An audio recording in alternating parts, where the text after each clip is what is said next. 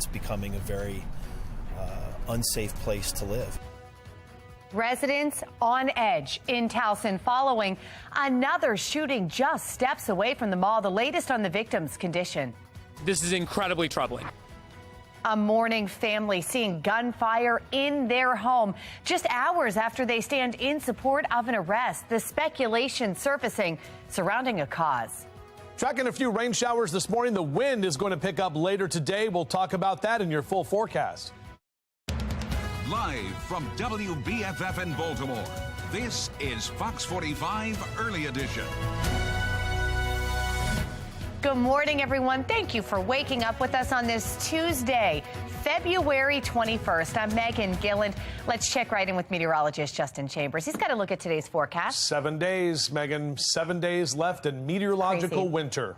And then spring. Well, yeah, spring meteorologically starts next Wednesday, but we've been talking about these numbers that have been well above average for most of this season so far. We're starting off with temperatures in the 40s right now, looking out over the Inner Harbor. A few rain showers that moved through the area just over the last hour or so. You can see those showers that moved right through Baltimore City and County, and now you're seeing it in the eastern shore, down south of Annapolis and over toward Easton across the Bay Bridge. That brown area right there, well, that's all of us under wind advisories. They don't start until 1 o'clock this afternoon and will go until 7 o'clock tonight. So we are going to see a strong westerly wind at about 20 to 30 miles an hour. Even could see some stronger wind gusts as well. Numbers right now mainly in the mid to upper 40s for Cockeysville and Towson, straight down the JFX to Baltimore City. So a cloudy Tuesday morning, windy afternoon ahead, and then much colder conditions on the way for Wednesday. We're back with your full forecast in just a few.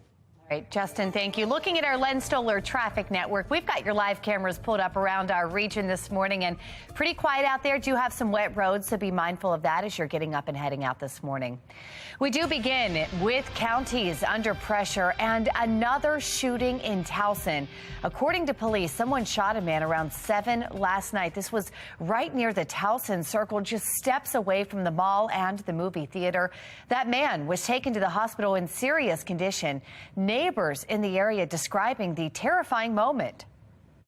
The only thing that I saw, which was talking with the neighbor, is that the neighbor heard about 5 shots.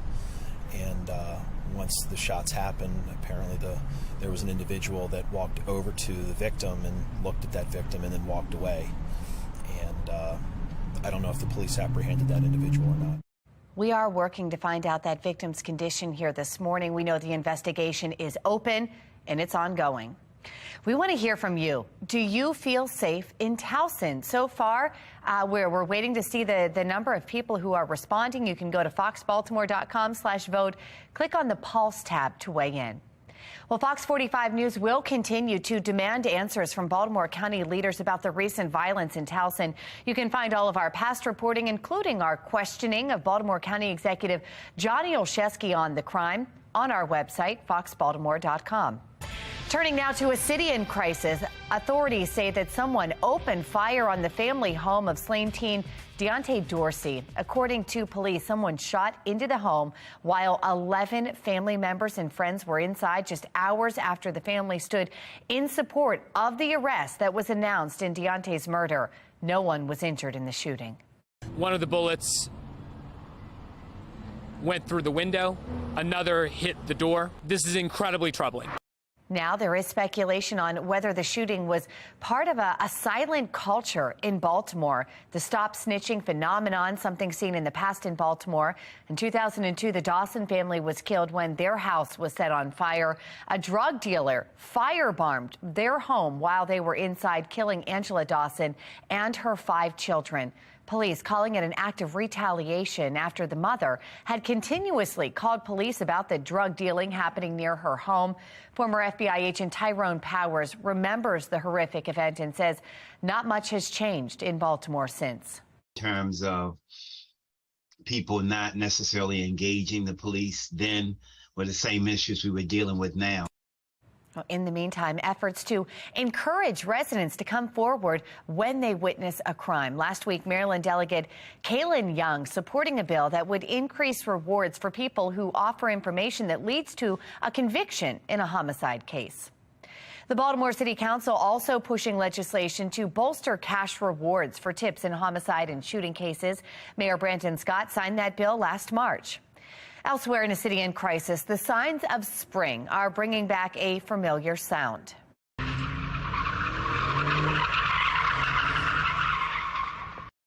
Drivers and out-of-control dirt bikers are making their way back to Baltimore streets. The most recent incident happening over the weekend. Cell phone video capturing a stunt driver in northwest Baltimore. Councilman Isaac Yitzi Schleifer saying that the driver was cited for a newly enacted law that he introduced last year that stiffens the penalty for street racing, stunt driving, and dirt bike riding in Baltimore. He actually ran from the police.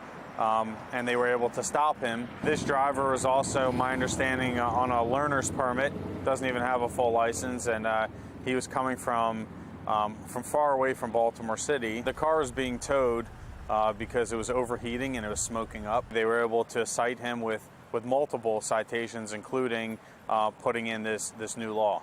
Schleifer believes this concrete consequence, along with a change in the state's attorney's office, will help to curb these kinds of problems.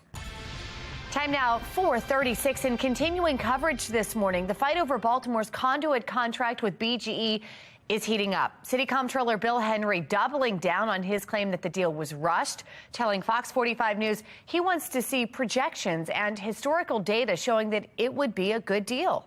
We should be expecting that the consultant that we hired last fall and are paying $50,000 to study the conduit issue, we should expect that they should finish their report and present that information to residents and officials before we make any decision. Coming up in our 5 o'clock hour, Mackenzie Frost diving into the debate, how we got here, and what comes next. Turning now to your session 2023 coverage. Today, the Maryland Senate will decide whether to affirm the appointment of Vincent Schiraldi as Maryland's new Secretary of Juvenile Services. Schiraldi, who most recently oversaw the Corrections Department in New York City, has been the target of criticism. At one time, Schiraldi suggested that no criminal should be exposed to the adult system until they turn 21 or 25 years of age. He told a Senate committee last week that his philosophy centers around healing rather than punishing, and endorse mentoring and wraparound services for violent teens. And if we can pair them with the kinds of people in those communities that are going to mentor them in the right direction, we'll get a much bigger bang for our taxpayers' buck. The Senate Nominations Committee approved the appointment last week. The full Senate will cast a final vote today. President Biden's surprise visit to Ukraine gaining some criticism here at home, why some argue the time and money is better spent elsewhere. Plus, another above-average day ahead. Our Weather Authority team letting us know when we could see temperatures reach into the 70s. It is 4:38, and you're watching Fox 45 Early Edition, all local, all morning.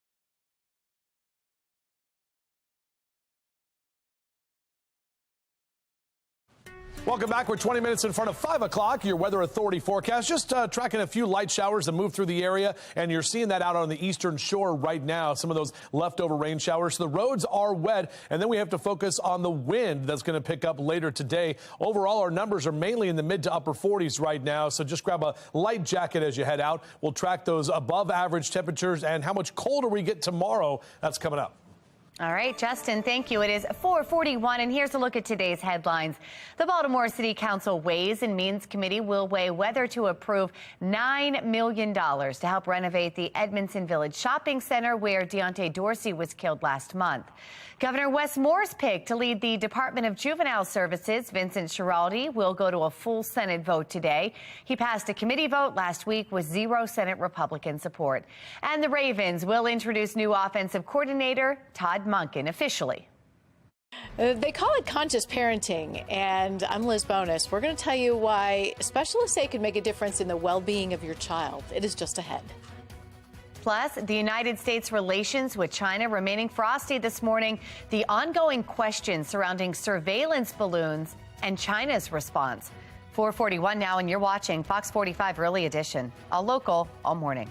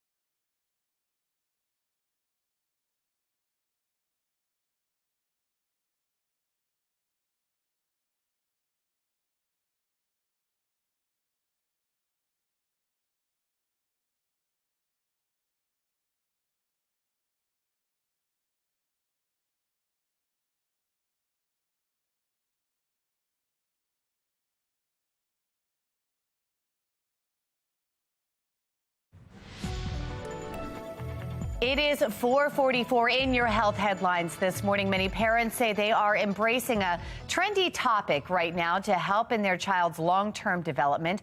Medical reporter Liz Bonus breaks down the steps that lead to conscious parenting. Hey there, everybody. Conscious parenting is a term used by psychologists and educators to describe a style of parenting that some say sort of got lost in the COVID-19 pandemic. She said if it... Unless, of course, you made sure you didn't. I guess I didn't really know it had a title. For Miles and Adeline's mom, Cara Nolan, it means you are present for your kids, but not afraid to let them fail. Post-pandemic, we've heard a lot about learning loss, but we don't hear as much about the loss of development in our children and their ability to transition to adulthood successfully. Conscious parenting started trending again recently after the dean of students at Miami University of Ohio noticed a dangerous post-COVID trend. A remarkable number of students who are unready to be living an independent adult life. So Kimberly Moore began talking about conscious parenting, which she says needs to start at an early age. There aren't any specific rules to conscious parenting, but there are a few things that make the list that might make a difference if you're trying to sort of invest in the well-being of your child this way. Kimberly Moore's picks include setting clear expectations and boundaries, giving age-appropriate responsibility, helping kids learn to handle negative emotions, and not being afraid to let them fail. Her top pick, however, what Cara Nolan says is hers too. It is limit and prolong the access to social media. It is the most significant. What I mean by a conscious parenting is present parenting, to maximize on every opportunity to engage with your child and to see that if with a little short-term sacrifice, there's incredible long-term gains. Of course, she admits no one style of parenting works for every parent or child. I'm medical reporter Liz Bonus. Now back to you. All right, Liz, thank you. Take a look at this. A find by TSA agents at BWI Thurgood Marshall Airport that might have you wondering if the Teenage Mutant Ninja Turtles were actually trying to fly. Look at this. These are martial arts swords called, that you see right there. They were actually packed in a carry-on, according to officials. The passenger apparently voluntarily left them behind instead of going back and checking the bag, just thought, it wasn't worth it. These can only fly if they are part of your checked baggage. Can't carry those on. I just don't understand still, Meg, why people decide, like, oh, I'm going to try to bring these to the airport. I don't get that. I wonder, it didn't really look like a weapon. Maybe they thought, oh, not a big deal. But you could just check it, right? No big deal. It's very easy. So now they belong to BWI. And then they're going to be at an auction in like a year. Yeah. Or whatever, some warehouse. All right. So we're tracking a few rain showers that we saw this morning. This is what it looks like on the roads here, Meg. We're talking about a little bit of that sheen out there. So it is wet on the roads as you head out from our Towson camera right now. But most of that rain moving off toward the eastern shore at this time. Our temperatures right now at 47 in Towson. The wind, it's been kind of gusty a little bit here this morning. Officially just north at about 3 to 5 miles an hour. Wind is going to be an issue later today as this system moves through. We do have wind advisories that are posted as well. Again, some of you on the eastern shore still seeing some of those leftover rain showers. May see an off and on shower as we head later into the afternoon, but tracking our next weather maker, big winter storm is setting up over the west coast and moving over the northern tier states over the next few days. We're not going to get in on that winter weather, but we're definitely going to see some changes in our forecast here, especially in terms of temperatures. Talked about this yesterday, and we'll talk about it again today. Temperatures in the mid to upper 40s over the next couple of hours as you rise and shine with us here. Sun comes up at 6:51. Actually,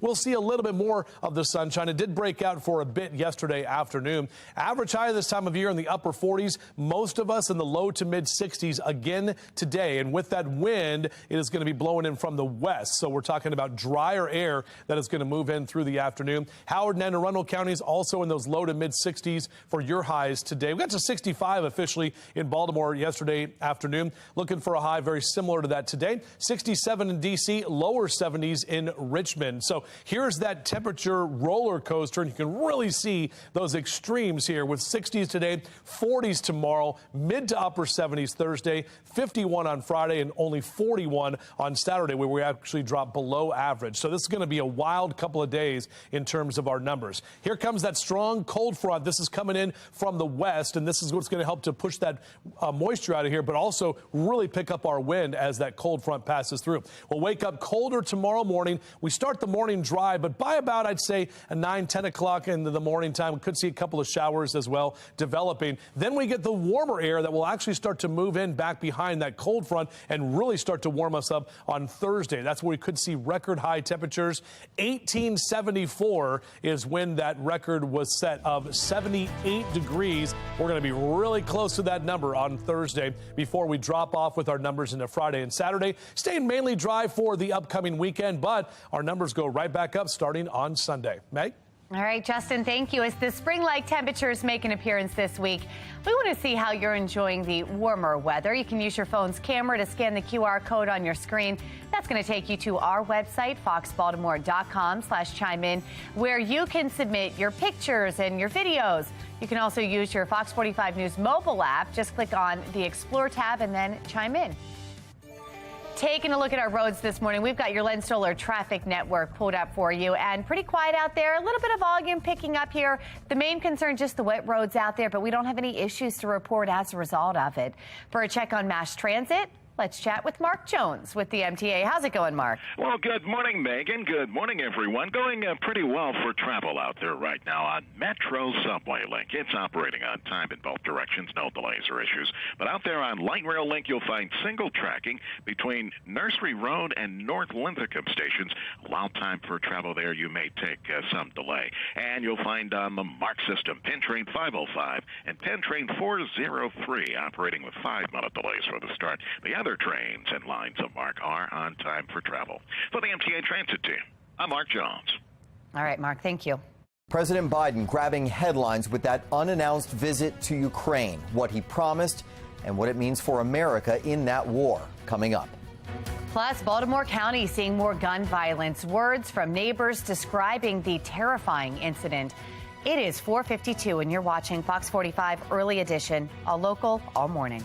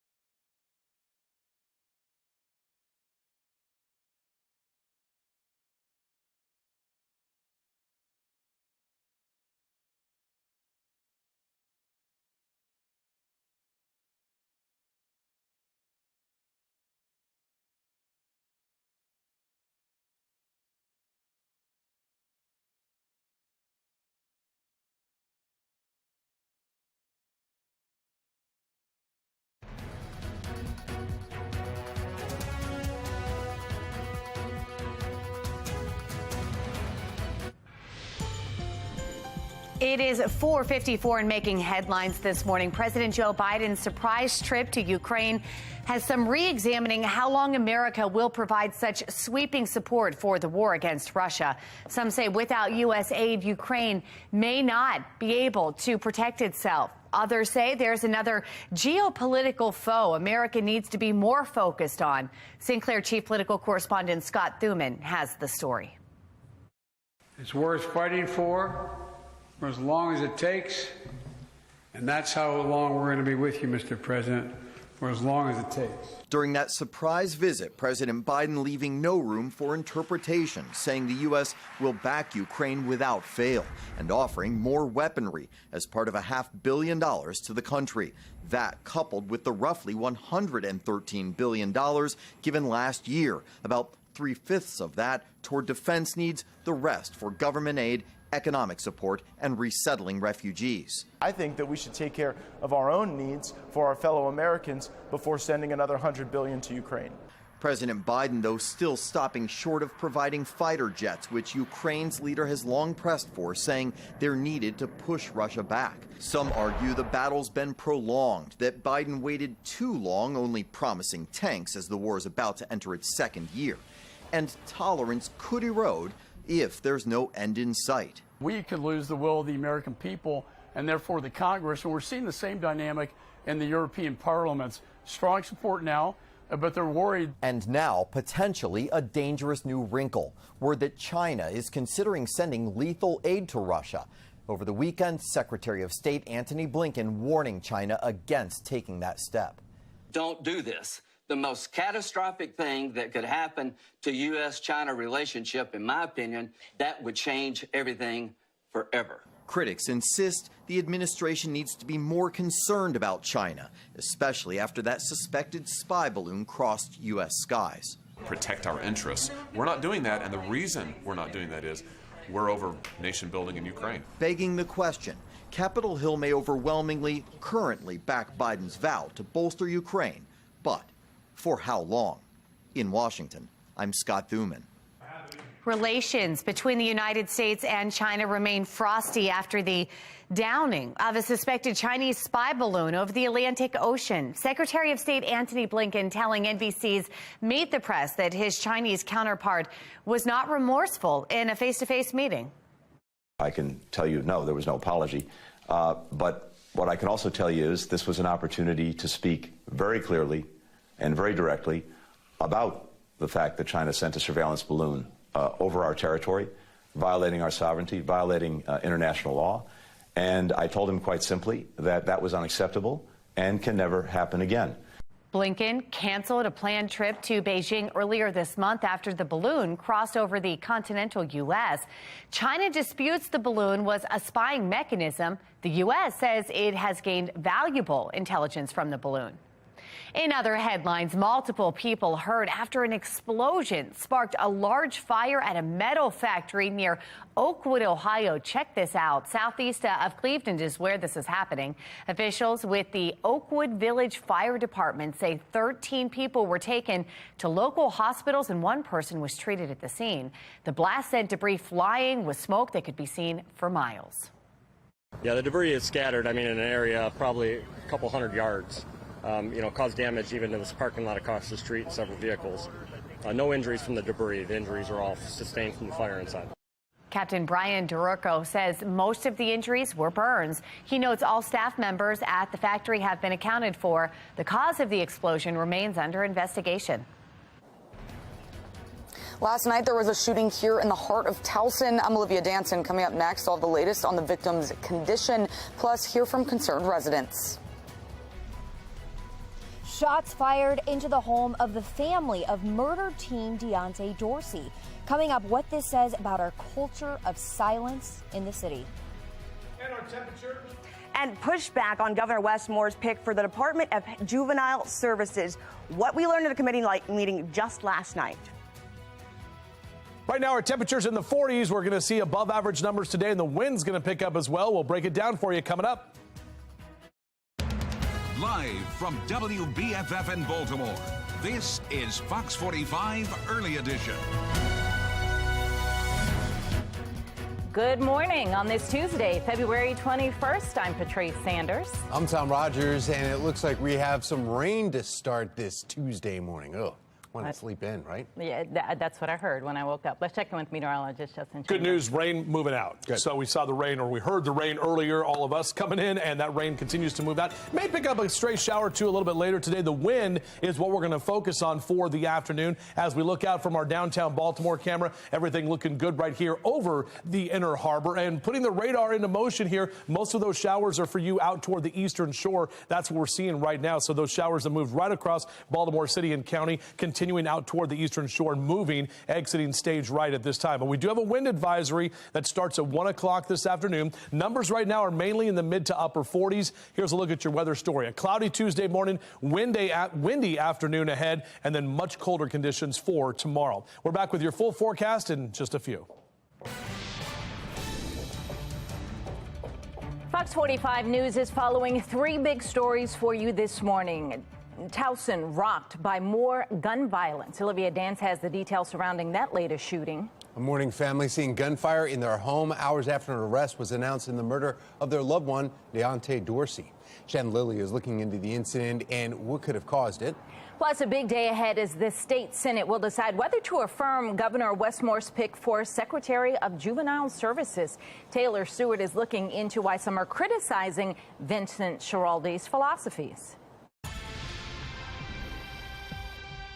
I would say like year and a half, you've just been seeing more and more crime in this area. It's becoming a very unsafe place to live, and this is not what we expected living in Towson.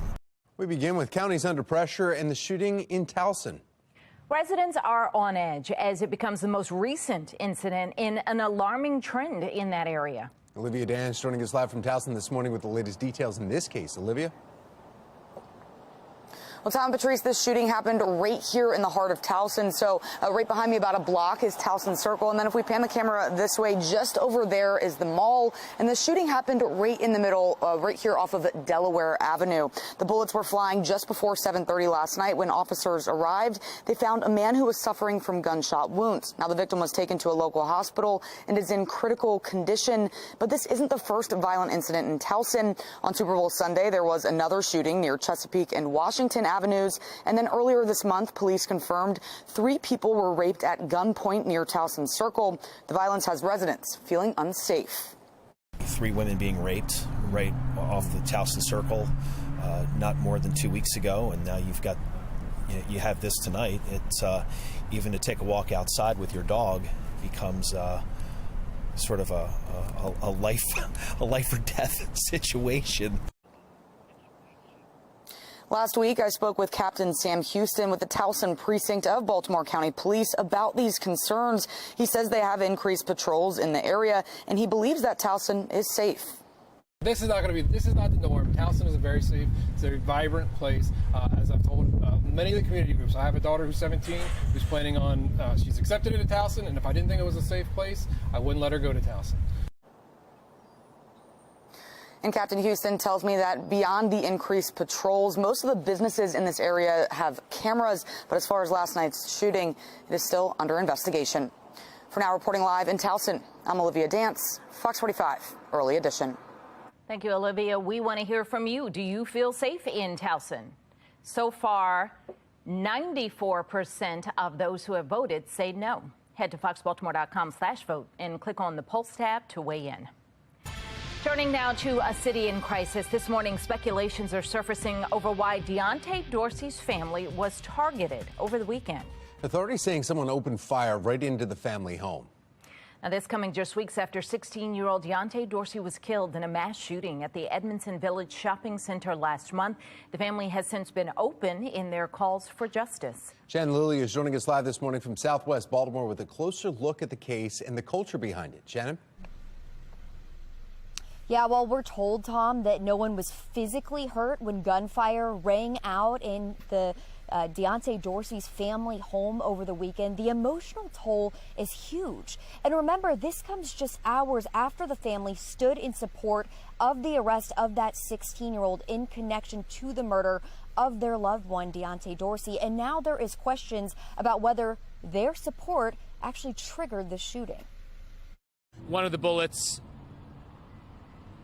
went through the window, another hit the door. This is incredibly troubling.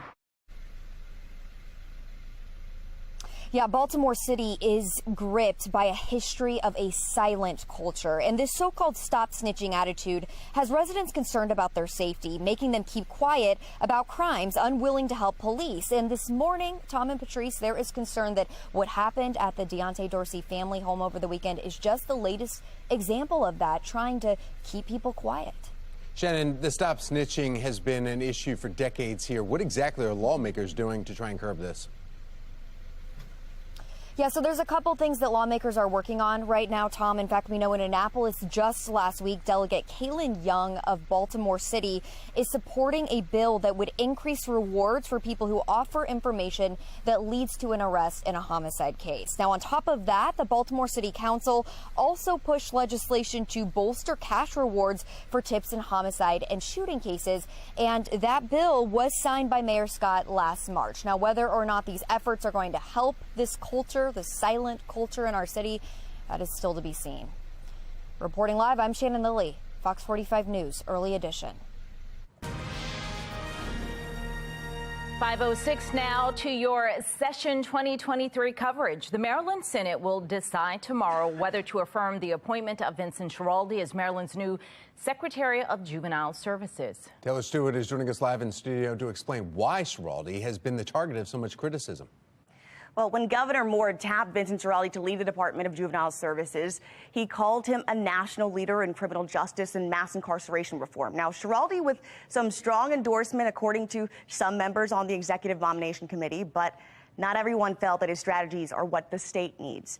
In an article from the Washington Post, Schiraldi said that because the human brain is not fully developed until the mid-20s, young offenders should not be exposed to the adult justice system until they turn 21 or 25.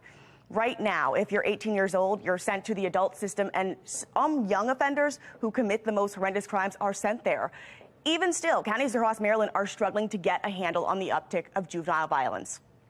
That was noted by committee members. Take a listen to this line of questioning from Republican State Senator Beth Carosa.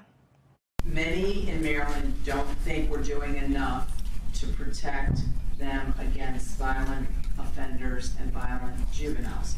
What are your specific plans and approaches to violent juveniles? If they're in custody, I want to expand the kinds of programs that are going to help those young people turn their lives around.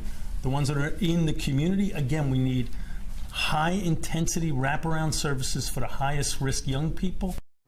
Several committee members telling the nominee he can count on their vote for the nomination. Not everybody, though. The Senate Nominations Committee approved the appointment last week. Now, the full Senate will cast that final vote later today. I'm Taylor Stewart, Fox 45 News.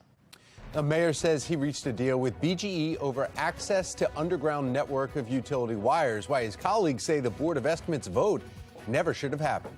And dueling speeches today as the one-year anniversary of the war in Ukraine approaches Friday. Just ahead from our live center, the two takes on the successes during wartime. Saw some rain showers earlier this morning. Now we'll shift our attention to the wind that's going to pick up this afternoon and the big drop-off in temps tomorrow. We'll break it all down for you on Fox 45 Early Edition, all local, all morning.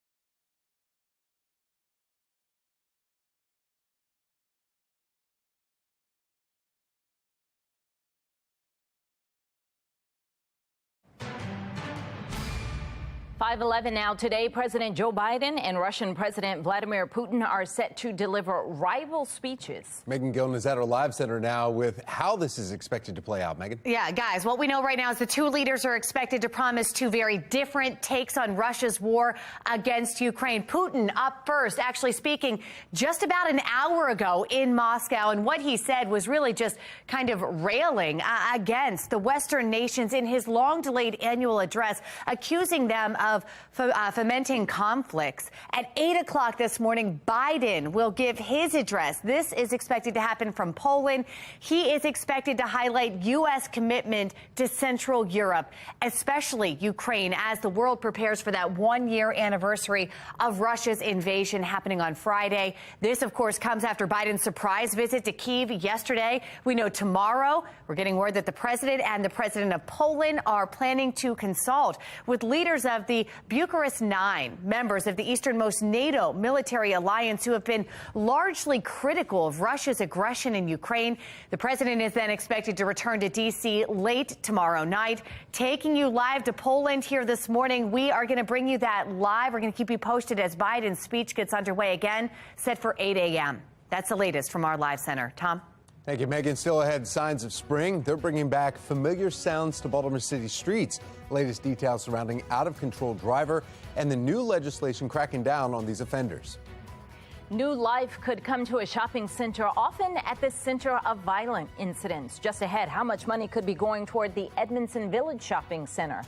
5:13, you're watching Fox 45 Early Edition, all local, all morning.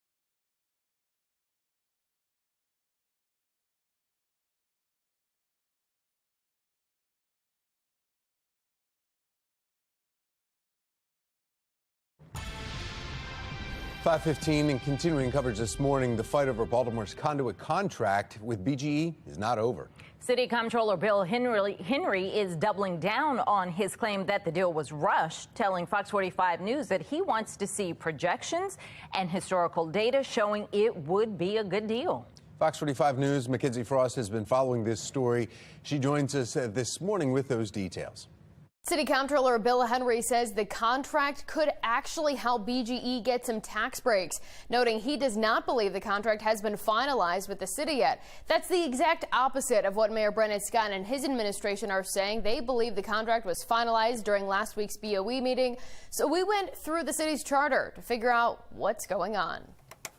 The city should not rush into this agreement. This last Board of Estimates meeting turning up the heat on the debate that's been simmering for a while. I've been asked to share a statement on behalf of City Council President Nick Mosby and Comptroller Bill Henry boycotting the meeting in protest. We have no other recourse than to remove ourselves from today's meeting, eliminating the required quorum of 5 members to vote on all board matters. But Mayor Brennan Scott, Acting Solicitor Ebony Thompson, and outgoing Public Works Director Jason Mitchell giving the conduit contract with BGE the green light. This is not the way that we wanted to do this, but left without choice, this is the way that we have to do this. We have 2 noted abstentions. This matter is approved. The mayor's office telling Fox 45 News Friday the solicitor is confident that the BOE rules and charter permitted the majority present to proceed with the meeting. Article 6, Section 2 of the city's charter requires the BOE to set up their own rules. Those rules adopted January 2022. The 5 members or their designees make up a quorum, and a quorum necessary to vote. But in this case, Mosby and Henry didn't send anyone in their place, so they were simply absent, which is why Henry says the contract wasn't approved and will be discussed again. We did not attend last Wednesday's meeting as scheduled, and as such, they did not have quorum. Based on Thompson and the mayor's comments, it appears the city's acting solicitor conflating Mosby and Henry's absence with abstaining from voting. The contract gives BGE control of the city's underground conduit system. BGE expected to pay Baltimore $134 million for conduit improvements between now and 2027. BGE also set to pay $1.5 million a year in fees to the city. The deal approved by the mayor on February 15th, in time for BGE to turn around and include the capital improvements in their rate hike proposal to the Public Service Commission submitted Friday evening, calling to increase the average gas and electric customer's monthly bill $10.36 each month for each year of the 3-year proposal. Henry says the city was forced to rush the conduit deal so BGE could get tax benefits from the investments. Instead of paying us a fee, BGE can do the work themselves and take advantage of all sorts of different tax breaks so that they will be effectively paying less money to do what is effectively about the same amount of work. Vowing to get more answers, Henry says the contract details could be revealed during an investigative hearing Thursday, noting the contract, along with the hundreds of other items skipped during the last Board of Estimates meeting, will be back on the March agenda. It's possible that by the time we get to March 1st, we will have done the level of due diligence that the council president and I feel is necessary to make a final decision on this. But it is certainly not done yet. The Public Service Commission will begin public hearings on BGE's proposed 5% increase at the end of March. The PSC could reject the hike, scale it back, or simply accept it. A decision is expected by the end of the year. We know that Comptroller Henry and Council President Nick Mosby have asked the Attorney General's office to get involved and investigate, but AG Anthony Brown's office tells me they don't have any comment on this. In the meantime, that City Council investigative hearing is set to begin at 5 o'clock on Thursday. In Baltimore, Mackenzie Frost, Fox 45 News. 5:20 is the time, and the meteorologist is here and ready to go. And brought some coffee. Did you share any coffee with us? Anything? I have a bunch of K-Cups that I brought. Yeah, Pacific Bold from Kirkland. Do you want some? No, I'm all right. Thank you, though. Got some Starbucks over there. Oh, okay, good. That's good. Trees? I don't think any amount of coffee on our part could match where you are right now today. Well, then let's go and do some weather. How about that? Shall we? Let's do that. Let's rock and roll, baby. It is Tuesday. Yeah, Fat Tuesday, Ash Wednesday tomorrow if you observe that. And a lot of folks in New Orleans getting set. We should have a New Orleans live shot because I think it's probably a little crazy down there right now. Looking out over the Inner Harbor, very calm conditions from our Toyota Inner Harbor Sky Cam at this time. And I only say that because the wind is going to increase quite a bit later today. Notice that it's only out of the north at about 5 to 10 miles an hour. 47 your current temperature at BWI Thurgood Marshall. We did have some rain showers that rolled through about an hour and a half ago, so the roads are a little bit wet. That rain is pretty much pushed off toward the east at this time. It's that area of low pressure right there, that big L that you are seeing out over the northeast. So still a bit rainy up toward Philly and New York. If you're heading north on 95, you are going to run into some of those rain showers. Now we have to talk about all of the areas here in that light brown, and that's a wind advisory, not for the eastern shore, but pretty much all of the rest of us here. This starts at 1 o'clock this afternoon. We'll go until 7 o'clock tonight. Wind gusts at 25, well, actually sustained wind at 25 to 35 miles an hour. Could see some gusts near 40 and even 50 miles an hour. That's going to knock down trash cans and objects that are outside. So just be aware of that. Probably want to bring the flags in or not have them flying today because they could get ripped with that strong wind.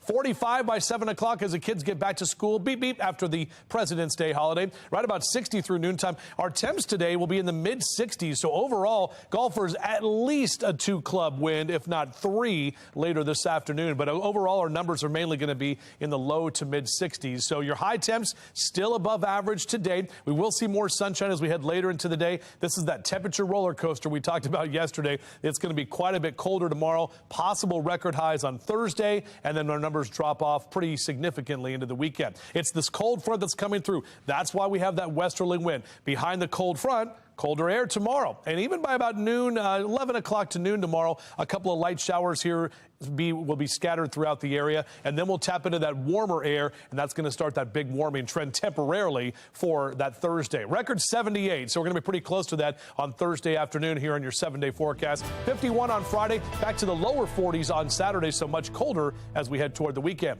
Let's check in with Mark Jones from the MTA. Happy Tuesday, Mark. Happy Tuesday, Justin. Good morning, everyone. Out there on the MARC train system, you'll find 10 train 505 and Camden train 841, both running about 5 minutes late. The other trains of MARC are on time for the commute start.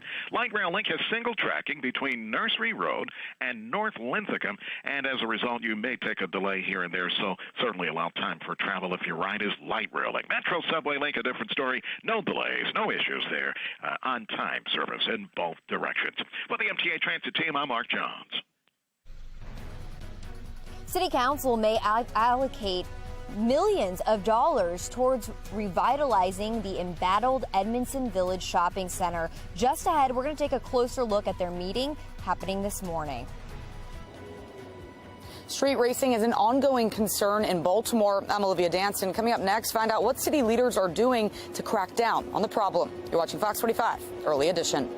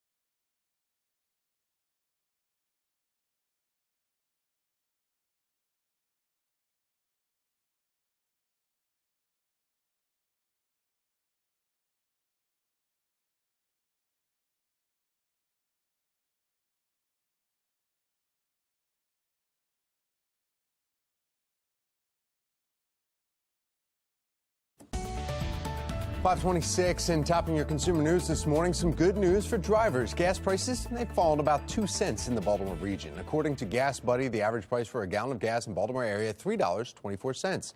Prices 20 cents a gallon lower, though, this time a month ago, 31 cents a gallon lower a year ago. According to Gas Buddy, the cheapest station in Baltimore is priced at $2.99 Sunday, while the most expensive $3.61 for that same gallon of gas. And national average has gone unchanged in the last week, sitting right at $3.37. Trending this morning, one lucky Baltimore County man is taking home a major prize, making it his second big scratch-off prize in 2 months.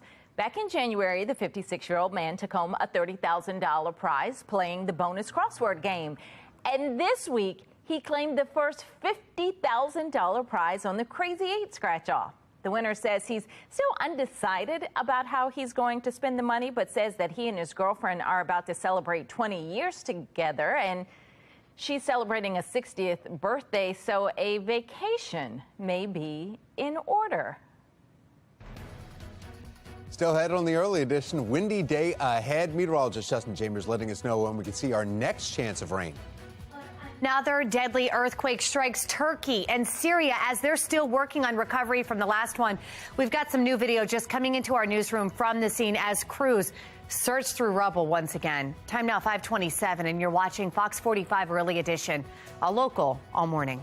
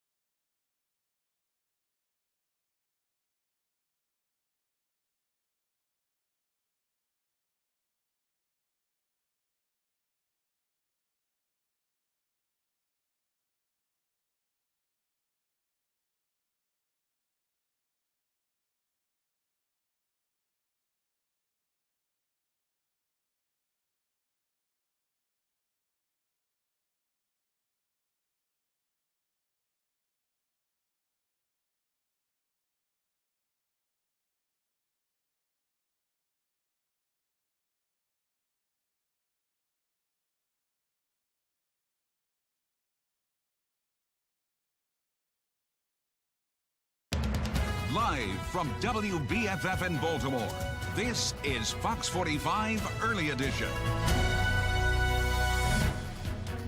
Good morning on this Tuesday. Welcome back. It's 5:30. I'm Patrice Sanders. I'm Tom Rogers. I was just reading about McDonald's coming out with vegan chicken nuggets. Oh, God. So wouldn't that be just nuggets? Why would they call them chicken nuggets if they're vegan? Right? Because that's the only way they're going to get you to have. No, I don't know. So. I don't know. Well, that's the same way Chick-fil-A is coming out with the cauliflower chicken sandwich. So Justin, you all look right. festive.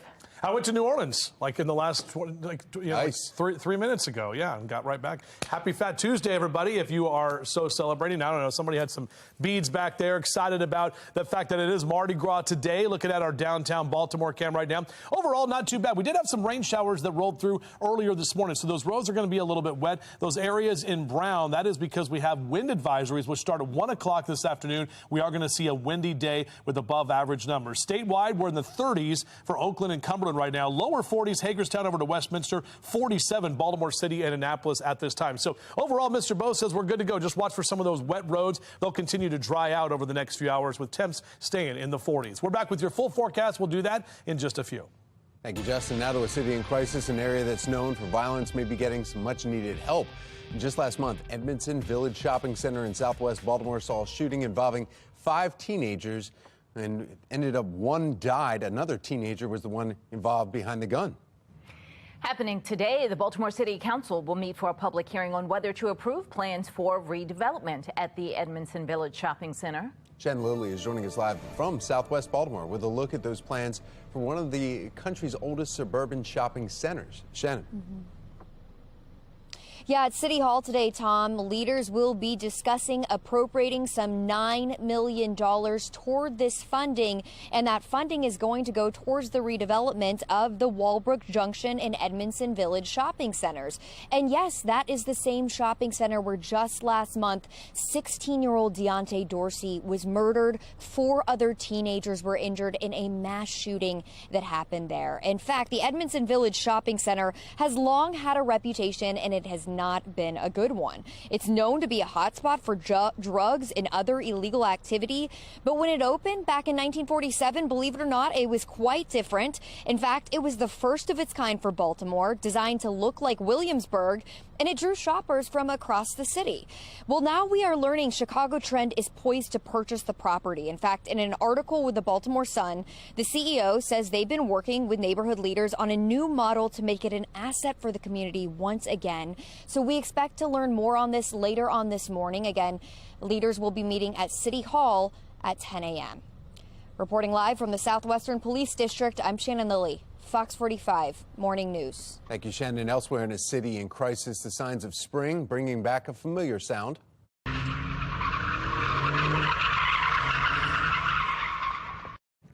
Street racing and stunt driving is an ongoing problem in Baltimore City. The video that we're showing here is the most recent stunt driving incident caught on camera happening in the shopping plaza parking lot on Northern Parkway. But a new law introduced last year might be cracking down on this problem.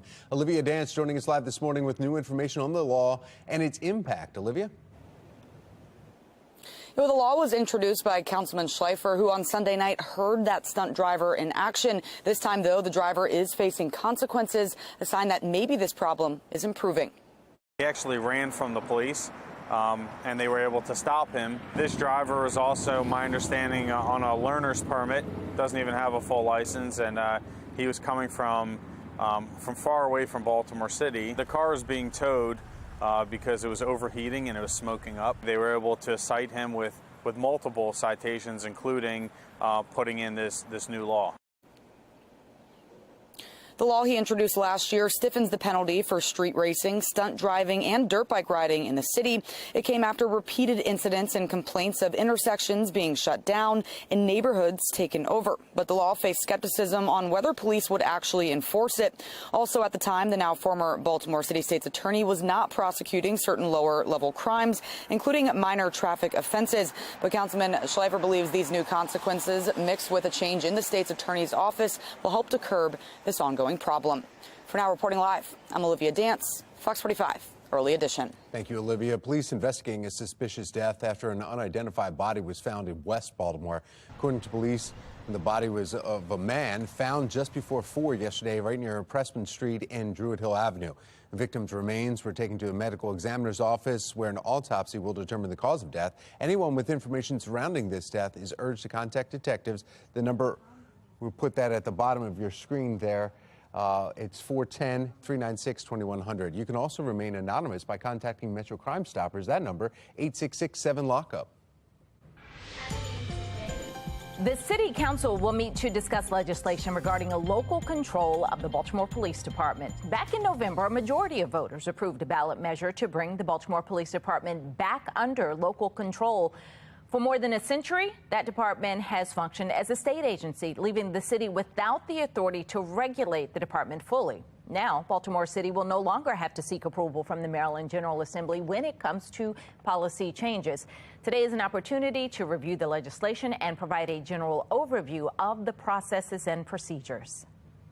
Right now, rescue efforts underway in parts of Turkey and neighboring Syria after another deadly earthquake just batters that area. Megan Gillen is at our live center with the situation out there now. Megan. Yeah, guys, this time we're talking about a magnitude 6.4 earthquake, and this is striking Turkey. We know rescue crews are out there once again searching through debris. Some of these images just incredible when you see what's left there. This is the same area that was devastated by a massive tremor just 2 weeks ago. Early reports this morning now saying at least 8 people have been killed, hundreds injured following aftershocks in the region over the last 24 hours, 26 of which have been recorded so far. The quake's epicenter was in the province's Defne district, which was one of the worst hit regions. In that 7.8 quake that struck the region just 2 weeks ago, that massive quake in Turkey and Syria killed nearly 45,000 people and reduced hundreds of buildings to rubble. Right now, around 1.6 million people are being housed in temporary shelters, and we're told that frightened residents are choosing to sleep in cars, in parks, and other public places to distance themselves from any buildings that might collapse. We're going to keep you posted as we learn more about the rescue efforts that are now underway once again after yesterday's quake. That's the latest from our live center. Tom? Thank you, Megan. Still ahead on the early edition, fate of Lamar Jackson still unknown this morning, but we're gaining clarity elsewhere. New face making his debut today. But first, a missing juvenile in Baltimore County, how you can help police bring him home. And the wind will be strong later on this afternoon, real strong at times. Meteorologist Justin Chambers will chat about the wild temperature swings that we see all this week. 5:38's the time. You're watching Fox 45's Early Edition, all local, all morning.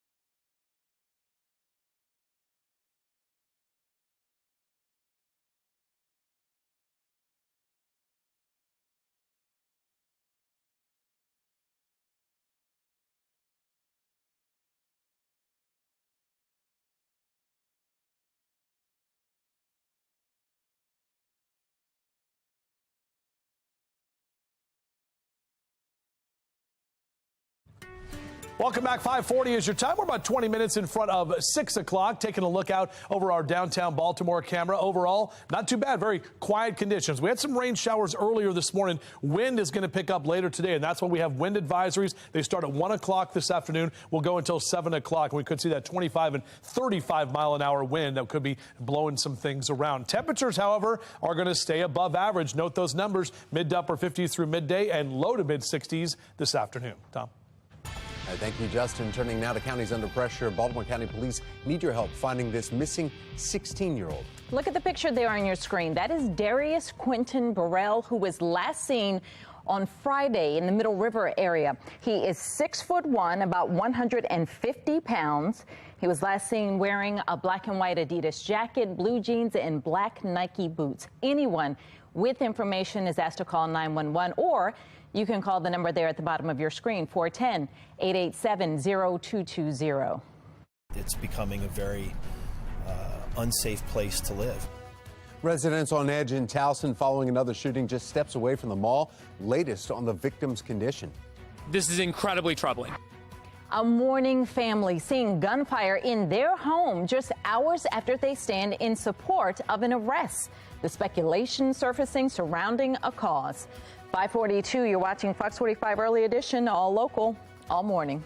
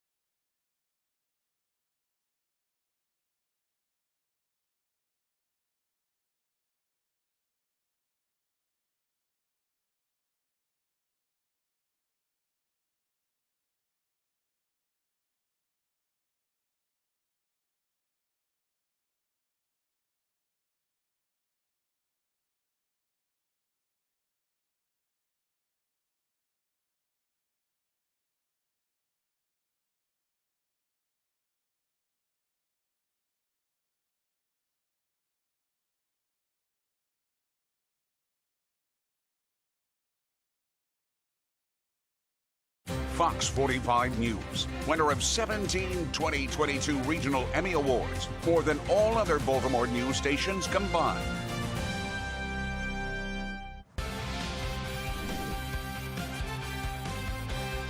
.45 now. The Ravens remain committed to their biggest offseason priority. Of course, that is getting a contract for Lamar Jackson. Although that future is unknown, one thing is known. The team is gaining a new offensive coordinator. Today, former Georgia offensive coordinator Todd Monken will be introduced. His introduction will likely help answer some lingering questions like, was Lamar Jackson involved in the hiring process? And is Jackson's future something Monken wanted to know about before taking the gig with the Ravens. Big questions there. Well, looking ahead to spring baseball, the Orioles have officially made it to Sarasota, Florida, where they will have their first full squad workout today. Pitchers will, and they've been working since last Thursday when pitchers and catchers had to report, with most of the position players now getting in some lighter workouts. Their first spring game Saturday. The season is set to have high expectations following last year's first winning season in 6 years. Manager Brandon Hyde speaking on this year's roster heading into the season. 5th year now, so I think you're constantly, just like as a player, you're constantly trying to improve, and you reflect, and you take losses hard, and ask questions and try to figure it out. Try to be the best version that you could be, and I think I am. I think I try to do that, so I'm sure I've grown in a lot of ways.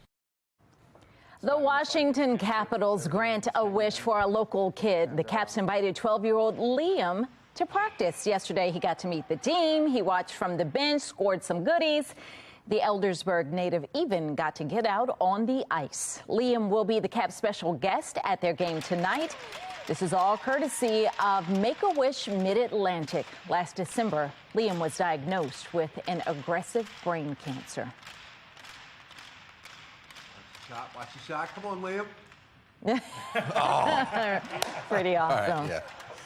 A great experience. I love when teams can do that. You know what I mean? Yeah. Like, it's such a small thing for the team to do. Exactly. Be like, and then it's just fulfilling, his Make-A-Wish Foundation is incredible. Yeah. Good stuff for stories. sure. Well, good morning to both of you, and good morning, everyone. We're talking about temperatures today. They're still going to be above average, but we are going to see the wind pick up a little bit later today. So those crosswind takeoffs and landings, probably want to ixnay that, because we're not going to be doing that this afternoon. Strong wind gusts are going to be possible. Right now, overall, we're pretty calm. In fact, looking at our Towson camera, a little bit wet on the roads, and that's because we did have some rain that rolled through in the overnight hours. So if you were up a couple of hours ago, you saw or maybe heard the rain. If you're just waking up now, well, good morning, and just know that the roads are just a little bit wet. 47 your current temp in Towson. That wind not a factor right now. Out of the north, only about 5 to 10 miles an hour. There's some of the rain that I was talking about that's moved well off to the east as of right now, as that area of low pressure continues to exit stage right. We could still see a few more showers developing. We're seeing some of that over Columbus and in the areas in the Ohio River Valley, some of that making its way here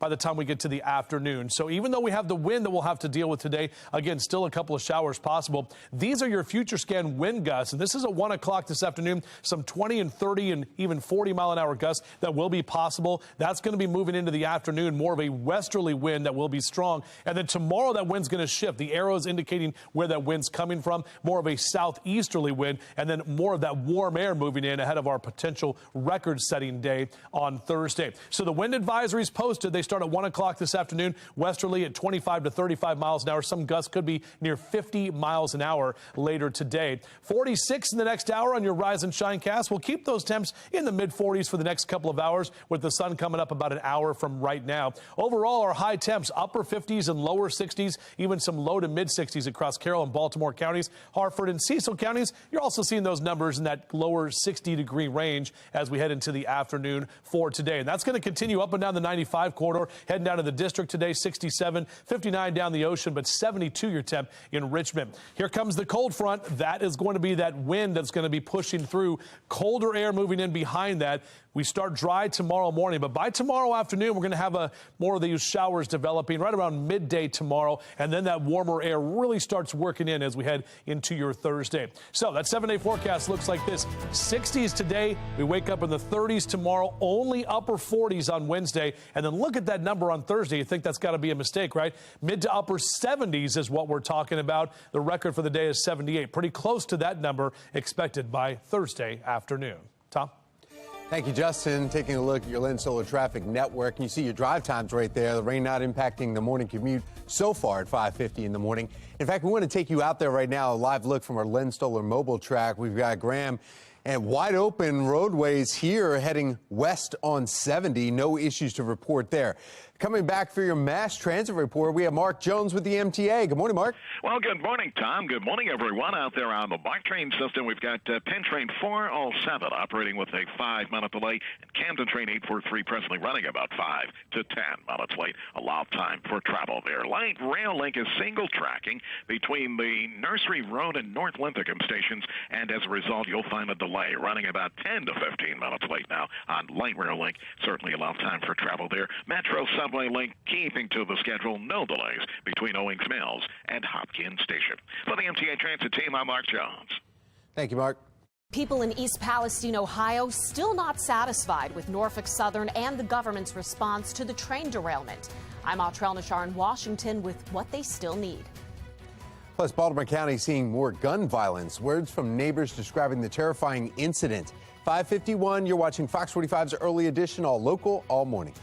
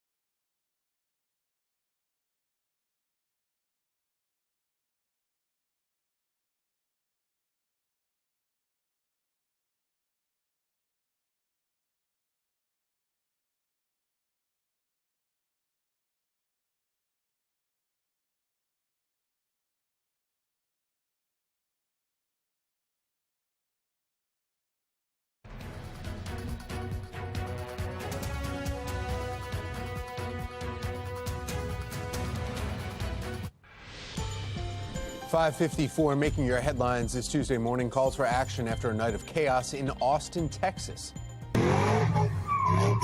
Anarchy.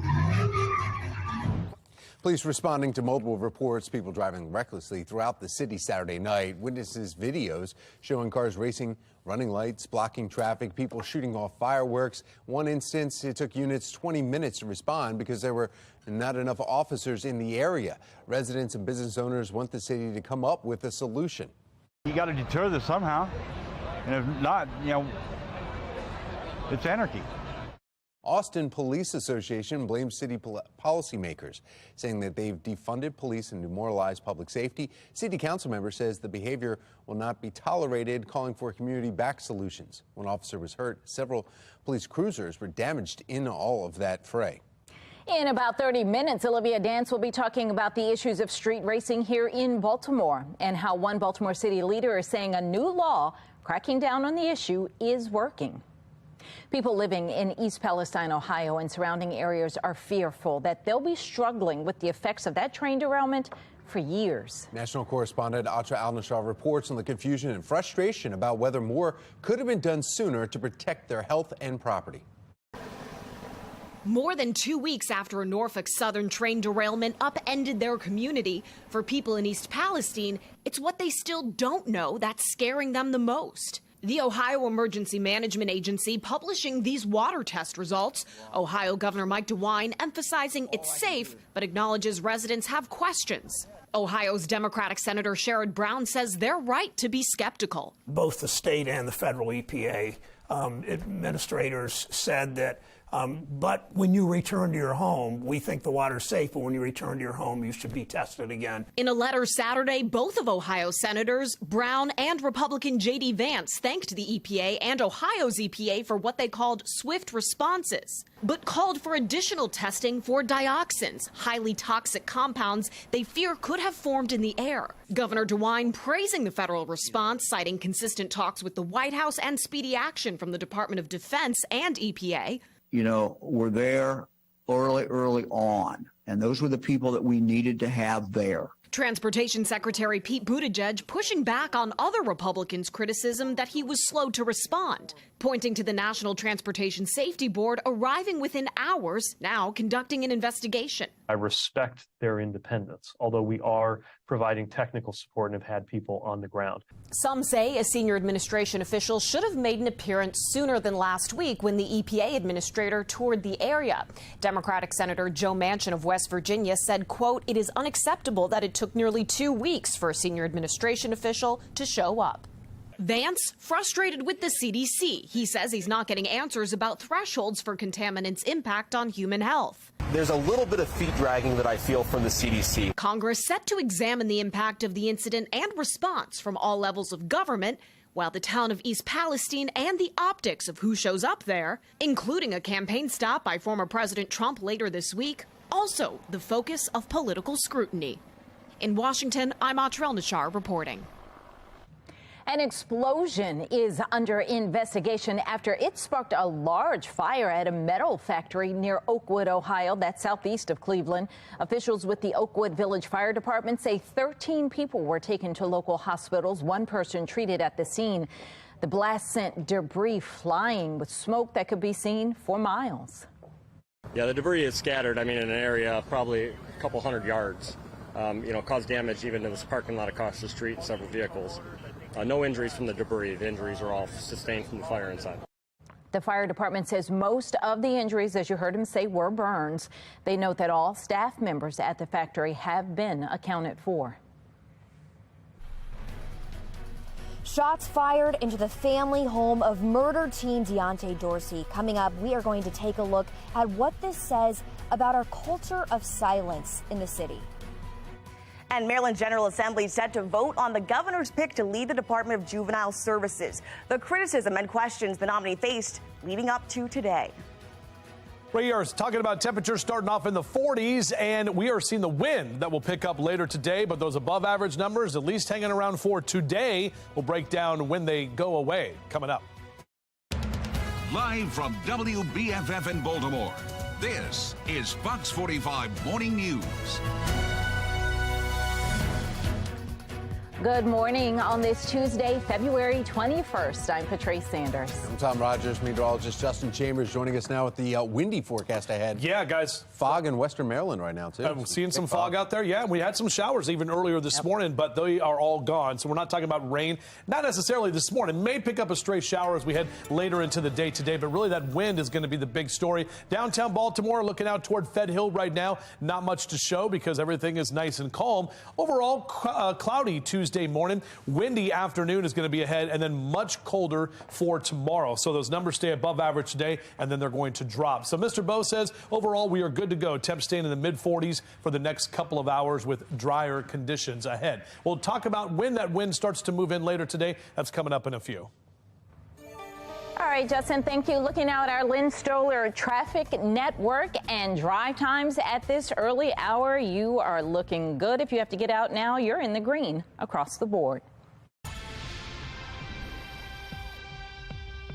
this is a nice place and it's a nice community. There are lots of great restaurants here. I'm just afraid that if they don't clean it up, businesses are going to drive away and people are going to want to move away, unfortunately. We begin with counties under pressure and Towson now being rocked by more gun violence. Residents are on edge as this becomes the most recent incident in an alarming trend in that area. Olivia Dance joining us live from Towson this morning with the latest details in this case. Olivia? Well, Tom, Patrice, the shooting happened in the heart of Towson. Right behind me here is the entrance to the mall. And then if we pan the camera down the street this way, about a block is Towson Circle. Now, the shooting happened right in the middle of the two there on Delaware Avenue. The bullets were flying just before 7:30 last night. And when officers arrived, they found a man who was suffering from gunshot wounds. The victim was taken to a local hospital and is in critical condition. But this isn't the first violent incident in Towson. On Super Bowl Sunday, there was another shooting near Chesapeake and Washington Avenues. And then earlier this month, police confirmed 3 people were raped at gunpoint near Towson Circle. The violence has residents feeling unsafe. 3 women being raped right off the Towson Circle not more than 2 weeks ago, and now you have this tonight. It's even to take a walk outside with your dog becomes sort of a life or death situation. Last week, I spoke with Captain Sam Houston with the Towson precinct of Baltimore County Police about these concerns. He said that they have increased patrols in the area, and he believes that Towson is safe. This is not the norm. Towson is a very safe, it's a very vibrant place. As I've told many of the community groups, I have a daughter who's 17, who's planning on, she's accepted into Towson, and if I didn't think it was a safe place, I wouldn't let her go to Towson.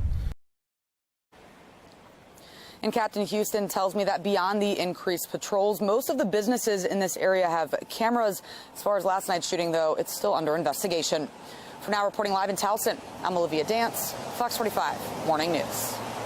We want to hear from you. Do you feel safe in Towson? So far, 95% of those who voted say no. Head to foxbaltimore.com/vote. Click on the Pulse tab to weigh in.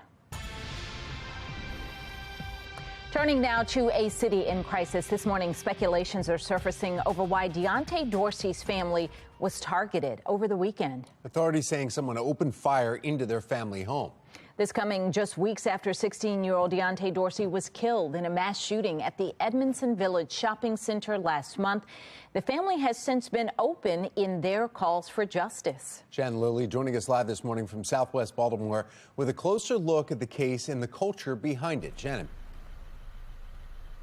Yeah, we're told, Tom, that thankfully no one was physically hurt when gunfire rang out in Deontay Dorsey's family home over the weekend. But the emotional toll is huge. And this actually came just hours after the family stood in support of the arrest of that 16-year-old in connection with the murder of their loved one, Deontay Dorsey. And so now questions are swirling about whether that support actually triggered the shooting. One of the bullets went through the window, another hit the door. This is incredibly troubling. Yeah, Baltimore is a city gripped by a history of a silent culture. And this so-called stop snitching attitude has residents concerned about their safety, making them keep quiet about crimes, and they're unwilling to help police. And this morning, there is concern that what happened over the weekend at the Dorsey family home is just the latest example of that, Tom and Patrice, just people trying to keep this family silent. Shannon, what are lawmakers doing, though, to try and curb this? Yeah, so Tom, lawmakers are working on a couple of things. In fact, in Annapolis just last week, Delegate Kaylin Young of Baltimore City, well, she is supporting a bill that would increase rewards for people who offer information that leads to a conviction in homicide cases. Now, on top of that, the Baltimore City Council also pushed legislation to bolster cash rewards for tips in homicide and shooting cases. We know that bill was signed by Mayor Scott last March. Now, whether these efforts, though, are going to help in this silence, this culture of silence, Tom, we still have to wait and see. Reporting live from the Southwestern Police District, I'm Shannon Lilly, Fox 45 Morning News.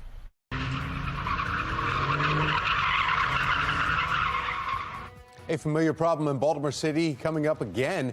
Why one Baltimore City leader is saying the new law against street racing is working. A vote in the confirmation hearing for Governor Moore's pick to lead juvenile services resumes today after being put on hold last week. Just ahead, what we can expect in today's hearing as juvenile crime continues to rise. Well, temps are still starting off in the 30s and 40s statewide, which is above average by February norms. We'll take a look at what we can expect as we head into the above average week and possible record-setting numbers coming up.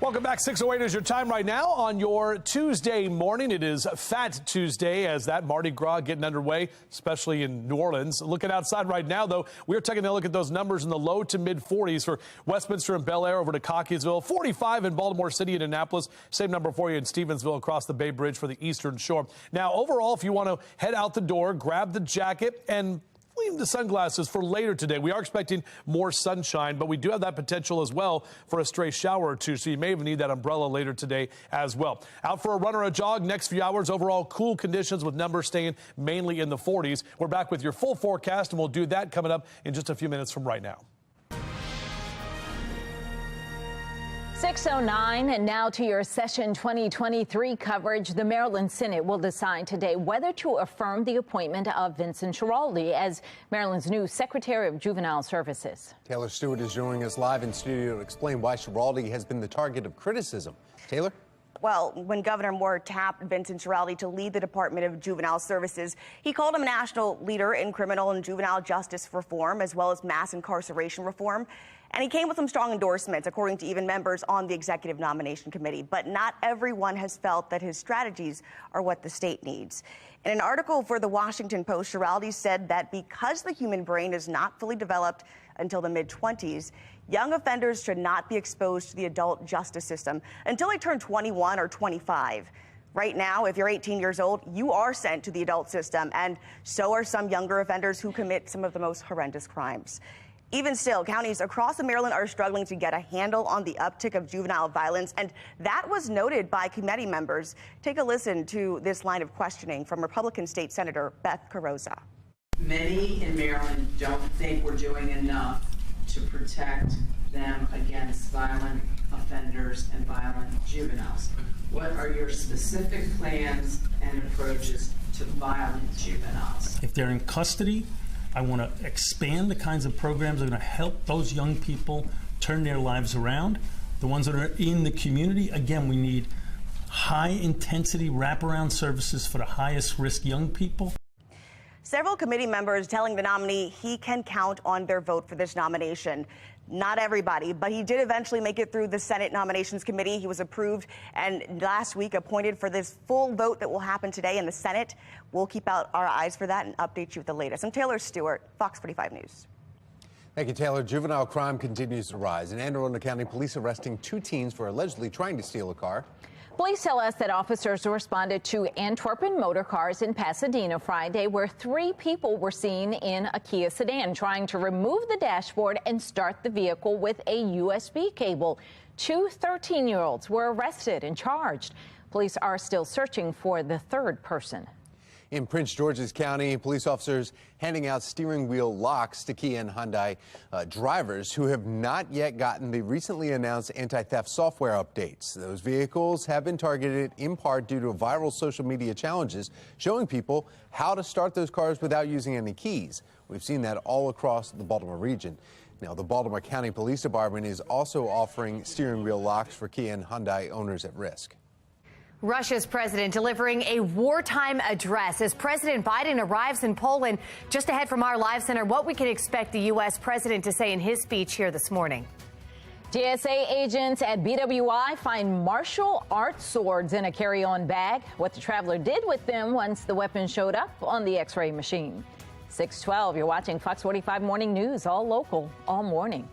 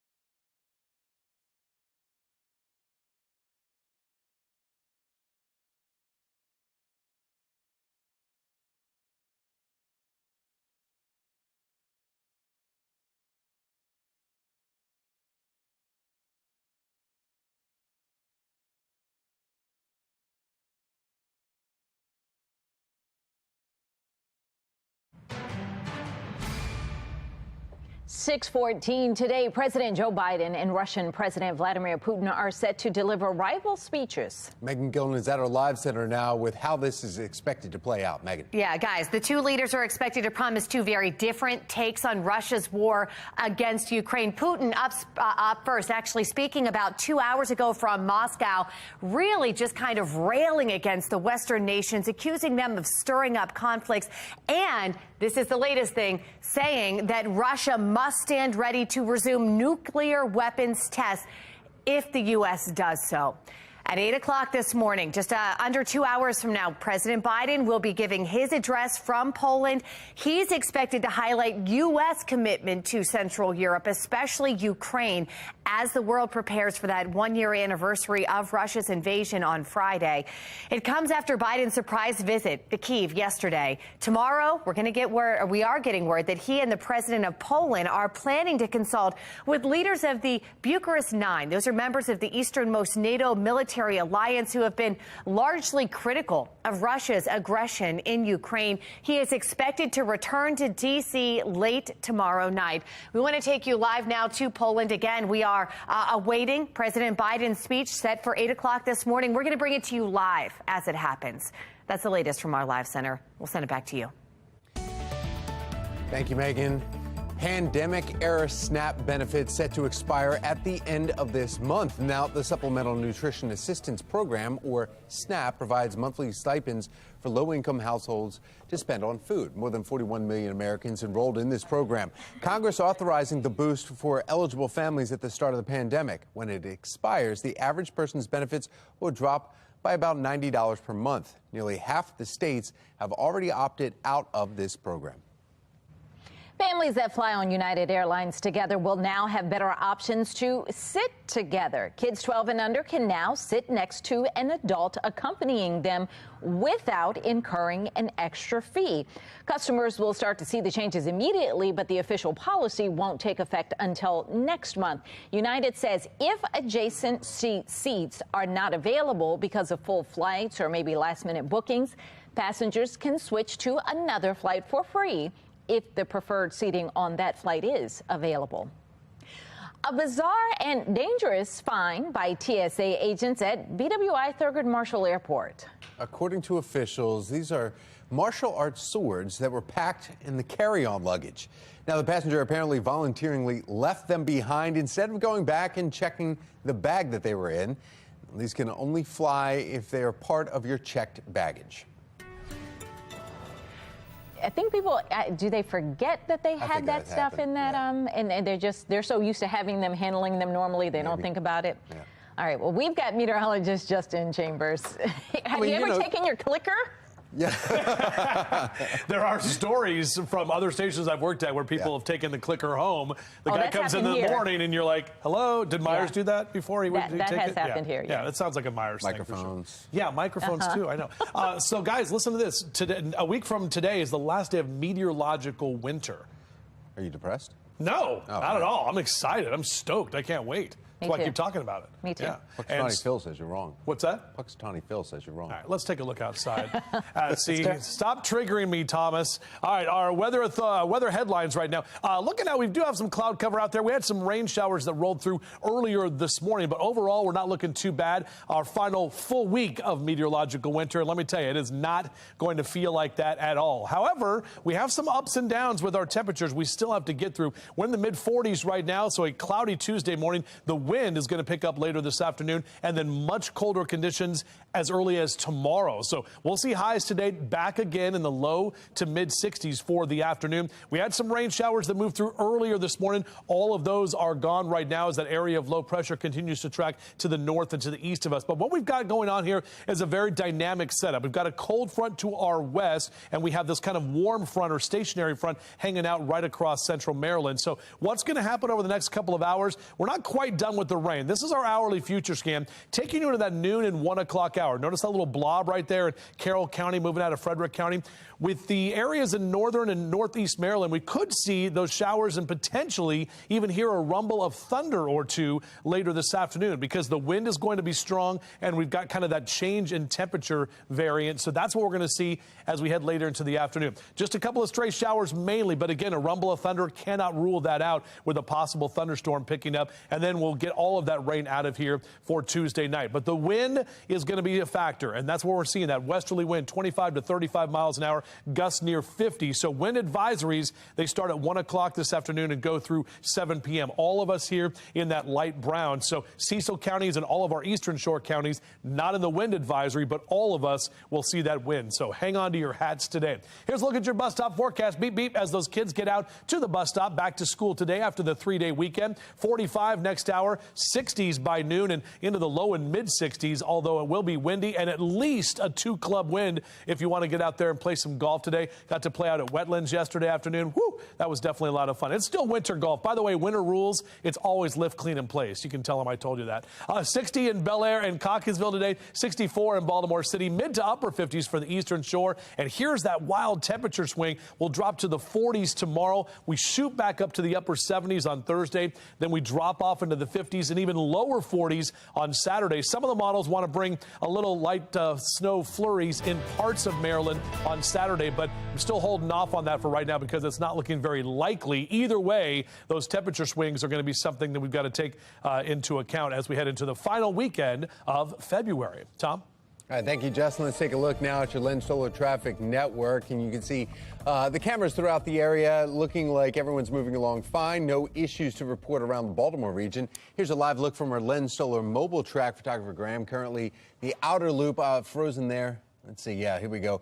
Glen Burnie, where traffic is moving smoothly in your early morning commute. Now we're going to get a check of your mass transit. We have Mark Jones from the MTA. Happy Tuesday, Mark. Happy Tuesday, Tom. Good morning, everyone. Out there on the MARC train system, you'll find Camden train 845 and 10 train 400, both operating with 5 to 10-minute delays. The other trains of MARC look good for the start. Out there on Light Rail Link had an earlier delay, but that since cleared up. The single tracking out of the way as well out there on Light Rail Link. Metro Subway Link showing no delays on time service in both directions there. For the MTA Transit team, I'm Mark Jones. Thank you, Mark.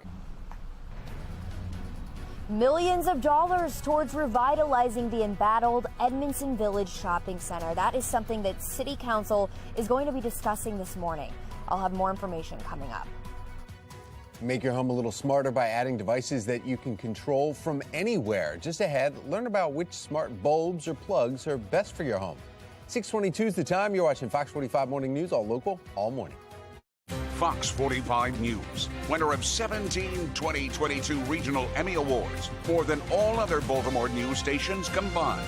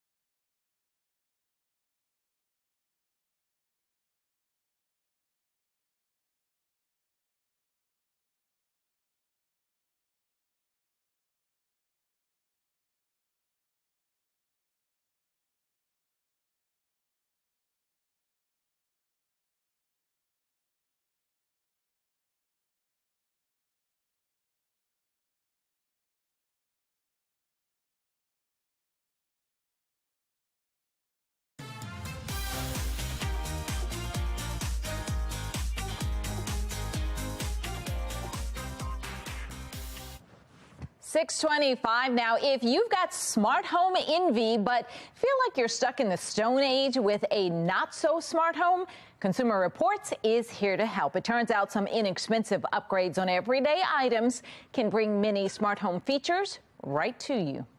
Saeed Ubas has been using smart bulbs and plugs for a few years. When I leave home, I can just check my app to know that, okay, all the lights are turned off. I'm not using any energy that I don't need. Both smart bulbs and plugs can turn any lamp into a smart lamp that you can control from anywhere using an app or a smart speaker like Alexa or Google Assistant. But how do you know if bulbs or plugs are best for your home?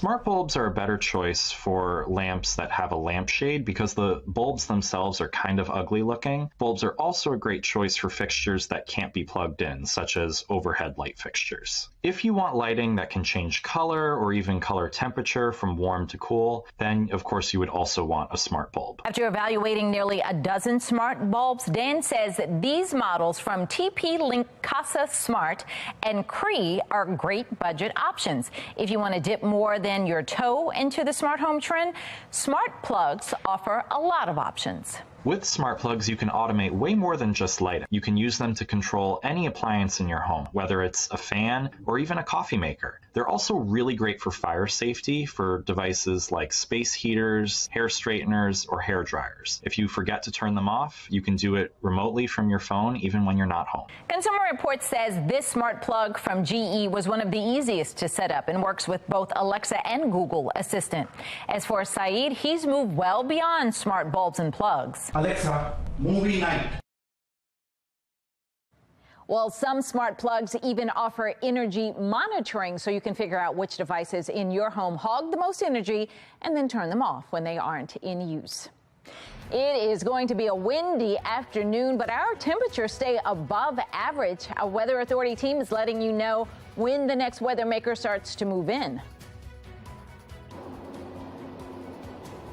Street racing is an ongoing concern in Baltimore. I'm Olivia Danson. Coming up next, find out what city leaders are doing to crack down on the problem. You're watching Fox 45 Morning News, all local, all morning.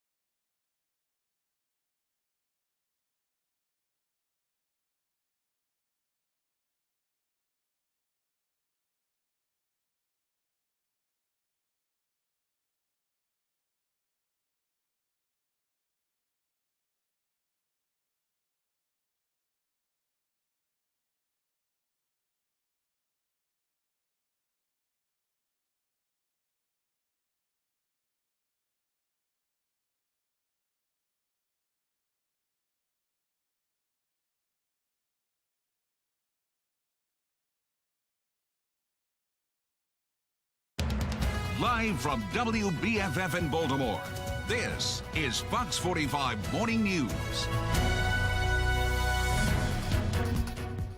Welcome back on this Tuesday morning. 6:30 is the time. I'm Patrice Sanders. I'm Tom Rogers, and it's going to be a windy afternoon.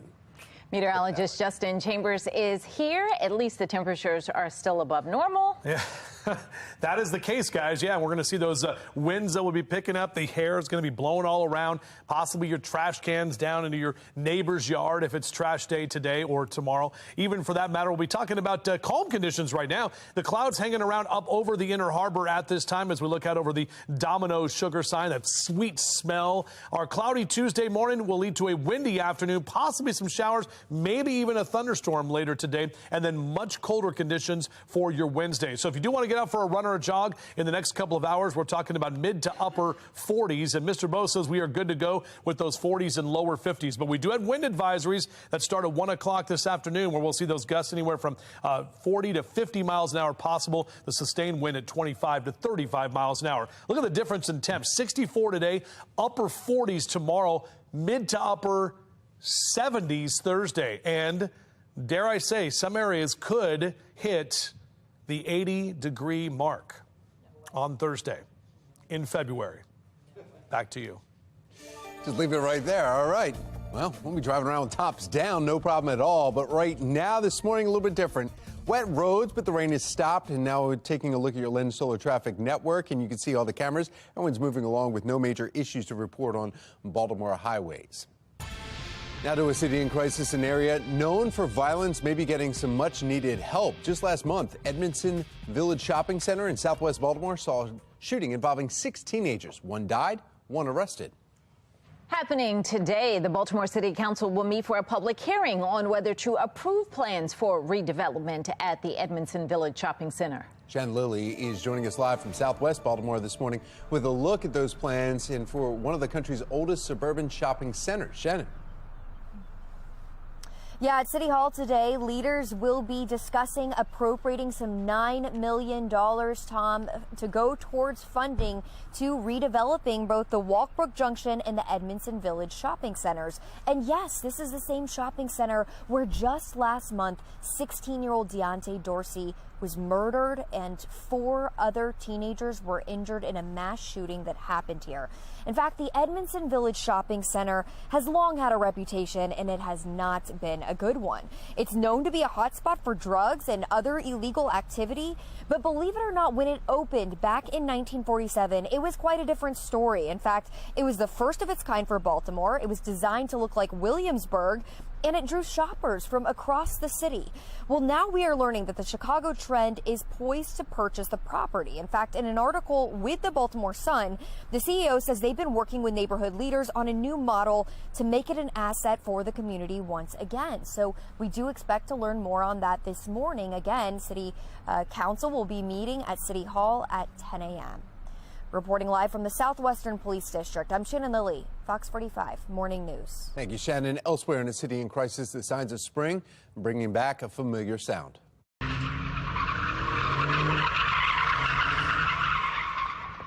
Street racing, stunt driving is an ongoing problem in Baltimore City.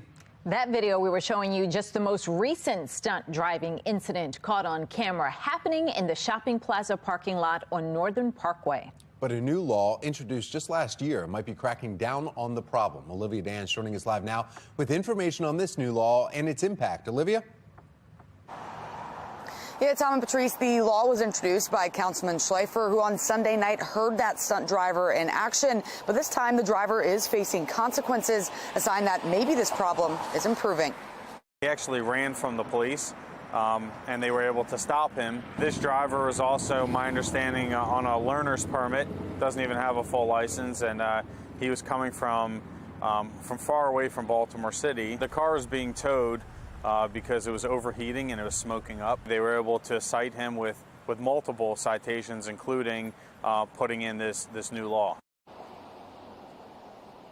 The law he introduced last year stiffens the penalty for street racing, stunt driving, and dirt bike riding in the city. It came after repeated incidents and complaints of intersections being shut down and neighborhoods taken over. But the law faced some skepticism on whether police would actually enforce it. Also, at the time, the now former Baltimore City State's attorney was not prosecuting certain lower-level crimes, including minor traffic offenses. But Councilman Schleifer believes the new consequences mixed with a change in the state's attorney's office will help to curb this ongoing problem. For now, reporting live, I'm Olivia Dance, Fox 45 Morning News. Thank you, Olivia. 6:36, and right now rescue efforts underway in parts of Turkey and neighboring Syria after another deadly earthquake just batters the area. Megan Gillen is at our live center with the situation there now. Megan. Just incredible, guys. This time we're talking about a magnitude 6.4 earthquake striking Turkey. We know those rescue operations certainly underway once again as they are sifting through debris in the very same area that was devastated by a massive tremor just 2 weeks ago. Early reports this morning now saying at least 8 people have been killed, hundreds injured following aftershocks in the region over the last 24 hours, 26 of which have been recorded so far. The quake's epicenter was in the province's Defne district, and that was one of the worst hit regions. And that 7.8 quake that struck the region just about 2 weeks ago, that massive quake in Turkey and Syria killed nearly 45,000 people, reducing hundreds of buildings to rubble. Right now, around 1.6 million people are being housed in temporary shelters, and we're being told that frightened residents are choosing to sleep in cars, parks, and other public places to try and distance themselves from any buildings that might collapse. We're going to keep you posted as we learn more about the rescue efforts underway here after yesterday's earthquake. That's the latest from our live center. We'll send it back to you, Patrice. A program that gives families more school choice is in jeopardy. Just ahead in our 7 o'clock hour, Project Baltimore explains how this could impact thousands of low-income students. Temperature roller coaster continues just ahead. The major warm-up we can expect and when the next weather maker will be moving into our area. 6:37, you're watching Fox 45 Morning News, all local, all morning.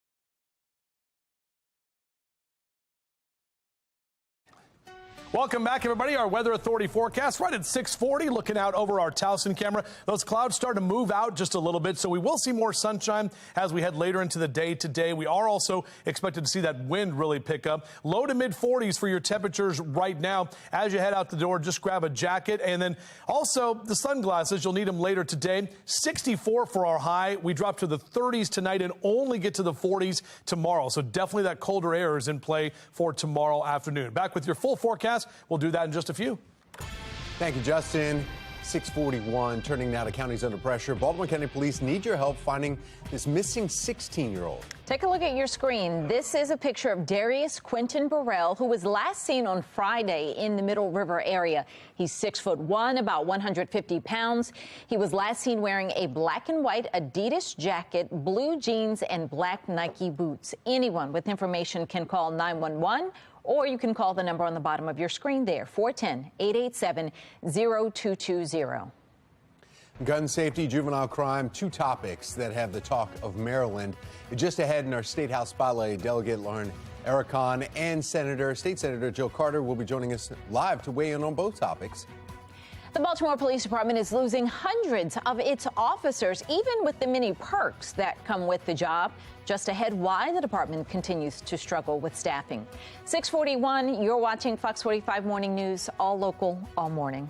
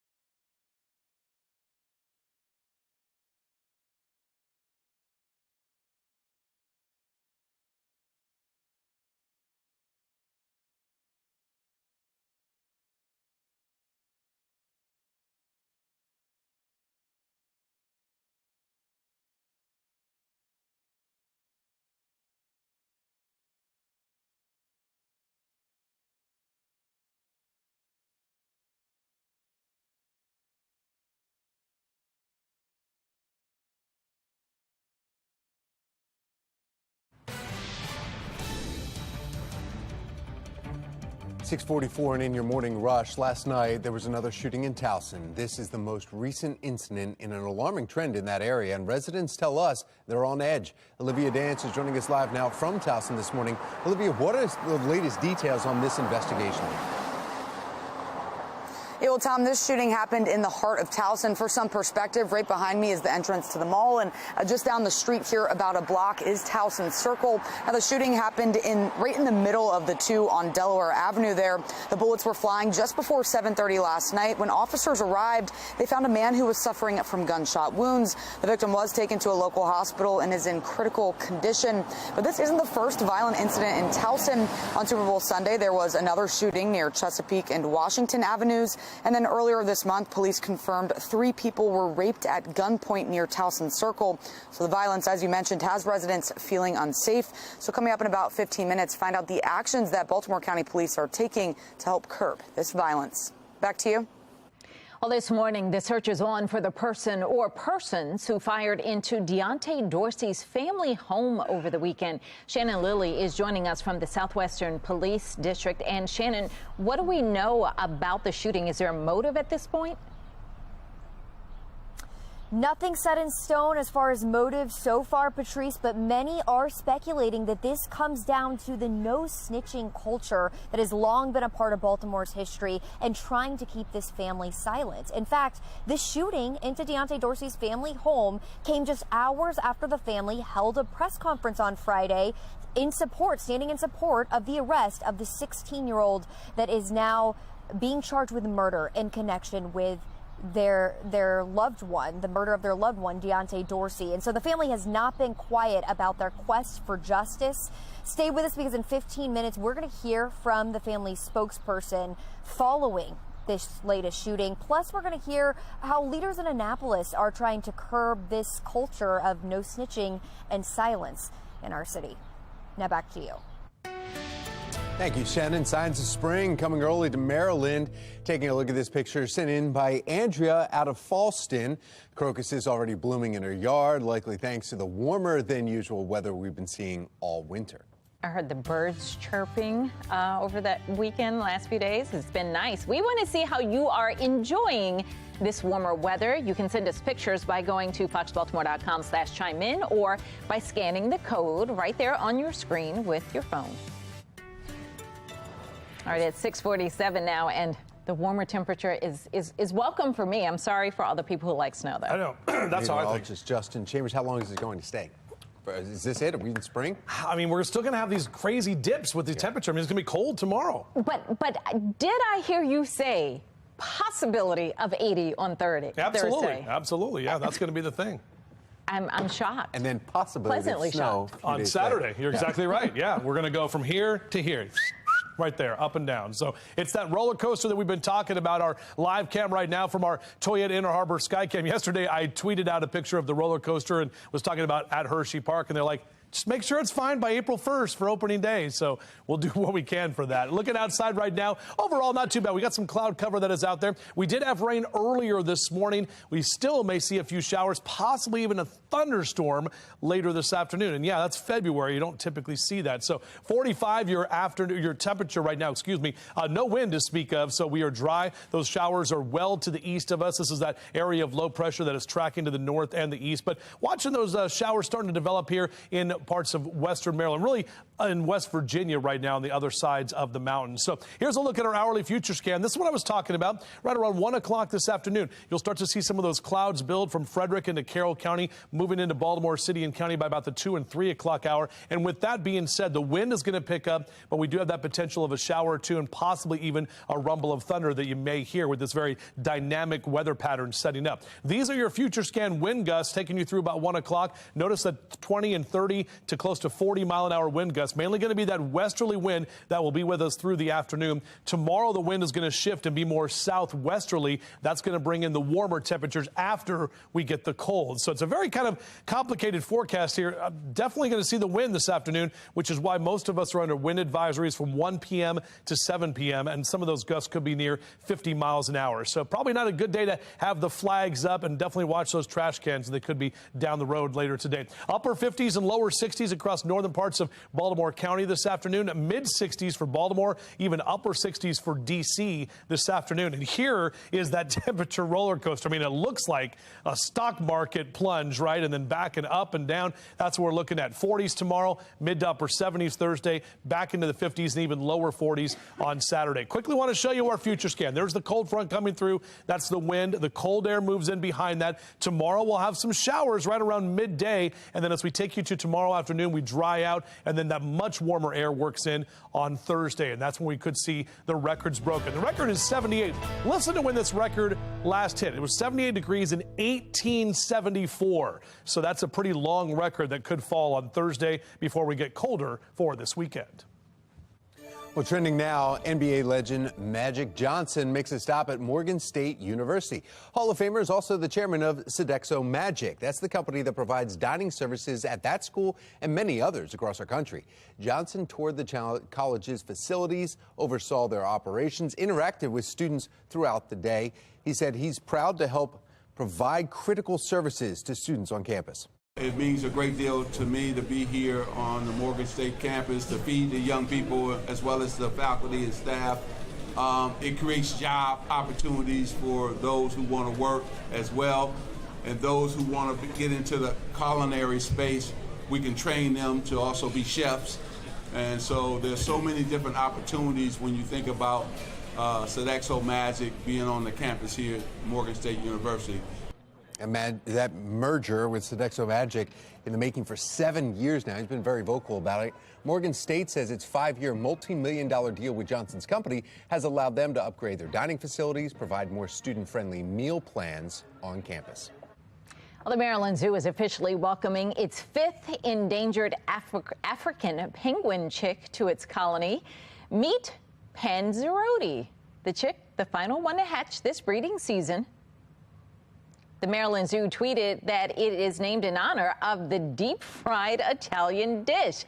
It joins cappuccino, gnocchi, ravioli, and ziti from this year's hatchings.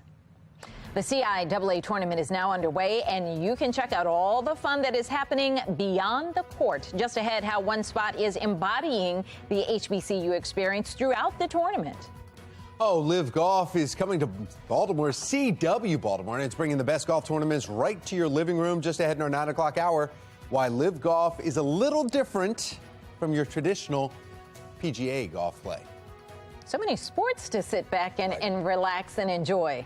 Yeah. Maybe with a cup of coffee. Sit back, grab your favorite mug, and just enjoy it all.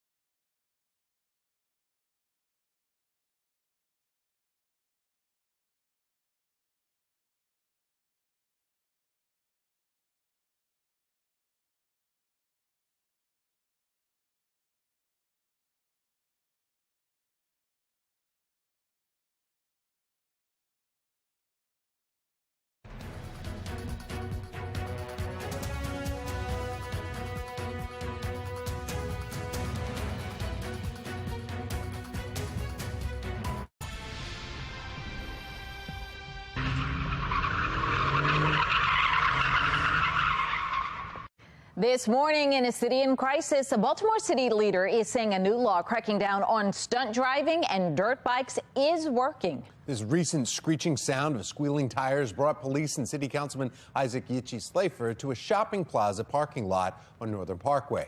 There, the driver was cited for a newly enacted law Slafer introduced last year that stiffens the penalty for street racing, stunt driving, and dirt bike riding in Baltimore. Slafer says that the concrete consequence mixed with a change in the state's attorney's office will help curb these problems that have long plagued Baltimore. The main thing for the police officers is they want to see that there's actually going to be some consequence to the behavior. They don't want to go ahead and do their part and then there be no teeth on the back end, no enforcement from the courts on the back end.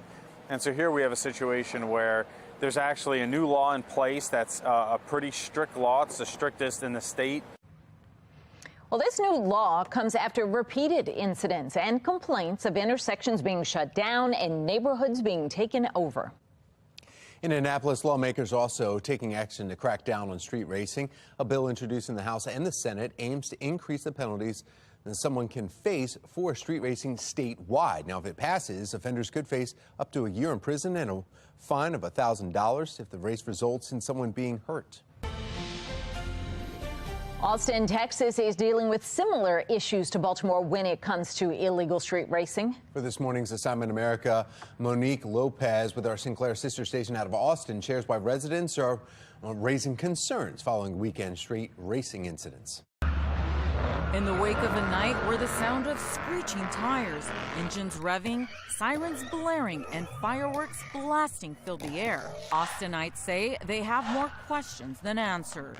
Why weren't the police there? Why was the response time so long? What if we had an incident, right here in our neighborhood? How long is it going to take the police to get here? Why isn't there anybody keeping the peace in our neighborhoods? Why is it that there's only police downtown? Where was the helicopter? We spent a lot of money on that helicopter. From the first 911 call to the Austin Police Department at about 9 p.m. Saturday to the moment officers arrived at the scene on Barton Springs Road and Lamar Boulevard, more than 20 minutes passed. Another person was in their car, and they said she was on hold to 911 for 28 minutes. The response time on that is unacceptable. According to APD, the reason officers couldn't respond faster was due to there being no units nearby. For residents, they say not seeing a police presence is nothing new. We don't see a police presence in this neighborhood, and quite frankly, I don't see a police presence on Congress or Lamar. You just don't see police cars. APD says the crowd at the first of the 4 incidents on Barton Springs Road and Lamar Boulevard dispersed at about 9:46 p.m., 45 minutes after the first 911 call. From his backyard, Scott Cole had a front row seat to the chaos and watched it all unfold. He calls the actions aimed at police officers that night disgusting, but says he has an idea of why that happened and why this went on for so long. The fear of the police has diminished quite a bit. And it shouldn't be really fear necessarily, but just respect. And you could tell that they had zero respect, zero concern. Now, in the aftermath of it all, residents want answers and want to see a change from the city of Austin to prevent this from happening again. They need to be more aggressive. They need to make some decisions instead of kicking the can down the road, which they have a tendency to do. We need to have a good briefing of what happened and what they're doing about it and how they're going to make sure it isn't going to happen again. Basically, just to somehow reinforce the respect for law and order would be awesome. Last night, there was a shooting here in the heart of Towson. I'm Olivia Danson. Coming up next, all the latest on the victim's condition, plus hear from concerned residents. Maryland General Assembly set to vote on Governor Moore's pick for the Department of Juvenile Services. The criticism against him and the statements for him just ahead. And we're keeping close watch on Poland, where President Biden is preparing to speak on the war in Ukraine.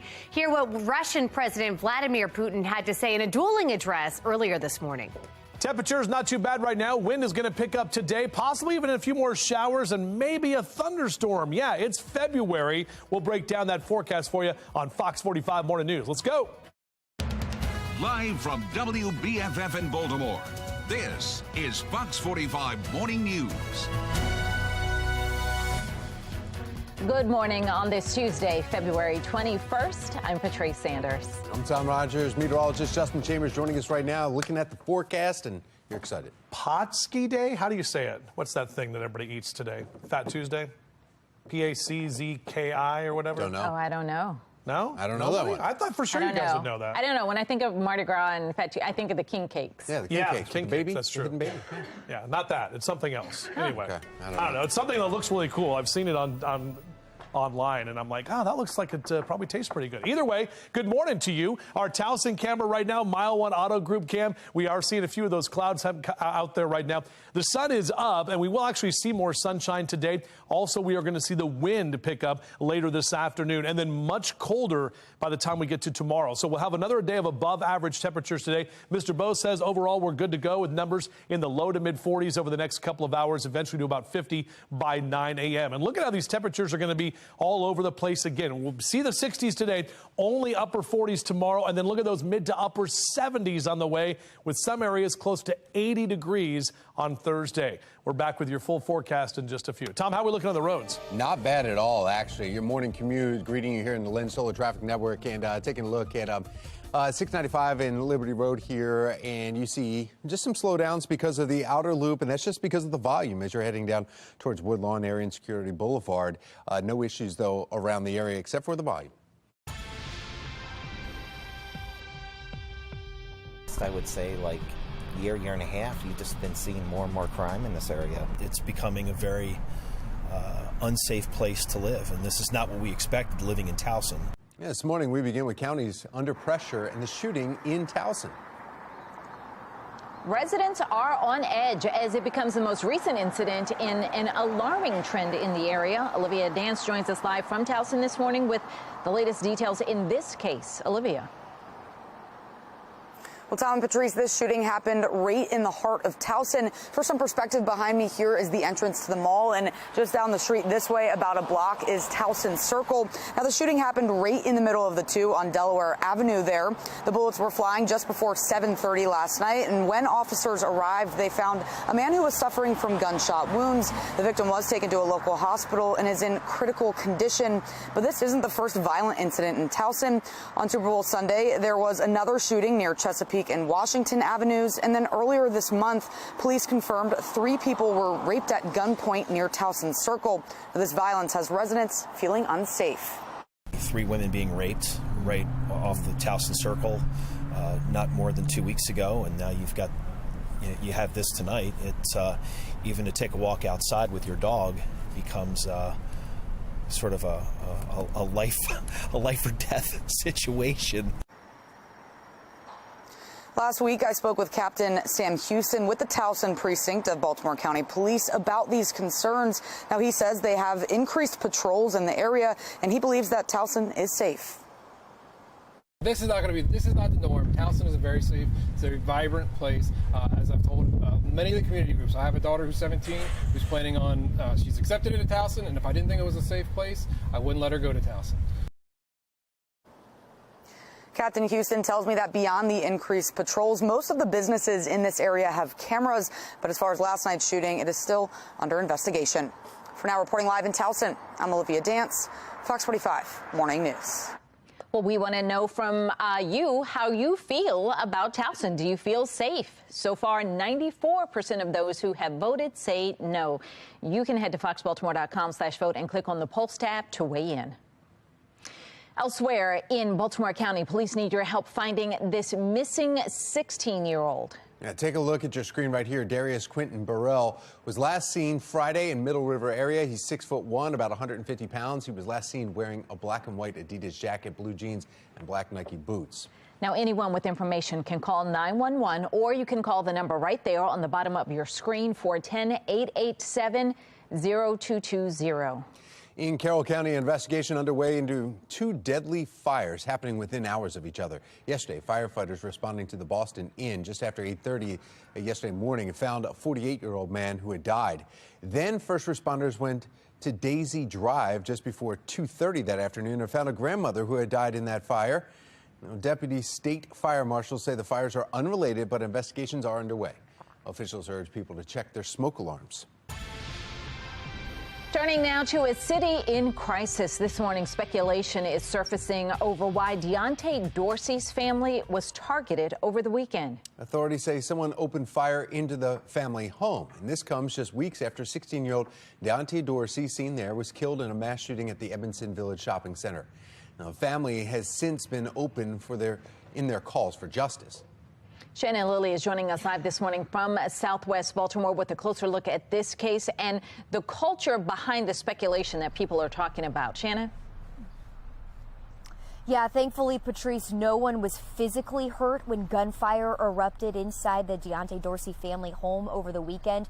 But the emotional toll is huge. In fact, this shooting comes just hours after the family held a press conference speaking in support of the arrest of a 16-year-old in connection with the murder of their loved one, Deontay Dorsey. And so now questions are swirling about whether this shooting was triggered by them speaking out.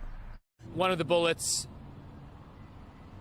went through the window, another hit the door. This is incredibly troubling. Baltimore is a city that is gripped by a history of a silent culture, and this so-called stop snitching attitude has residents concerned about their safety, and it's making them keep quiet about crimes, unwilling to help police. And this morning, Patrice, there is concern that the firing into Deontay Dorsey's family home over the weekend is just the latest example of this, trying to keep this family scared and quiet. So, Shannon, what are lawmakers saying about this? What are their plans to try to stop this? So lawmakers are working on a couple of things, Patrice, and one of them just last week in Annapolis. In fact, Delegate Kaylin Young of Baltimore City, she is supporting a bill that would increase rewards for people who offer information that leads to a conviction in homicide cases. Now, on top of that, the Baltimore City Council also pushed legislation to bolster cash rewards for tips in homicide and shooting cases. And we know that Mayor Scott did sign that bill last March. Now, whether these efforts are actually helping this culture of silence in our city, that's still to be seen. Reporting live in the Southwestern Police District, I'm Shannon Lilly, Fox 45 Morning News. Well, in West Baltimore, police are investigating a suspicious death after an unidentified body was found. According to police, the man's body was found just before 4 yesterday along Pressman Street. The victim's remains were taken to the medical examiner's office, where an autopsy will determine the cause of death. Anyone with information surrounding the death is urged to contact detectives at the number there, right at the bottom of your screen. It's 410-396-2100. You can also remain anonymous by contacting Metro Crime Stoppers. That number, 1-866-7-LOCK-UP. 7:08 is your time now in your 2023 session. The Maryland Senate will decide today whether to affirm the appointment of Vincent Schiraldi as Maryland's new Secretary of Juvenile Services. Taylor Stewart is joining us live in studio with why Schiraldi has been the target of criticism. Taylor. Well, look, not everyone on the initial nomination committee was on board with the governor's pick. The criticism really comes down to strategy and whether Vincent Schiraldi's strategies are right for Maryland. Last year, Baltimore had the highest number of children and teenagers injured on record in non-fatal shootings, and juvenile crime is up in counties throughout the state. That's where the criticism comes in. In an article for the Washington Post, Schiraldi said young offenders should not be exposed to the adult justice system until they're at least 21 years old because of how the brain develops, and he says it's not fully developed until the mid-20s. Right now, people 18 years old or even younger are sent to the adult system if they're charged with a violent crime. Even still, leaders across the state are struggling to get a handle on the uptick of juvenile violence. That was noted by committee members, questioned whether Schiraldi's strategies would work for them. Take a listen to this line of questioning from Republican Senator Beth. Many in Maryland don't think we're doing enough to protect them against violent offenders and violent juveniles. What are your specific plans and approaches to violent juveniles? If they're in custody, I want to expand the kinds of programs that are going to help those young people turn their lives around. The ones that are in the community, again, we need high-intensity wraparound services for the highest-risk young people. Now, when Governor Moore tapped Vincent Schiraldi to lead the Department of Juvenile Services, he called him a national leader in juvenile justice and mass incarceration reform. Now, the Senate Nominations Committee did eventually approve the appointment last week. The full Senate will cast a vote today. I'm Taylor Stewart, Fox 45 News. 7:10 now. Today, President Joe Biden is in Poland, and he is set to speak on the war in Ukraine. Earlier this morning, Russian President Vladimir Putin addressed his nation ahead of the anniversary. Megan Gillen is at our live center now with the dueling speeches. Megan? It's been a busy morning, guys. The two leaders expected to promise two very different takes on Russia's war against Ukraine. Putin up first. He spoke just a few hours ago in Moscow and really just railing against the Western nations, accusing them of stirring up conflicts. And then, guys, he went on to say that Russia must stand ready to resume nuclear weapons tests if the U.S. does so. At 11:30 this morning, we are now getting word that is when Biden will give his address from Poland. He is expected to highlight U.S. commitment to Central Europe, especially Ukraine, as the world prepares for that one-year anniversary of Russia's invasion on Friday. And this, of course, comes after Biden's surprise visit to Kyiv yesterday. Tomorrow, we're getting word that he and the president of Poland are planning to consult with leaders of the Bucharest Nine. Those are members of the easternmost NATO military alliance who have been largely critical of Russia's aggression in Ukraine. He's expected to return to D.C. late tomorrow night. We want to take you live now to Poland here this morning. This is the welcoming ceremony as President Biden is welcomed in there to talk with the Polish president. Again, that meeting is set to start in about 20 minutes, and at 11:30 is when he is expected to address. That's the latest from our live center. Tom? Thank you, Megan. With test scores dropping in Baltimore City Public Schools, Fox 45's Project Baltimore investigates why cuts are being proposed to a program allowing families more choice in where their children can go to school.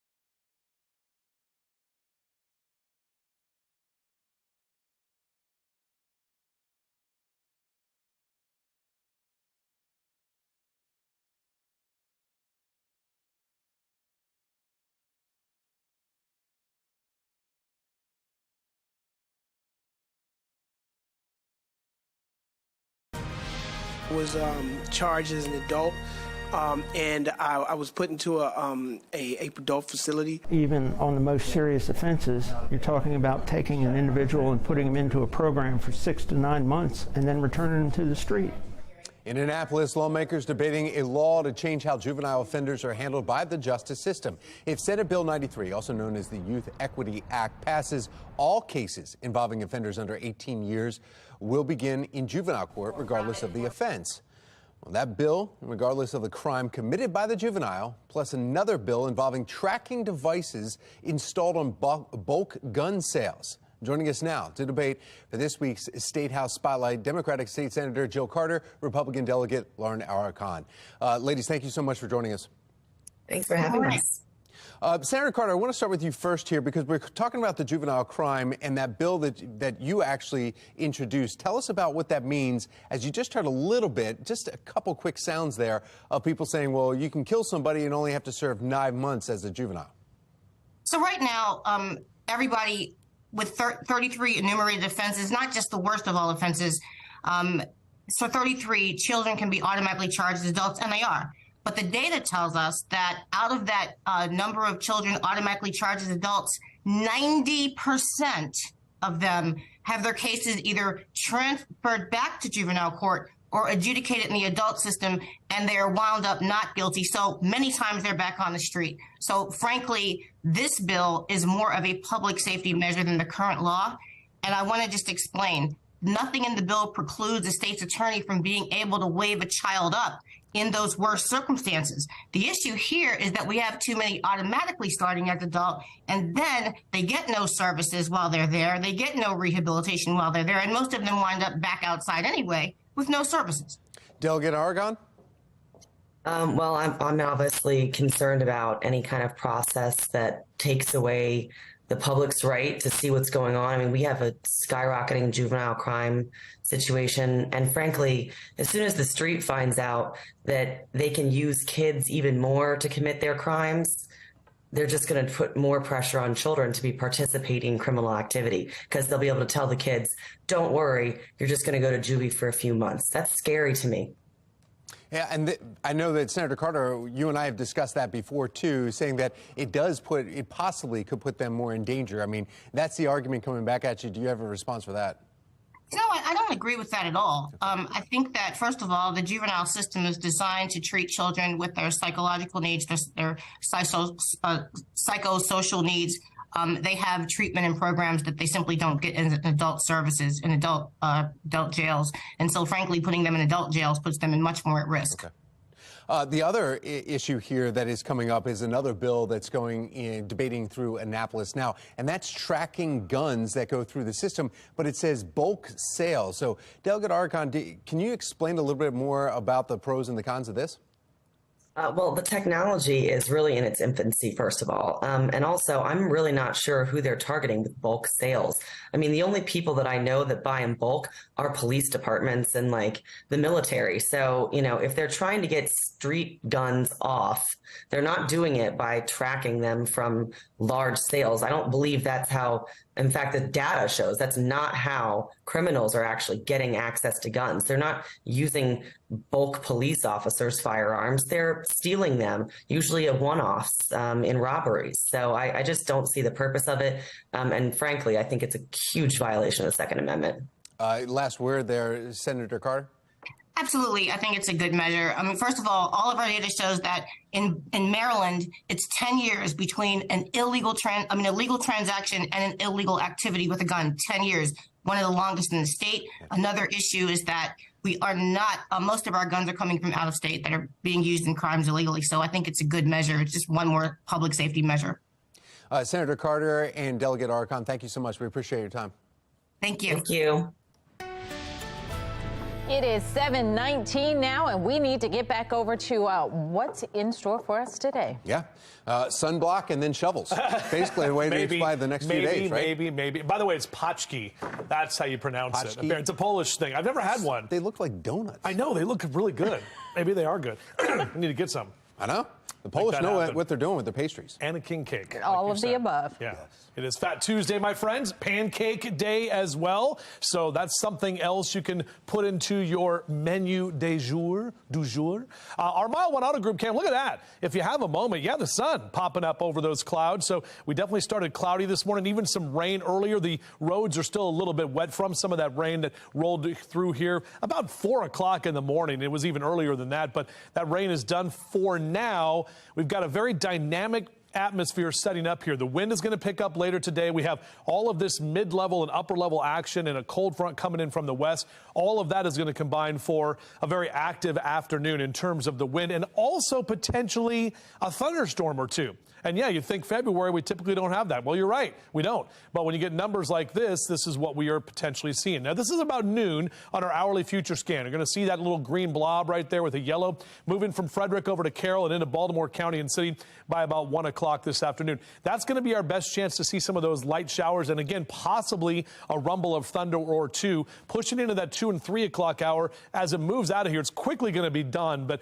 again, the middle part of the day today, just be aware that with that wind that's going to be with us, also could see a stray shower or even a thunderstorm. We do have wind advisories posted. They start at 1 o'clock this afternoon. All of us here in that light brown, except for Cecil County and all of our counties on the eastern shore. For Kent County and Queen Anne's, Caroline Talbot, not in the wind advisory, but all of us are going to see that wind, especially from the west, at 25 to 35 miles an hour. So hang on to the hats, kids, as they head out to the bus stop. Beep, beep. Lower 40s here in the 7 o'clock hour, 60 by noon. We're still going to see above average temperatures. We're talking mid 60s later today. What do you think about that, Hank?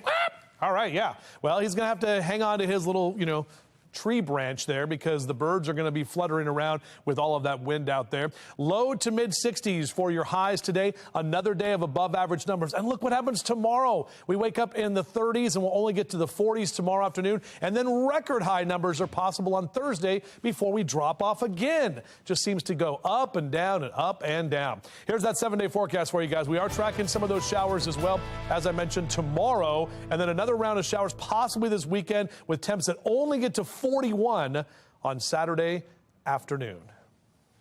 My goodness. All right, Justin, thank you. A Mount Vernon boutique hotel is celebrating the return of the CIAA basketball tournament. After the break, what they have to offer all weekend long that could benefit your intercollegiate experience.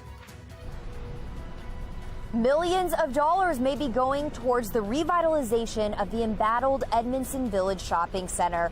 Coming up, I'll have the very latest on the City Council meeting happening this morning. You're watching Fox 45 Morning News, all local, all morning.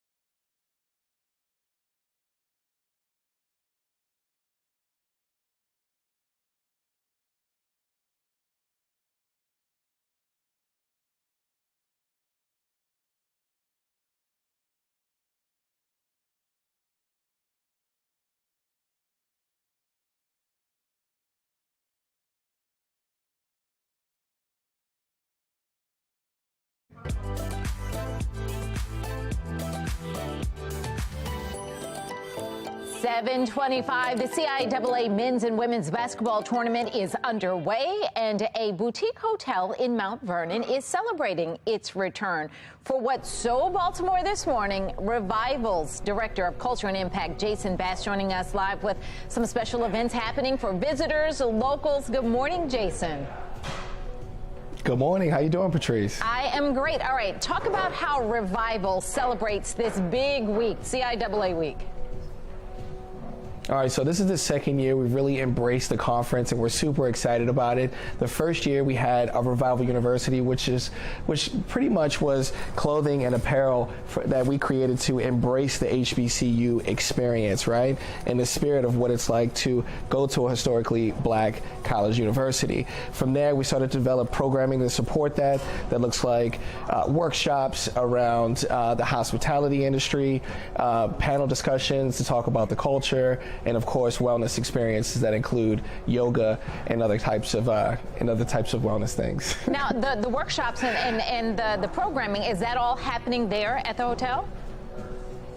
It is all happening here. It starts on Thursday and goes until Saturday. So we have a very robust schedule that we're going to post on our social media at the end of today to let everybody know what's available. And again, most of these are going to be free to attend. We're really excited about our Black Leaf Vodka takeover at the B-Side Lounge downstairs. It's our speakeasy. Mm-hmm. So if you haven't come to the hotel, this would be a great reason to stop by.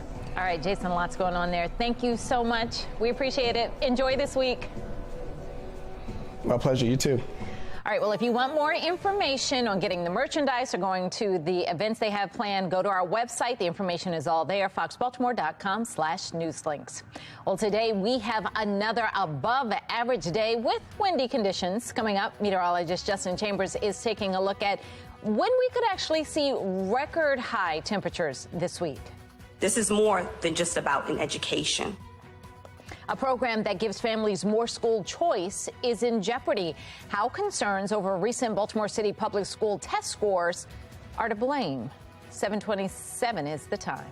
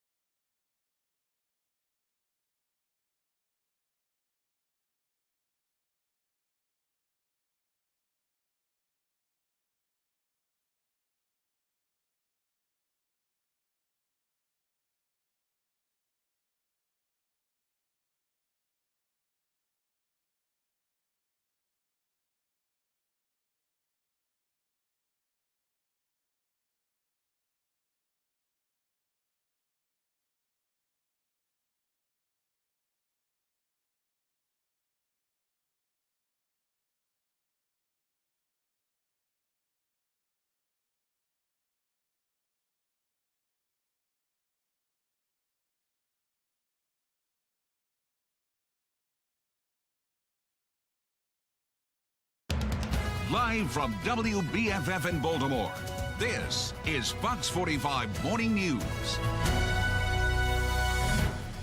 Welcome back on this Tuesday morning. 7:30 is the time. I'm Patrice Sanders. I'm Tom Rogers. Just looking live at New Orleans right now in the French Quarter and the cleanup that always happens every day. Look at that. Yeah. That actually doesn't look that bad right now. Yesterday looked worse. Well, 4 guys just standing on the corner.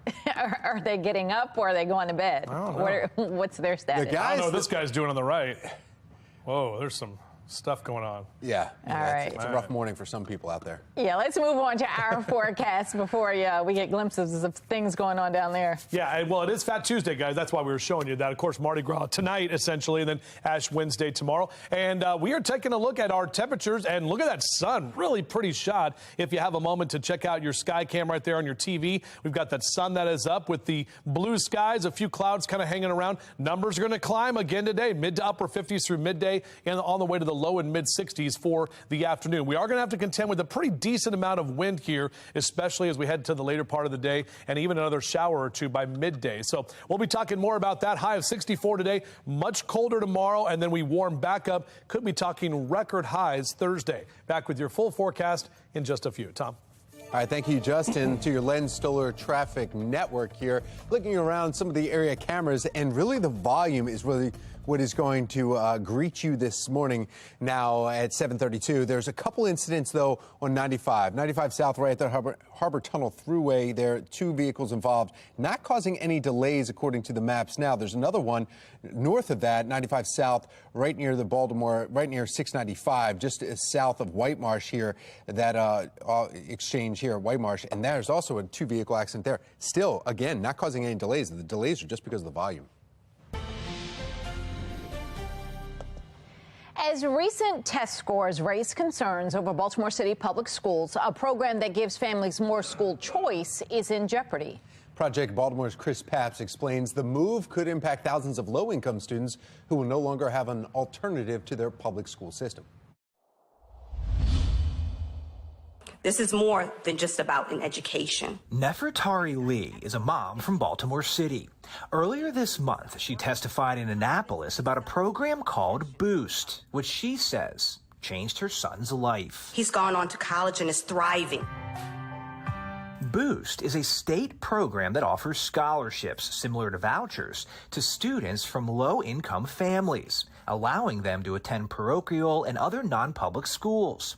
According to state data, since the program was created in 2016, it's awarded about 20,000 scholarships. The average household income of a recipient is about $35,000. Students from the lowest income families are given priority. Last year, the program had about 3,200 recipients, mostly minority students from Baltimore County and Baltimore City. These kids are our future. When Lee's son was young, his zoned school in Baltimore City was Johnston Square Elementary. One of the 23 schools where Project Baltimore recently found 0 students among those tested scored proficient in math. Lee says Boost allowed her son to leave that school for private school in Baltimore County, where he thrived. Bryce was accepted into every single college he applied to. But now that program appears to be in jeopardy. I can't believe anybody would oppose this opportunity. I can't believe it. Lee went to Annapolis to speak in support of legislation introduced by State Delegate Jeff Grist, House Bill 737. Well, this is an alternative that actually works. The bill codifies the Boost program, making it permanent by writing it into state law. The move follows what appears to be a national trend towards more school choice. Republicans are working to end the policy of trapping kids in failing schools and sentencing them to a lifetime of poverty. This month, Arkansas Governor Sarah Huckabee Sanders unveiled a plan that would allow any student to use tax dollars for private and religious schools. And according to the Wall Street Journal, at least 19 states are considering legislation to expand school choice. But Maryland appears to be going in the opposite direction. Grist didn't introduce his bill to expand Boost, he's trying to save it. We made the largest investment in public education by any governor in our state's history. During his State of the State address, Governor Wes Moore pushed public education as a top priority. But Moore's budget cuts the Boost program by 20%, from $10 million to $8 million, and could prevent new students from receiving scholarships except for siblings of those already in the program. I'm a very, very proud Baltimore resident. Governor Moore has spoken openly about the role education played in his own success. He attended an elite private elementary school and then went on to graduate from a private military academy.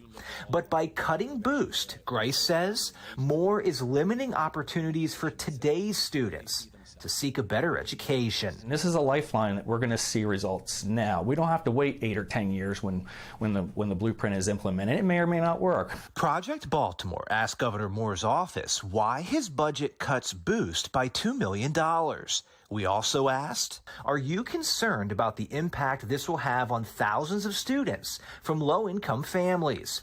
Is this the first step in phasing out the Boost program? We did not receive answers in time for broadcast. I also come from a long union family. Cheryl Boast is the president of Maryland's largest union, the Maryland State Education Association, which has historically opposed programs like Boost.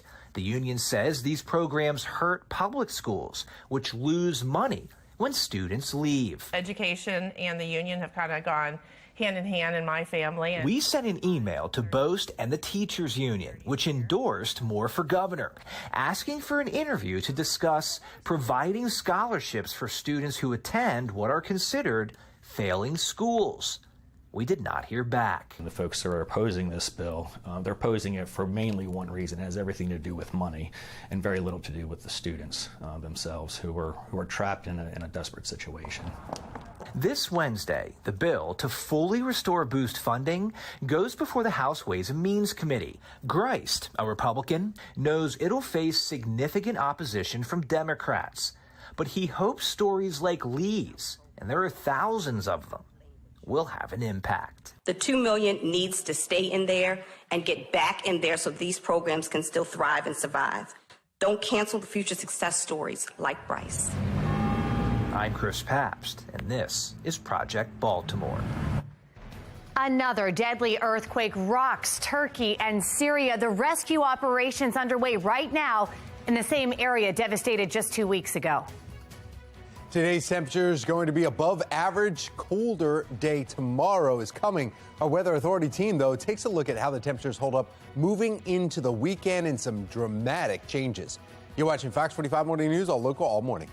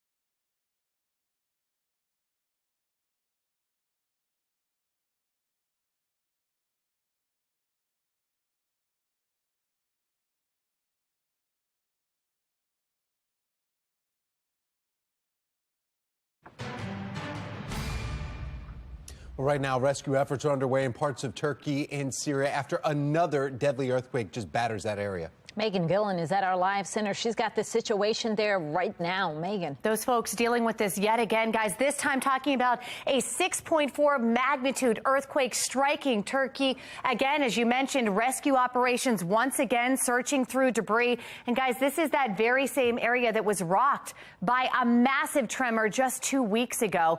Early reports this morning now saying at least 8 people have been killed, hundreds injured following aftershocks in the region over the last 24 hours here, 26 of which have been recorded so far. The quake's epicenter was in the province's Defne district, and that is the very same area, one of the worst hit regions in that 7.8 quake that struck the region just 2 weeks ago. That massive quake in Turkey and Syria killed nearly 45,000 people, reducing hundreds of buildings to rubble. Right now, around 1.6 million people are being housed in temporary shelters. And guys, we're told that frightened residents are choosing to sleep in their cars, parks, and other public places to try and distance themselves from any buildings that might collapse. We're going to keep you posted as we learn more about the rescue efforts underway once again after yesterday's quake. That's the latest from our live center. We'll send it back to you, Patrice. Well, an area that is known for violence in the city may finally be getting the help that it needs. After the break, what we're expecting from a public hearing today on the topic. Plus, residents worry as violence continues to increase in Towson. Topping our next half hour, the latest violence that's a part of a bigger alarming trend.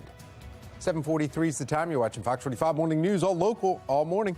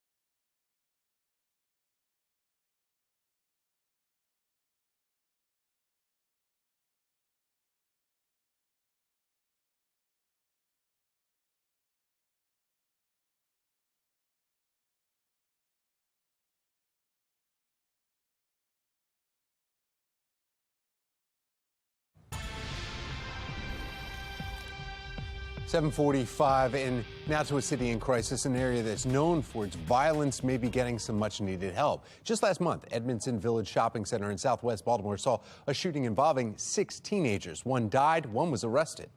Happening today, the Baltimore City Council will meet for a public hearing on whether to approve plans for redevelopment at that Edmondson Village Shopping Center. Shannon Lilly is joining us live this morning from southwest Baltimore with a look at those plans for one of the country's oldest suburban shopping centers. Shannon. Yeah, at City Hall today, leaders are going to be discussing, Tom, appropriating some $9 million toward funding that is going to be going towards redeveloping the Walkbrook Junction and Edmondson Village shopping centers. And yes, that is the same shopping center where just last month, 16-year-old Deontay Dorsey was killed, 4 other teens injured in a mass shooting that happened here. In fact, the Edmondson Shopping Center and Village, it's has long had a reputation, and it has not been a good one. It's known to be a hotspot for drugs and other illegal activity. But when it opened in 1947, believe it or not, it was quite a different story. In fact, it was the first of its kind for Baltimore, and it was designed to look like Williamsburg. Plus, it attracted shoppers from across the city. Well, now we are learning Chicago Trend is poised to purchase the property. In fact, in an article with the Baltimore Sun, the CEO says they've been working with neighborhood leaders on a new model to make it an asset for the community once again. So again, we expect to hear much more on this a little bit later on this morning. City Council will be meeting to discuss this in a public hearing today at City Hall beginning at 10 a.m. Reporting live from the Southwestern Police District, I'm Shannon Lilly, Fox 45 Morning News.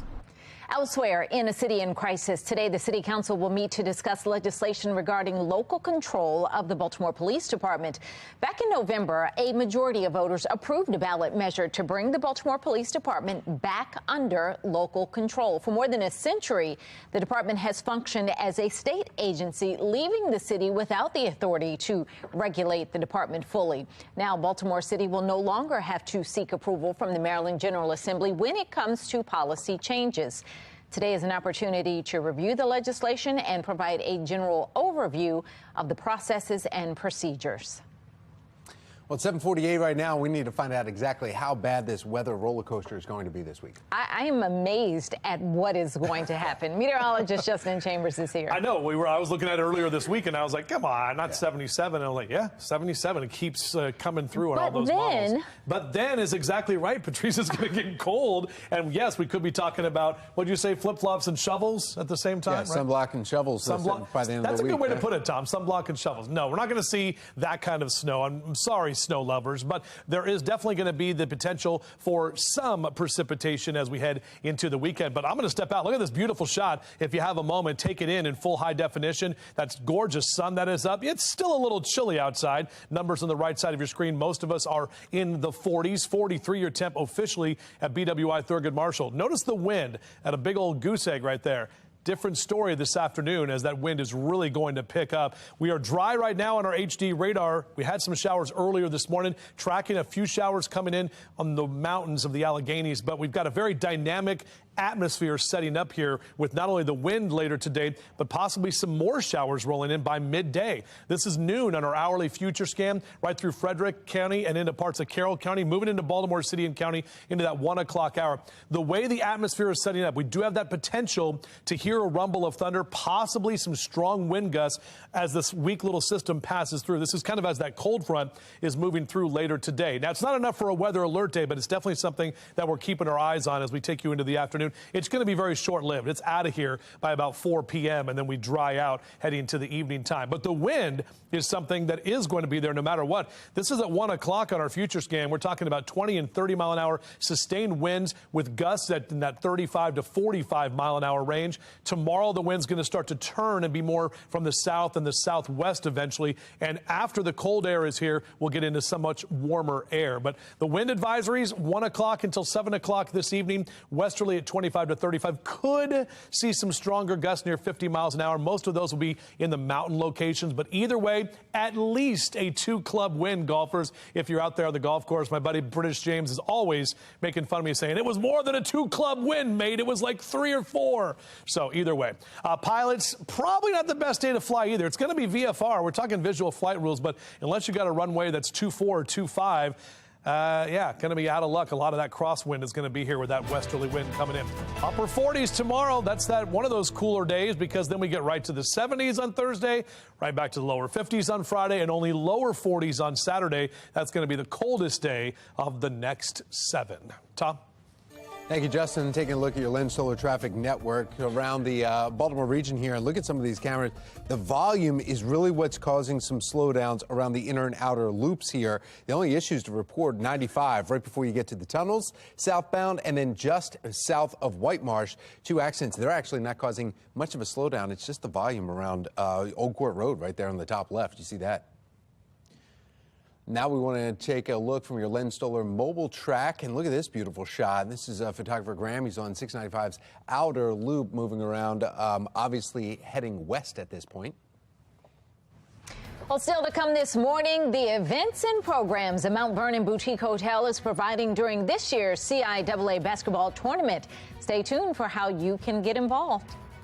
But first, new benefits coming to some traveling on United Airlines, how family travel plans just got a little easier and even a little cheaper. Well, here's something we can all be united about: the need for some coffee. It's time for a coffee break.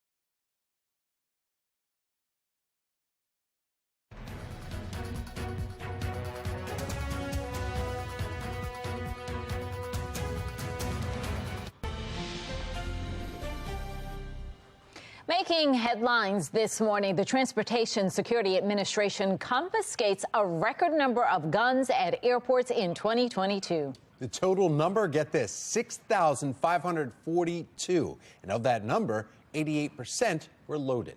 It's just mind-boggling travel on airlines how with guns. many people forget that Right, it's in their it's just interesting. All right, so travelers are not allowed to have guns on carry-on luggage, in answer to your question, even if that person has a concealed carry permit. Anyone who violates the rule is subject to civil penalties from the TSA and criminal charges from law enforcement. Guns are permitted in checked baggage within certain guidelines. 6,500 in 1 year. All right. In other air travel news, soon families may have an easier time flying together. I like this. United Airlines announces that parents will be able to book seats next to their kids without having to pay a fee. Monday, United said children under 12 will be able to sit next to an adult in their party at no extra charge for the family. The company says more family seating options will appear on their seat map tool immediately, and the change will go into full effect in March. Now, the move coming as President Joe Biden's administration calls attention to how junk fees and hidden charges can cut into Americans' wallets. Well, today, warmer temperatures. Tomorrow, cooler temperatures. Thursday, heated up temperatures. Yes, record-breaking, maybe? Yeah. Meteorologist Justin Chambers, she's taking a look at why the temperatures are all over the place this week and the records that we could be breaking. 7:56, you're watching Fox 45 Morning News, all local, all morning.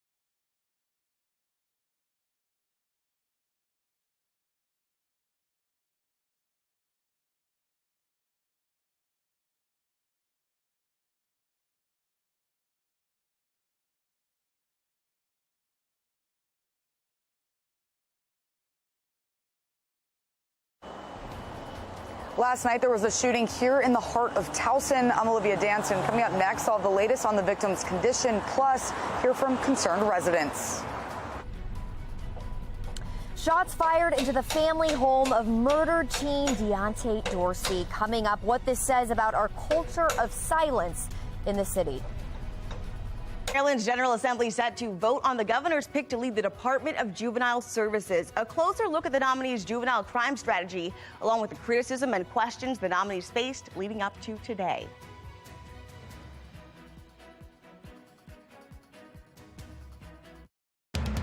Live from WBFF in Baltimore, this is Fox 45 Morning News. Good morning on this Tuesday, February 21st. I'm Patrice Sanders. I'm Megan Gillen. We need to check in with meteorologist Justin Chambers because you never know what's going to happen this week. Look at the skies behind you. We'll get beautiful. there. I know. It's beautiful. I know. Really is pretty, yeah. And that's what we're seeing, ladies. We're going to see more of that sun later today. The wind is going to be something where, you know, just forget about it. I haven't even put the hair meter up, but I need to put it. It's a 5 today. It's like, yeah, it's a one of those, just don't even worry about it. Just know you're going to have that messy dew up on your head. So our live cam, except for my friend Nick, who's bald, our live cam Cam, in downtown Baltimore, we do have a lot of that sun that is out there right now. Our temperatures in the low to mid 40s, even upper 30s in Cockeysville, 43 in Woodlawn, 42 your temp in Brooklyn Park. So, and you're out and about, Cass. Numbers here over the next couple of hours will continue to climb. We'll be in the mid to upper 50s through midday and into the low and mid 60s for our highs later this afternoon. But after today, our numbers are going to fall off pretty significantly for tomorrow, but then we're going to warm right back up. So we'll talk about those up and down numbers coming up in just a few. All right, Justin, thank you. Looking now at our Lynn Stoller traffic network and our drive times. All right, now that people are up and out and back to work after a 3-day weekend, your drive times are reflecting that. A little slower on each of the routes. You're in the yellow. Your longest commute, 27 minutes from 95 to 83. I would say like year and a half, you've just been seeing more and more crime in this area. It's becoming a very unsafe place to live, and this is not what we expected living in Towson. This morning, we begin with counties under pressure and a shooting in Towson. Residents are on edge as it becomes the most recent incident in an alarming trend in the area. Olivia Dance is joining us live from Towson this morning with the latest details in the case. Olivia? Well, Megan and Patrice, this shooting happened right in the heart of Towson, and for some perspective, behind me here is the entrance to the mall, and just down this street here, about a block, is Towson Circle. Now, the shooting happened right in the middle of the two on Delaware Avenue there. The bullets were flying just before 7:30 last night. When officers arrived, they found a man who was suffering from gunshot wounds. The victim was taken to a local hospital and is in critical condition. But this isn't the first violent incident in Towson. On Super Bowl Sunday, there was another shooting near Chesapeake and Washington Avenues. And then earlier this month, police confirmed 3 people were raped at gunpoint near Towson Circle. The violence has residents feeling unsafe. 3 women being raped right off the Towson Circle not more than 2 weeks ago, and now you have this tonight. It's even to take a walk outside with your dog becomes sort of a life or death situation. Last week, I spoke with Captain Sam Houston with the Towson precinct of Baltimore County Police about these concerns. Now, he says they have increased patrols in the area, and he believes that Towson is safe. This is not the norm. Towson is a very safe, it's a vibrant place. As I've told many of the community groups, I have a daughter who's 17 who's planning on, she's accepted into Towson, and if I didn't think it was a safe place, I wouldn't let her go to Towson. And Captain Houston tells me that beyond the increased patrols, most of the businesses in this area have cameras. As far as last night's shooting, though, it is still under investigation. For now, reporting live in Towson, I'm Olivia Dance, Fox 45 Morning News. Well, we want to hear from you. Do you feel safe in Towson? So far, 94% of voters say Towson isn't safe. You can head to foxbaltimore.com/vote and click on the Pulse tab to weigh in. Elsewhere in Baltimore County, police need your help finding this missing 16-year-old. Take a look here at the screen. This is a picture of Darius Quinton Burrell, who was last seen on Friday in the Middle River area. He's 6'1", about 150 pounds. He was last seen wearing a black and white Adidas jacket, blue jeans, and black Nike boots. Anyone with information can call 911, or you can call the number there on the bottom of your screen, 410-887-0220. In Carroll County, an investigation is underway into 2 deadly fires happening within hours of each other. Yesterday, firefighters responded to the Boston Inn just after 8:30 a.m. and found a 48-year-old man had died. Then first responders went to Daisy Drive just before 2:30 p.m. and found a grandmother had died in a fire. Deputy State Fire Marshals say the fires are unrelated, but investigations are underway. Officials are now urging people to check their smoke alarms. Turning now to a city in crisis. This morning, speculation is surfacing over why Deontay Dorsey's family was targeted over the weekend. Authorities say someone opened fire into the family home. This comes just weeks after 16-year-old Deontay Dorsey was killed in a mass shooting at the Edmondson Village Shopping Center last month. The family has since been open in their calls for justice. Shannon Lilly is joining us live this morning from Southwest Baltimore with a closer look at the case and the stop snitching culture that some say is behind what's going on here. Shannon.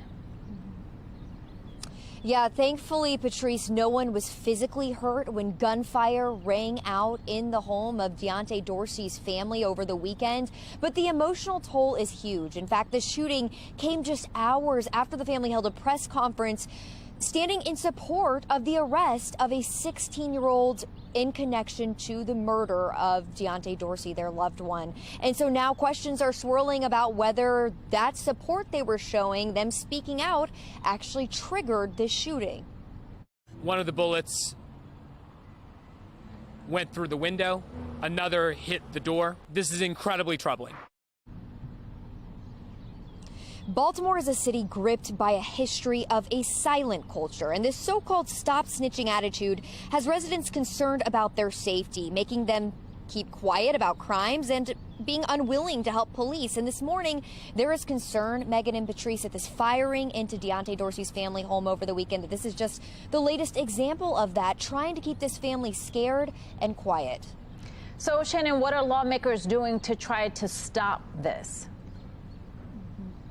So lawmakers are working on a couple of things, Patrice. In Annapolis just last week, in fact, Delegate Kaylin Young of Baltimore City, she is supporting a bill that would increase rewards for people who offer information that leads to a conviction in homicide cases. Now, on top of that, the Baltimore City Council also pushed legislation to bolster cash rewards in homicide cases as well as shooting cases for bringing tips. And that bill was signed by Mayor Brandon Scott last March. Now, as for whether these efforts are actually helping to curb this issue, that's still to be seen. Reporting live, I'm Shannon Lilly, Fox 45 Morning News. Now to your session 2023 coverage. The Maryland Senate will decide today whether to affirm the appointment of Vincent Schiraldi as Maryland's new Secretary of Juvenile Services. Taylor Stewart joining us live in studio with why Schiraldi has been the target of criticism. Taylor. That's right. Not everyone on the initial nomination committee was on board with the governor's pick. The criticism really comes down to crime strategy and whether Vincent Schiraldi's strategies are right for Maryland. Now, last year, Baltimore had the highest number of children, teenagers injured in non-fatal shootings on record, and juvenile crime is up in counties throughout the state. That's where the criticism comes in here. Now, an article for the Washington Post, Schiraldi said young offenders should not be exposed to the adult justice system until they're at least 21 years old, because the human brain is not fully developed until the mid-20s. Right now, people 18 years old or even younger can go to the adult system if they are charged with a violent crime. Even still, as leaders across Maryland are struggling to get a handle on the uptick of juvenile violence, that's noted by members on that committee last week. Take a listen to this line of questioning from Republican State Senator Beth Carrozza. Many in Maryland don't think we're doing enough to protect them against violent offenders and violent juveniles. What are your specific plans and approaches to violent juveniles? If they're in custody, I want to expand the kinds of programs that are going to help those young people turn their lives around. The ones that are in the community, again, we need high-intensity wraparound services for the highest-risk young people. Governor Moore has touted Schiraldi as a national leader in juvenile justice and mass incarceration reform. Now, the Senate Nominations Committee did eventually approve that appointment last week. The full Senate will cast the vote today. That's the latest here. I'm Taylor Stewart, Fox 45 News. All right, Taylor, thank you. Russian President Vladimir Putin putting the blame on the West as we approach the one-year anniversary of the war in Ukraine. Just ahead, when President Biden plans to speak about the anniversary. A shopping center plagued by violence could see new life. Still ahead, the plans to revitalize the Edmondson Village Shopping Center. We're seeing sun out there right now. The wind is going to continue to pick up this afternoon, possibly a shower, maybe even a thunderstorm, even in February, right here at home. We'll talk about it coming up on Fox 45 Morning News, all local, all morning.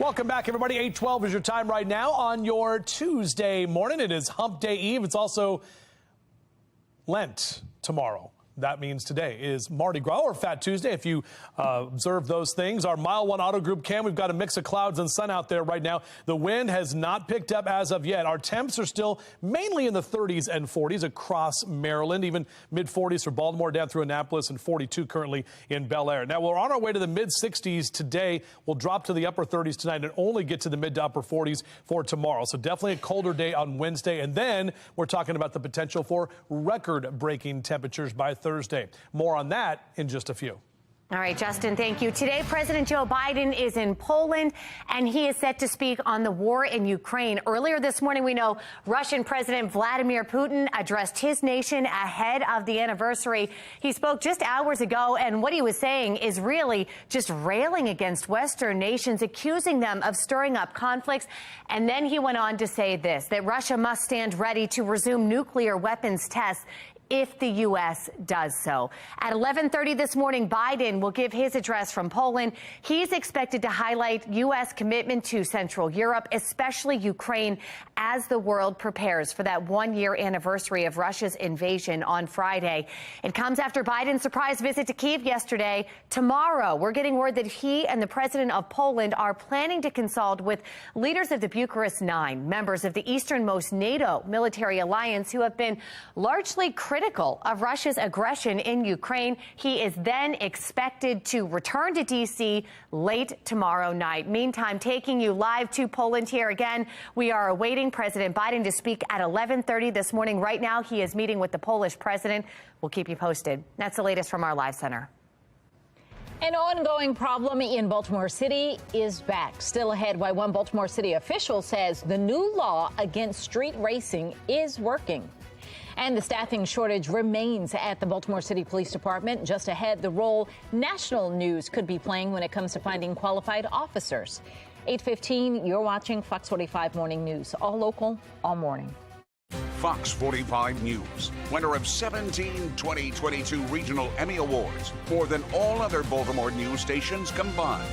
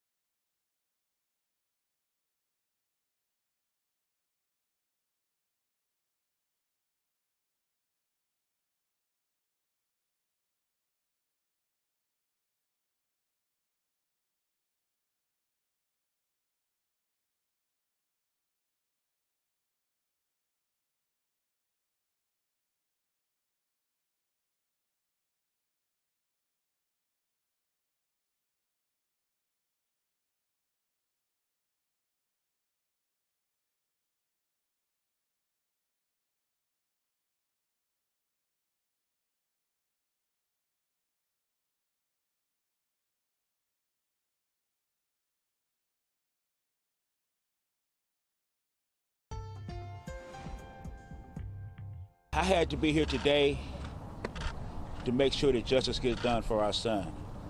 This is a glorious day. This is the beginning of the process. 5 Memphis police officers now indicted for murder in the beating of Tyree Nichols last month. The horrific death bringing to light once again issues within police departments all across the country. This morning, law enforcement expert and former chief of police in Martinsburg, West Virginia, Mari Richards, joining us live to weigh in. Mari, good morning. Morning, Megan. How do we get away from the anti-police sentiments when things like this happen? Well, first we have to look at what really happened in Memphis.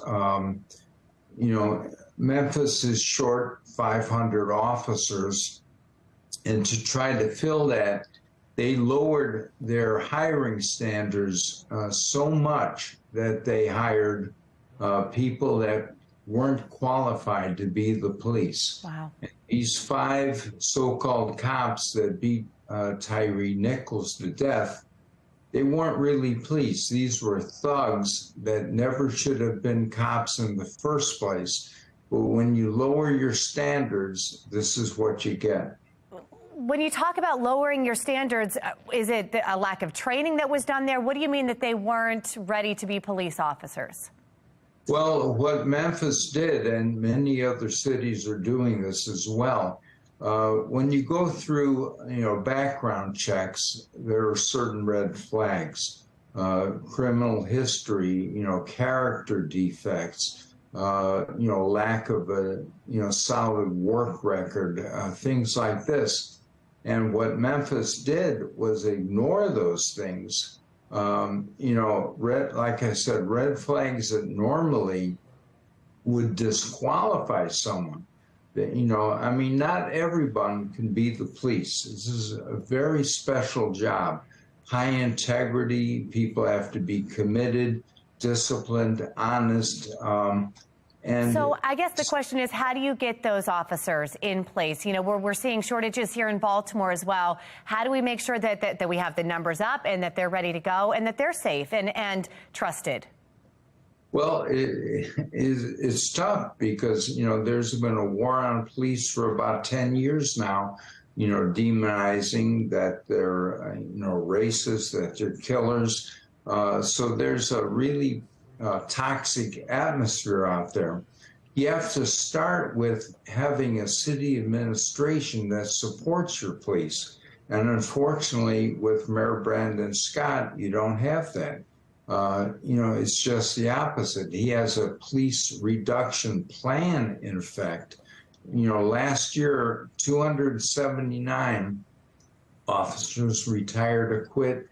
Only 103 were hired. Wow. That's a net loss of almost 200. Certainly something needs to be done here. Mari, I hate to cut you off there. Certainly we could continue on this topic, but we appreciate you weighing in.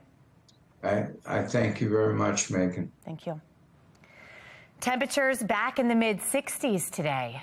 Let's get over to meteorologist Justin Chambers. He's got the full Weather Authority forecast. Yeah, we're talking about the wind that's going to kick up as well later this afternoon. Sun is already out there and continuing to kind of warm us up. You can see from our weather headlines that everything overall is going to be above average again. We're at 46 right now. You take those numbers and flip them around, and 64 for our high today. Much colder conditions for tomorrow. Record warmth on Thursday. So these next couple of days, the temperatures just kind of wherever they want to do. We saw mid-60s yesterday, so very similar to this afternoon for our afternoon highs. But we have this area of low pressure that's tracking off the East Coast. Back behind that, a cold front is moving in from the west, and that cold front is going to bring in a very dynamic atmosphere. It's really going to pick up the winds in the middle and upper levels of the atmosphere. We do have that potential with a little leftover moisture where we could see a couple of showers pop up into that noon and 1 o'clock hour, and some of those showers could turn into a pop-up thunderstorm into the 2 and 3 o'clock hour. You got some of the daytime heating, you got that wind that is mixing down from those upper layers, and if you hear a rumble of thunder, don't be surprised today. It's going to be pretty short-lived, but between about noon and 3 o'clock is going to be our best chance to see any of that. The wind is going to be the big story today. Wind advisories are posted. They start at 1 o'clock this afternoon. They go until 7 o'clock tonight. Out of the west at 25 to 35, gusting near 50 at times. So we could see these trash cans down the roads here with your neighbors if it is, in fact, trash day. So temperatures in the low to mid 60s as we head toward the afternoon. Again, those numbers well above average. We typically are only in the upper 40s as we head into the final week of February. Up and down the 95 corridor, we're talking about those mid to upper 60s as well, even down into D.C. And check out the temperature tracker. We drop to the 40s tomorrow. We shoot right back to the upper 70s on Thursday, and then those numbers fall off pretty strongly as we head into Friday and Saturday, even going below average by Saturday afternoon. So here comes that cold front pushing through later today. Drier conditions tomorrow morning, but by tomorrow afternoon, another round of showers, and then that warmer air comes in from the south, and that's what's really going to kick up those numbers. The record for Thursday is 78 degrees, and that was set in the 1800s. Could be breaking that record, or at least going to be pretty close to it no matter what. And then, as I mentioned, much colder for the weekend. All right, Justin, thank you. A program giving families more flexibility with school choice is on its last leg. How concerns over recent Baltimore City Public Schools test scores may be at fault. CIAA basketball is back. The unique festivities happening in Mount Vernon for fans who are coming from all over. 8:23, you're watching Fox 45 Morning News, all local, all morning.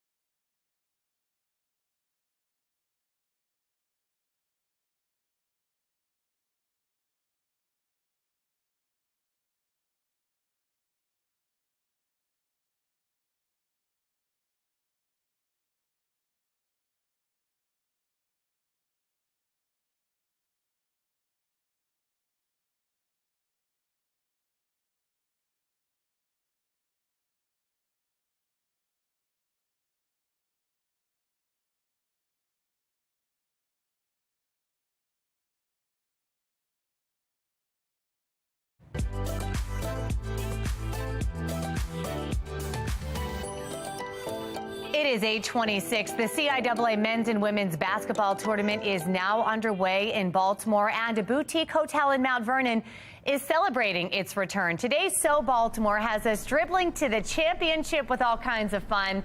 Rivals Director of Sales and Marketing, Maureen Cameron, joining us live with some swag here. Maureen, good morning. How's it going? Good morning. Thank you so much for having me. This is amazing. Tell us where you are right now and how this is all involved in the CIAA tournament. Absolutely. So this is our beautiful topside restaurant. This is our rooftop space here at the hotel. Throughout the week, we have a lot of programming going on, but one in particular that we're exceptionally proud of is going to be partnering with Blackleaf Vodka, which is actually going to be happening downstairs in B-side, which is the hotel speakeasy.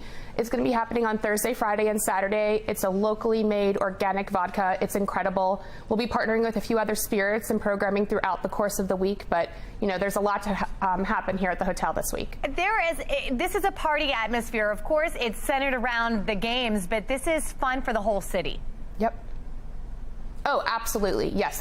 Of course, we're going to be focusing on the basketball itself, but there's so much more to it. You know, CIAA, it has a long-standing history in different cities, so we're so proud to have it here in Baltimore and show everything that we can do as a community. So what else are you guys doing throughout the week? We have so much programming happening. We're doing some Plant Your Feet events happening here up in our garden room. So we're having sneaker collections shown. We have a barber coming in, so Manifest, if you're familiar with that in DC, they'll be here throughout the course of the week. So there's just a lot going on that we are very, very proud of. All right. Well, Maureen, we appreciate you taking time to talk with us. And we're going to put more information on our website, foxbaltimore.com/newslink, so you can get out there and have some fun. Millions of dollars may be going towards revitalizing the embattled Edmondson Village Shopping Center. Coming up, I'll take a closer look at the meeting happening this morning. Street racing is an ongoing concern in Baltimore. I'm Olivia Danson. Coming up next, find out what city leaders are doing to crack down on the problem. You're watching Fox 45 Morning News, all local, all morning.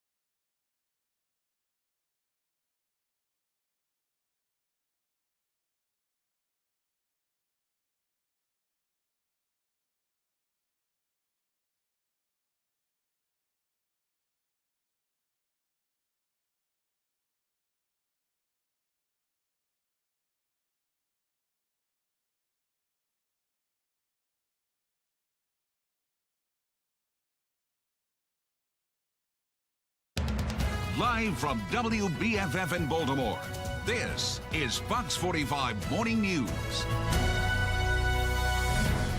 Welcome back to Fox 45 Morning News. It's Tuesday, February 21st. I'm Megan Gillen. I'm Tom Rogers, and a crazy changes are coming. In fact, the kids are probably just going to lose the light jackets and the gloves this week. You know how it normally happens? You go one day with shorts and T-shirts, next day light jackets. Where's your jacket? I don't know. You got to keep everything with you. Meteorologist Justin Chambers here with why later in the week you're going to need that. That's what I was talking about, guys. Yesterday I kind of said a potpourri of weather, if you will, or kind of a menagerie. But yeah, keep all of the stuff because it is going to be much colder tomorrow morning and then tomorrow afternoon than what it will be like today. And then it's going to be much warmer on Thursday. So the sun is up right now. Our Mile 1 Auto Group cam showing a mix of clouds and sun. And over the next couple of hours, temps will continue to rise. We'll be in the mid to upper 50s and even lower 60s through the middle part of the day today. Maybe even a stray shower and possibly even a thunderstorm. So good to have that rain gear with you as well. So after a high of 64 today, we drop to the upper 40s tomorrow. And you saw in that graphic right there, we're right back to the mid to upper 70s on Thursday. We'll break it all down for you and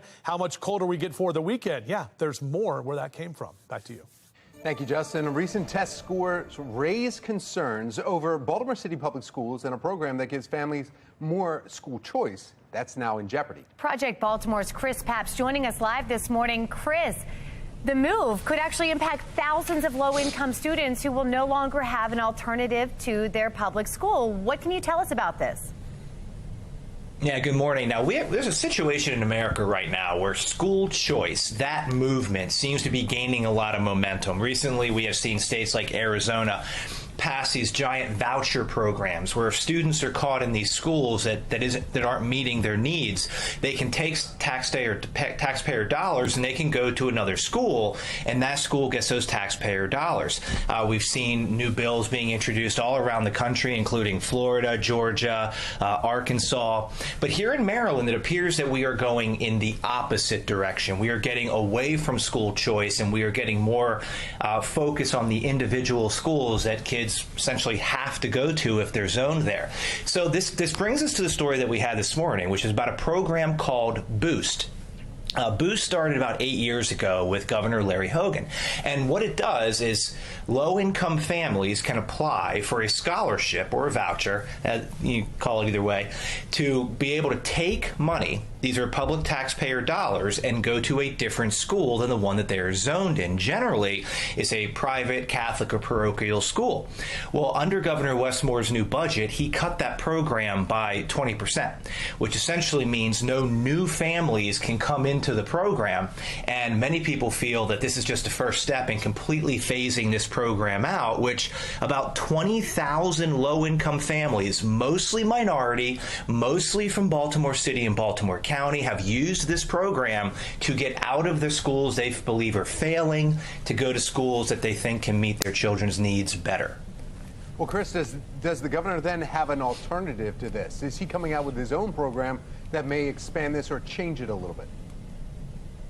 Not that we're aware of. So about a week ago, we started reaching out to Governor Moore's office. We had sent them a list of questions when we found out that they weren't going to do an interview with us.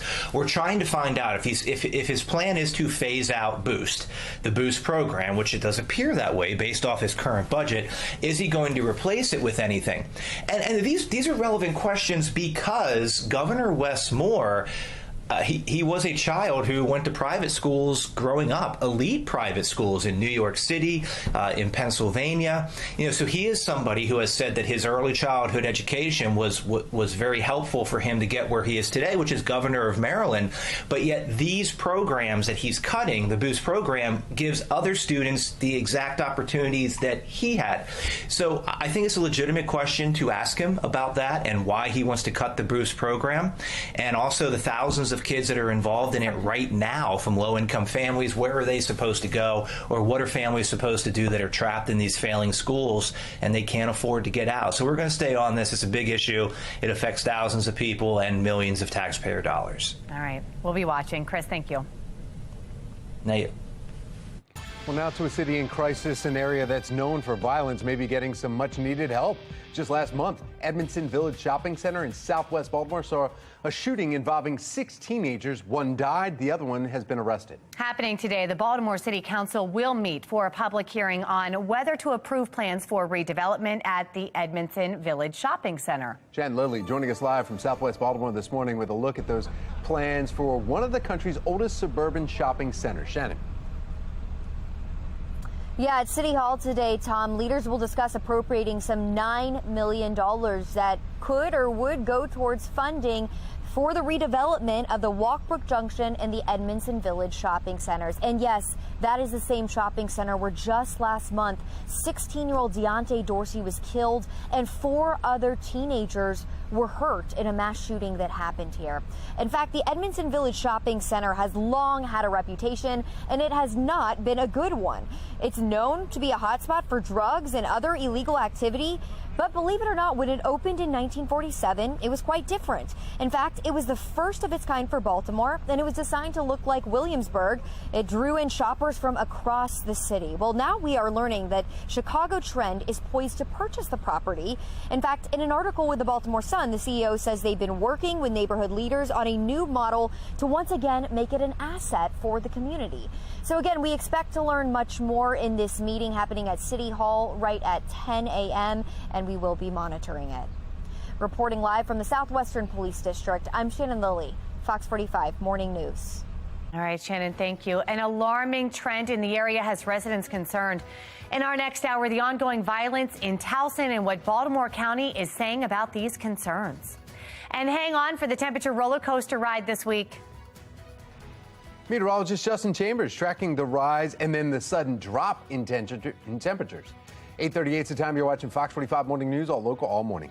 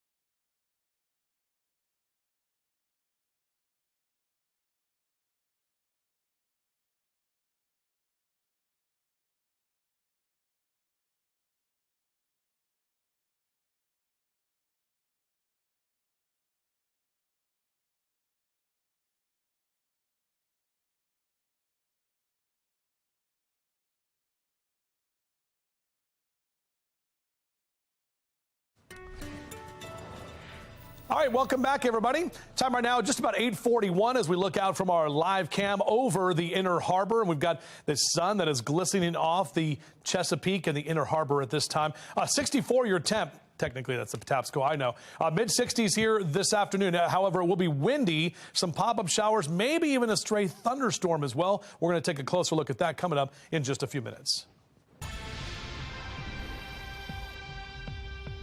In a city in crisis, the signs of spring are bringing back a familiar sound.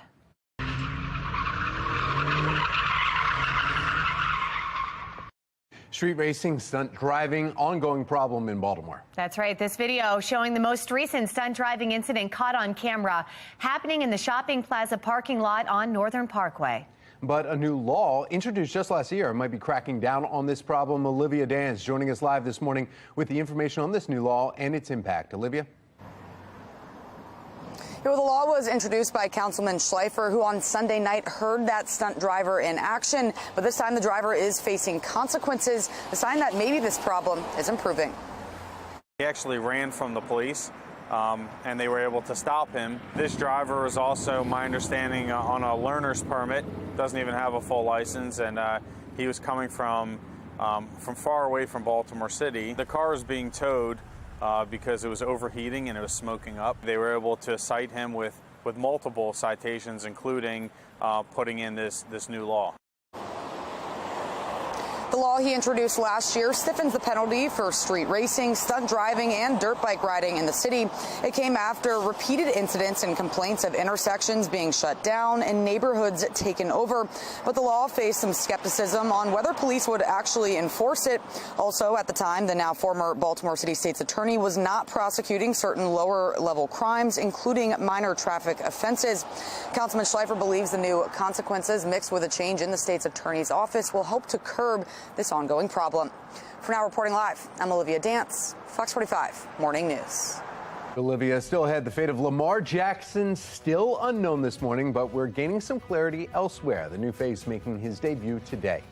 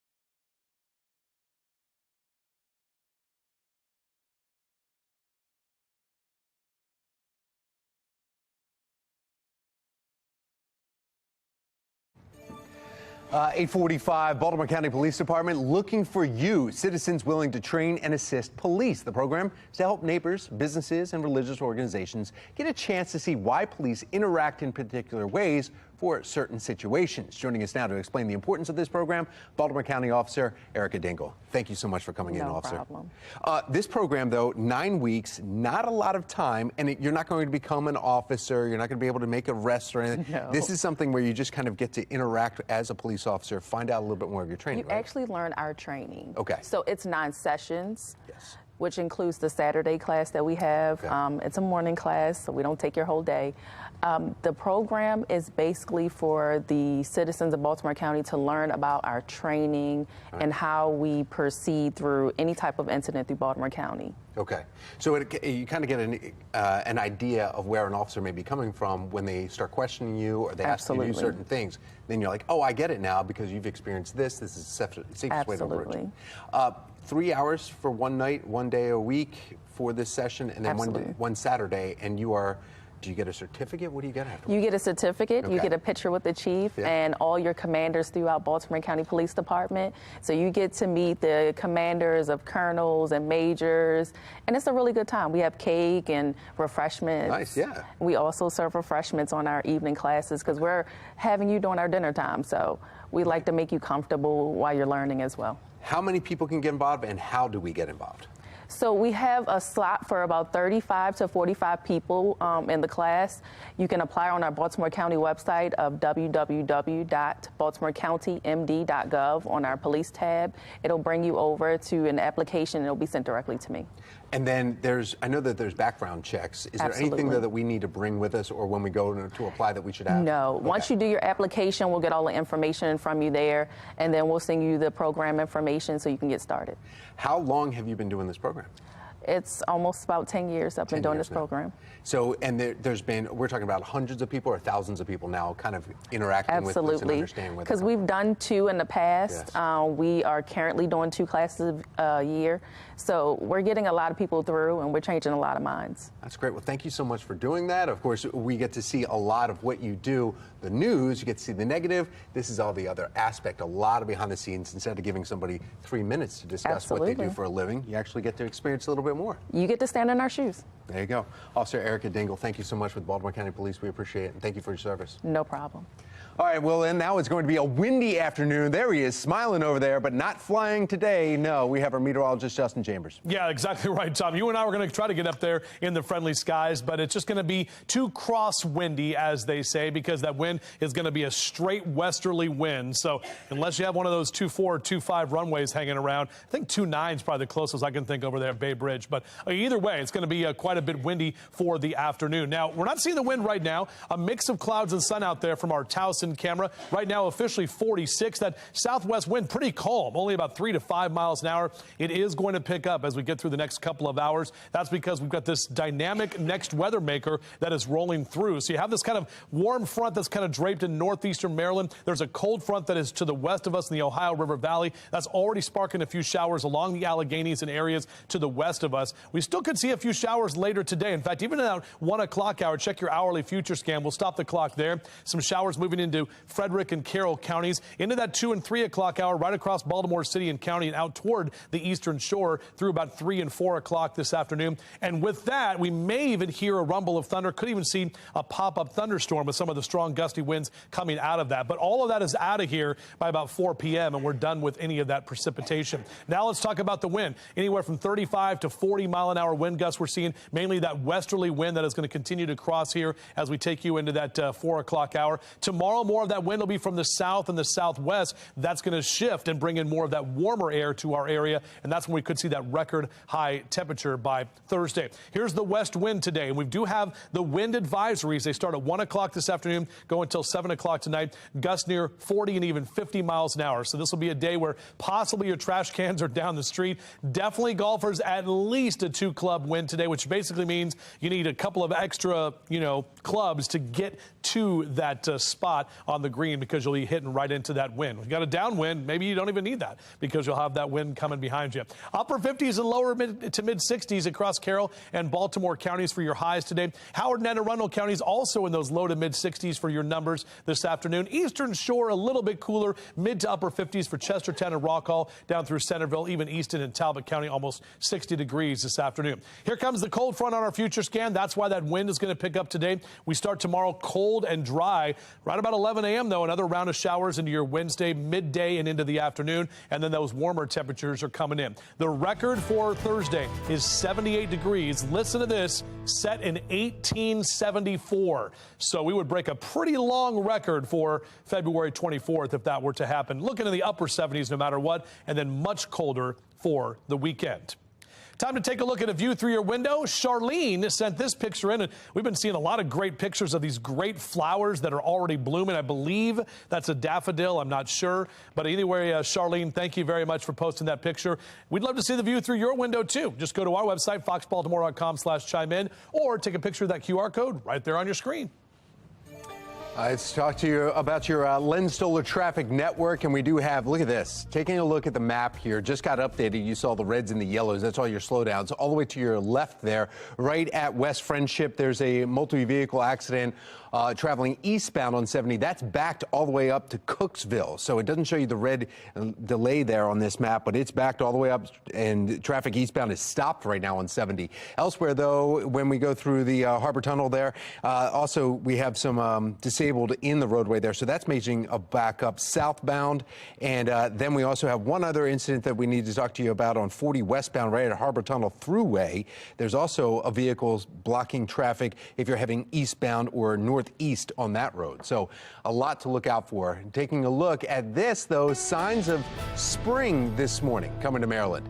This picture sent to us by Andrea in Falston. Crocuses already blooming in her yard, likely thanks to the warmer than usual weather that we've been seeing all this winter. So thanks for sending that. And we want to see how you're enjoying the weather. You can send us pictures by going to foxbaltimore.com/chime in or by scanning the code on your screen right now using your phone. Well, the Ravens remain committed to their biggest offseason priority, and that is getting a contract for Lamar Jackson. Although that future is unknown, one thing is, the team is gaining a new offensive coordinator today. Former Georgia offensive coordinator Todd Monken will be introduced. His introduction will likely help to answer some lingering questions like, was Lamar Jackson involved in the hiring process, and is Jackson's future something that Monken wanted to know about before taking the gig with the Ravens? The CW Baltimore will become the exclusive broadcast partner of Live Golf. Ahead in our next hour, the big events you can only see on our sister station. Oh, and they take basketball to a whole other level of play. In our next hour, the Harlem Globetrotters are in studio. They'll be joining us live to show off some of their skills and share more about when they stop here during their 2023 World Tour. And one thing is for sure, we all know the Washington Generals need a little pick-me-up. Yes, they do, definitely. In fact, let's join them for a coffee break as we, get prepared to take on the Globetrotter. I'm trying to do some kind of trick with a cup. Don't do that with hot coffee. No. Just drink.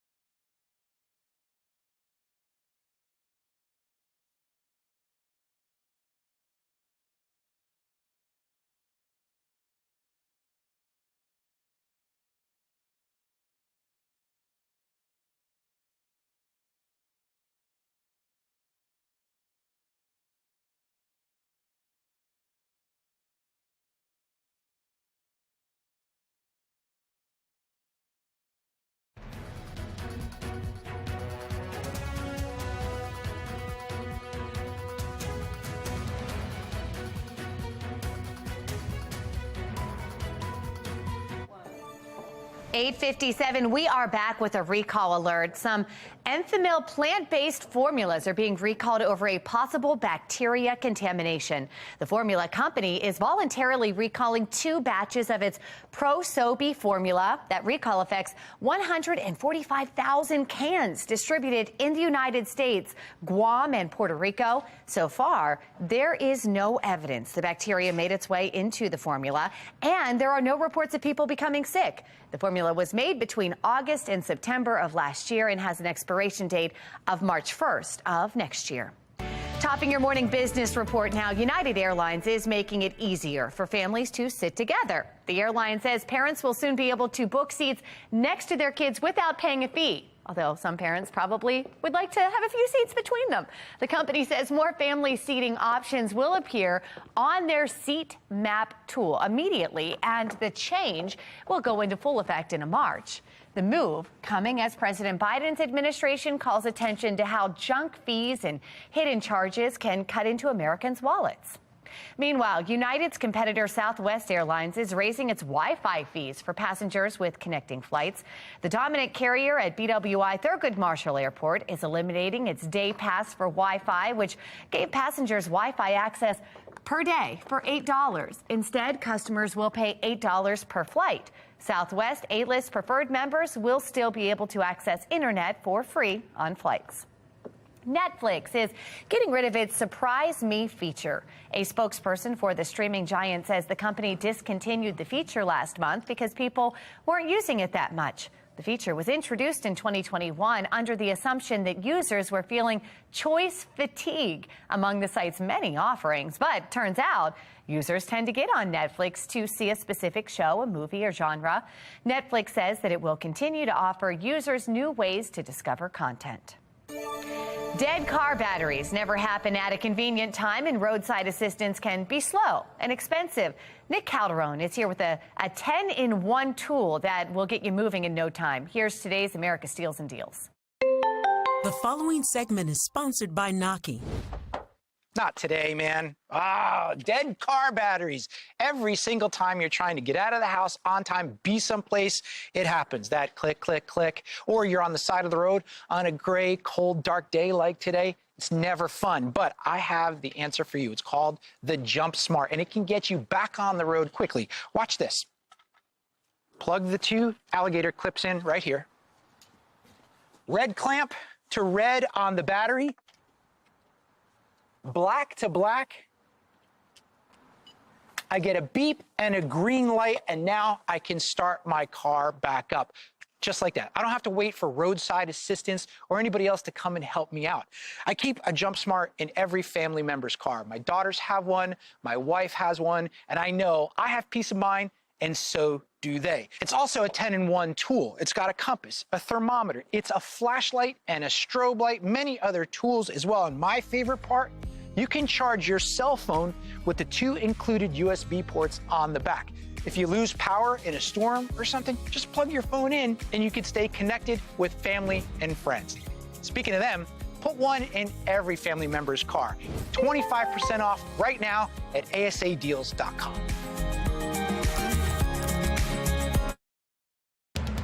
Live from WBFF in Baltimore, this is Fox 45 Good Day Baltimore.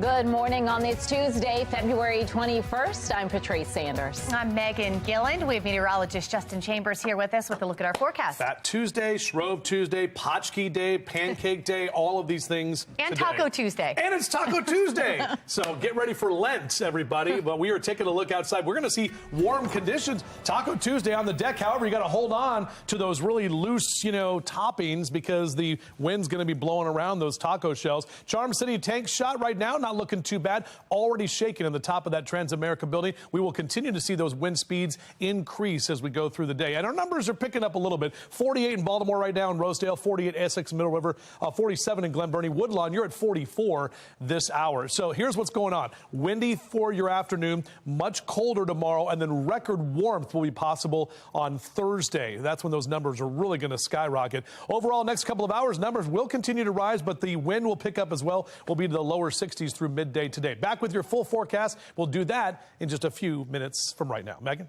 All right, sounds good, Justin. Thank you. Now to our Len Stoller traffic network. We've got a lot to talk about, a lot of backups happening throughout the Baltimore region. On 895 North in the Baltimore Harbor Tunnel, we've got a disabled car in the roadway, closing the left lane. That is what you're seeing right there. You can see the backup right there. We've also got an incident involving two vehicles on 95 South at Key Highway, another at O'Donnell Street, and then yet another crash on 40 West at the Harbor Tunnel. One vehicle involved also closing the shoulder. Look at the sea of yellow and red there on the map there. Those are the trouble areas here this morning. I would say like year and a half, you've just been seeing more and more crime in this area. It's becoming a very unsafe place to live, and this is not what we expected living in Towson. We begin with counties under pressure and the shooting in Towson. Residents are on edge as it becomes the most recent incident and an alarming trend in the area. Olivia Dance is joining us now from Towson this morning. She's got the latest details in this latest case. Olivia. Well, Megan and Patrice, this shooting happened in the heart of Towson. So for some perspective, right behind me here is the entrance to the mall. And just down this street, about a block, is Towson Circle. The shooting happened right in the middle of the two on Delaware Avenue there. The bullets were flying just before 7:30 last night. When officers arrived, they found a man who was suffering from gunshot wounds. The victim was taken to a local hospital and is in critical condition. But this isn't the first violent incident in Towson. On Super Bowl Sunday, there was another shooting near Chesapeake and Washington Avenues. And then earlier this month, police confirmed 3 people were raped at gunpoint near Towson Circle. The violence, as you mentioned, has residents feeling unsafe. 3 women being raped right off the Towson Circle not more than 2 weeks ago, and now you have this tonight. It's even to take a walk outside with your dog becomes sort of a life or death situation. Last week, I spoke with Captain Sam Houston with the Towson precinct of Baltimore County Police about these concerns. He says they have increased patrols in the area, and he believes that Towson is safe. This is not the norm. Towson is a very safe, it's a very vibrant place. As I've told many of the community groups, I have a daughter who's 17 who's planning on, she's accepted into Towson, and if I didn't think it was a safe place, I wouldn't let her go to Towson. And Captain Houston tells me that beyond the increased patrols, most of the businesses in this area have cameras. As far as last night's shooting, though, it is still under investigation. For now, reporting live in Towson, I'm Olivia Dance, Fox 45. Good day, Baltimore. Well, we want to hear from you. Do you feel safe in Towson? So far, 91% of those who voted say no. You can head to foxbaltimore.com/vote and click on the Pulse tab to weigh in. Turning now to a city in crisis. This morning, speculations are surfacing over why Deontay Dorsey's family was targeted over the weekend. Authorities say someone opened fire into the family home. This coming just weeks after 16-year-old Deontay Dorsey was killed in a mass shooting at the Edmondson Village Shopping Center. The family since has been very open in their calls for justice. Shannon Lilly is joining us live this morning from Southwest Baltimore with a closer look at the case. Shannon. Yeah, thankfully, Patrice, we're told that no one was physically hurt when gunfire rang out inside the family home of Deontay Dorsey over the weekend. But the emotional toll is huge. In fact, this shooting came just hours after the family held a public press conference speaking out and supporting the arrest of the 16-year-old in connection with the murder of their loved one, Deontay Dorsey. And so now questions are swirling of whether that support and that public speaking is what triggered the shooting. One of the bullets went through the window. Another hit the door. This is incredibly troubling. Yeah, Baltimore is a city gripped by a history of a silent culture, and this so-called stop snitching attitude has residents concerned about their safety. It's making them keep quiet about crimes, unwilling to help police. And this morning, there is concern that that firing into Deontay Dorsey's family home over the weekend is just the latest example of this. Patrice and Megan trying to keep this family scared and quiet. Shannon, what exactly are lawmakers doing to try and curb this? So there's a couple things, Megan, that lawmakers are working on. In fact, just last week in Annapolis, Delegate Kaylin Young of Baltimore City is supporting a bill that would increase rewards for people who offer information that leads to a conviction in homicide cases. Now, on top of that, the Baltimore City Council also pushed legislation to bolster cash rewards for tips in homicide and shooting cases. And we know that for that bill, Mayor Scott did sign that last March. Now, whether these efforts are having an effect, that is still to be seen. Reporting live from the Southwestern Police District, I'm Shannon Lilly, Fox 45 News. Good day, Baltimore. In West Baltimore, police are investigating a suspicious death after an unidentified body was found. According to police, the man's body was found just before 4 yesterday along Pressman Street. The victim's remains were taken to the medical examiner's office, where an autopsy will determine the cause of death. Anyone with information surrounding the death is urged to contact detectives. The number is there at the bottom of your screen, 410-396-2100. You can also remain anonymous by contacting Metro Crime Stoppers at 1-866-7-LOCK-UP. In just a couple of hours, President Biden is scheduled to speak in Warsaw, Poland, ahead of the one-year anniversary of the start of Russia's invasion on Ukraine. This comes as Russian President Vladimir Putin also spoke about what sounded at least like a very different war. National correspondent Christine Frizzell joining us with the latest there. Christine. Well, good morning, Patrice and Megan. Russian President Putin is still calling it a special military operation, even though it's now gone on, like you said, just about a year, seeming to blame the United States and Ukraine for the war he started. Also saying, quote, we have to make sure the threat to our lands is removed. Now, from President Biden today, we expect to hear gratitude for Poland, which has really upped its military spending, being on the border there with Ukraine. Also about continued unwavering support from the United States for Ukraine, as long as it takes, and possibly about a new round of sanctions toward Russia, which appears to be boosting its military and offensives in this war. Now, one more piece of big news from Putin. He also said today he was suspending Russia's participation in New START. That's the treaty that limits each country's nuclear arsenal, even suggesting more nuclear tests could be coming soon. Patrice, Megan? So let's switch gears and talk about something going on in Washington today. There is a big case before the Supreme Court, and it could determine the future of the Internet as we know it. What's going on? Yeah, so arguments before the Supreme Court today look at Section 230 of the Communications and Decency Act. Basically, this has made it so these companies, Facebook, YouTube, Instagram, for example, cannot be sued over what's posted on their site. So there are a few questions that justices will consider. You know, what about when sites are used to radicalize people and those people then conduct terror attacks that harm or kill others? Social media sites over the years have had more and more misinformation posted on them, as well as hate speech. While some other countries have simply required the companies to take down such content, the First Amendment here in the United States prevents that for the most part, though there are examples of the government at least trying to intervene. Now, the case today is about the content moderation and about how much protection these companies should get. These companies say, hey, if we're going to be able to get sued for what's posted on our sites, you're going to see a lot less free speech, not more. Interesting. Christine Frizzell, live in Washington. Thank you. Well, it may be February, but it sounds a lot like summer on city streets after another instance of street racing. Why one city councilman is confident that a new law to crack down on the practice is working. Florida Governor Ron DeSantis visiting 3 different states to address a rise in crime, what he's saying and how it could play into a potential rave for the White House. It is 9/11 on Fox 45. Good day, Baltimore.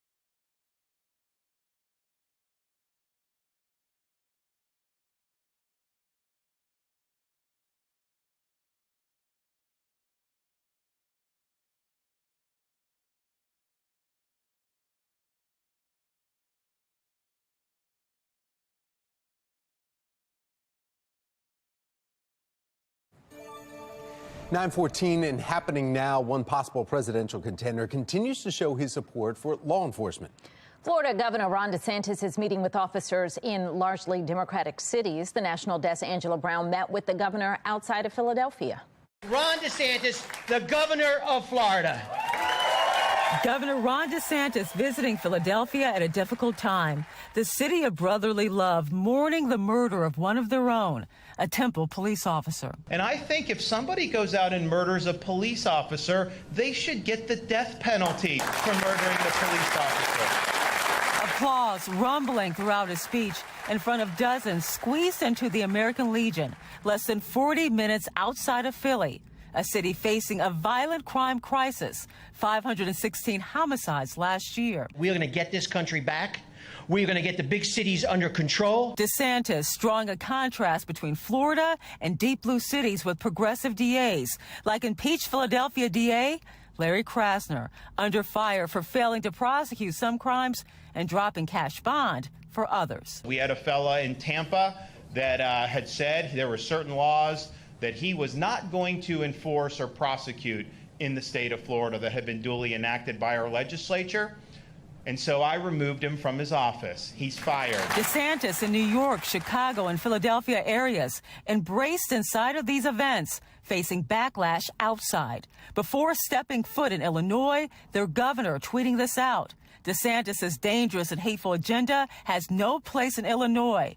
Republican strategist Dina Bass-Williams. He certainly is going into the belly of the beast as it relates to cities that are struggling with crime. Chicago is in Cook County, where the state's attorney faces scrutiny after a flurry of attorneys left, while in New York City, major crime up 22%. How would you categorize this, these three cities in one day? This is definitely foretelling of a presidential bid. Again, he has the book coming out. He's going into these very Democratic cities to say, bring it on. After the event, we talked to DeSantis one-on-one about the connection between crime and education, what some call the school-to-prison pipeline. The school unions really control everything, and they are running it more based on their interests rather than the best interests of the students. A crisis in the streets, a crisis in the classroom. Students in Chicago, New York, Philadelphia, in some cases seeing test scores lower than before the pandemic. Reporting in Fort Washington, Pennsylvania, I'm Angela Brown. As we look ahead to the 2024 presidential race, is political talk a common fixture at your kitchen table? If so, guess what? You're not alone. According to the Scott Rasmussen National Survey, today's number of the day, 61%. That's the amount of voters who have spoken about politics at the kitchen table or at another family gathering in just the last few days. It is 9:17 now. We need to get a check of our forecast. Yes, we have meteorologist Justin Chambers here talking about what you got. And everybody loves talking about the weather, especially when I'm around. Like in my family, hey, what's going on? And my friends, hey, what's the weather going to be? I'm like, man, I'm off. I don't want to talk about the weather, so I don't look at your app. That's what I tell them. So look at the FOX45 app. Bitter meteorologist. I'm not bitter at all. I'm just saying, you don't talk about politics at the dinner table. You don't talk about weather, but people talk about 61% talk about it. That's You're not listening weird. to the stats. No, I wasn't actually. Thank you. You're right, Tom. I was not listening to the number of the day because I've got numbers of the day myself. I'm sorry. Focusing on them. Good morning, everybody. Happy Tuesday. We are talking about some changing weather. We have the sun that is out right now. We had rain earlier, so a lot of us were driving to work with the wet roads, but things are drying up nicely now. The wind is going to pick up. We do have that potential of seeing some more showers and maybe even a stray thunderstorm that could be strong as we head into the later part of the middle part of today. We also have wind advisories out there. Right now, just a few light showers along that cold front. It's moving through the Ohio River Valley from the west to the east. That's what's going to change up our weather today. This is a look at our hourly future scan. We're talking about 1 o'clock, the timing for some of these showers and maybe a storm to develop in parts of Carroll and Frederick County. That's going to move into Baltimore City and County in that 2 and 3 o'clock hour, then right across the northern end of the Chesapeake for you in the eastern shore. 3 p.m. could still see a round of a shower, possibly a thunderstorm, but most of this, it's it's all done in that 4 and 5 o'clock hour and no longer going to be an issue. The wind will be an issue pretty much all day. We're already seeing that wind start to pick up, but we're talking in the 1 o'clock hour, some 20, 30, and even possibly 40-mile-an-hour wind gusts that will be with us as we head toward the afternoon and evening. The wind dies down. Wind will be with us again tomorrow, but it'll be more of a southerly wind, and that's going to bring in the warmer air, especially as we head into Thursday, which will more than likely be at least a record-tying or possibly a record-setting day. We also have wind advisories, 25 to 35-mile-an-hour sustained winds, gusts near 50 miles an hour at times. This advisory doesn't start until 1 p.m., so we're talking about the later part of the afternoon. But again, with that wind, numbers going up, low to mid 60s for our highs as we head into the afternoon. Pilots, it's a VFR day, it's visual flight rules, but get your flight in before about noon because that wind is really going to pick up later into the afternoon. It will be tough to deal with those crosswinds today. Low to mid 60s across central Maryland, mid to upper 50s for you on the eastern shore. Look at these numbers. This tells the picture right here. Our temperature tracker, we drop to the 40s tomorrow. We run right up to the upper 70s on Thursday. We drop right back off into the 40s and 50s as we head into this upcoming weekend. That's because the cold front's coming through and then that warmer air right behind it just seems to kind of go up and down like that. Very warm conditions on Thursday, only 51 Friday and only 41 on Saturday, with some areas that may see a flake or two flying around, but we're not talking about any kind of accumulating snow this weekend, luckily. Tom. All right, thank you, Justin. Let's take a look now at your Lynn Solar Traffic Network and looking at some drive times here. See in the yellow, 12-minute commute from 795 to 95, 13 minutes from 95 to 83. A lot of incidents happening right now on 95, especially that Harbor Tunnel. Taking a live look now from your Len Stoller mobile track, and we're riding around 695's inner loop heading towards Rosedale here as vehicles in the region moving right along. In fact, wide open roads there. It is Fat Tuesday, and we are letting the good times roll at Fox 45 Morning News. Where'd everybody go there in New Orleans? They're sleeping off last night. There he is. In our next half hour, how Mardi Gras roots can be traced back to ancient Rome. America's favorite basketball team coming to an arena near you. Coming up next, we're joined by Harlem Globetrotter live right here. Is that Speedy over there? Sitting down, just chilling out, right? Yeah, he'll be over here in just a little bit talking about the 2023 World Tour. You're watching Fox 45. Good day, Baltimore.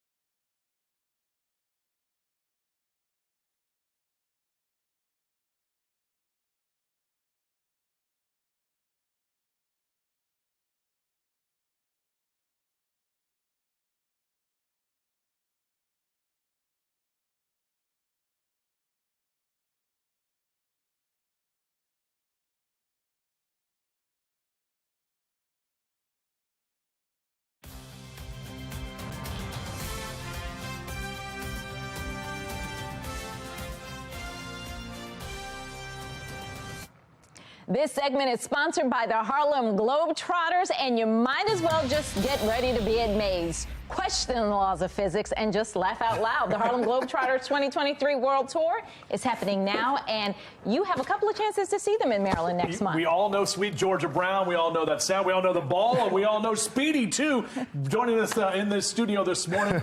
We call him Speedy, Speedy Artist. Good morning, welcome. Good morning. Thanks for coming to the show. Thanks we appreciate for having being me. here. Appreciate you. Look, in the commercial, Justin's trying to take his job. I was not. I was simply saying that we're like kind of about the same height. I'm like, maybe I could be a Globetrotter, but that is clearly not. So how long have you been doing it? This is my 7th year. So I've been doing it for 7 years. And what goes into it? Because the things that you all do are really amazing. Absolutely. It takes a lot of practice, first and foremost. Like when I first became a Harlem Globetrotter, I couldn't do any of the tricks that I can do now. So I used to take this ball back to my hotel room with me each and every day, just practicing to get better. And then, on top of that, I had to learn how to become a better entertainer. And, a lot of different things goes into being a Harlem Globetrotter. It would take me hours to explain it all. And these are the lessons for the kids, because you all have so many kids and families that come see you. So that's great lessons for them. Well, yeah, I always tell kids when I see them, believe in your dreams and be really confident. And that's how I'm able to be a 5'7" professional basketball player, honestly. All right, so we all want to know, you're here, you're demonstrating, show us a couple of your skills. I don't know if we have music in the background. I know, but I'll get that for you at the end. No, we'll get it. I promise you. Show us a little something that you'll do on court without having to rim. Absolutely. Well, when you come to a Harlem Globetrotters game, we're going to start with our world famous Magic Circle, where 5 of our best ball handlers will get in a circle and do some really amazing things like this, right? And it's a chance for guys to show their creativity, ladies to show their creativity. Like TNT, she probably has one of the best magic circles of all. Oh, wow. Well, that's impressive. I love that one. You grew up in Philly, right? We just left the road, and you get to play in front of your home crowd, right? Absolutely. I'm looking forward to that. Sunday coming up, I'm going to play at the Wells Fargo Center. It's been a few years since I got a chance to play at home, so I'm really looking forward to playing at home again. And then next month, March, you're playing for us here. Here in Baltimore on March 19th. Okay. We have a game here, and we also play in Bel Air on March 1st. Okay. So, go to HarlemGlobetrotters.com, get your tickets, come out, have a great time. Oh, March 1st. That's my daughter's birthday. This will be a good birthday present for her. This will be fun. Credit Union Arena in Harlem. Okay, so wait a minute. Let's put Justin to the test here. Hold your finger just like that. See? He's got to get it started, and then I just got to what? Just literally? Smile. I felt it fall. Wait, I can do this one. Can I try this one? Look, I want to step over here to safety. I'm just kidding. I'm going to take the basketball. These are really expensive cameras over here. Right, I feel like there's that a big wasn't screen. a You're very good. Thank you very much, Speedy, for being here. Appreciate it. Congratulations on your stuff. Appreciate you having me. Can't wait to see you on the court. Should be a good time. All right, 9:26 is your time right now. Good day to play some basketball outside. However, we got the wind and temps that are above average for the afternoon. We'll break down your full forecast coming up. And don't worry, I won't have a basketball. It's all good. Millions of dollars may be going towards revitalizing the embattled Edmondson Village Shopping Center. Coming up, we'll take a closer look at the meeting that starts in 30 minutes.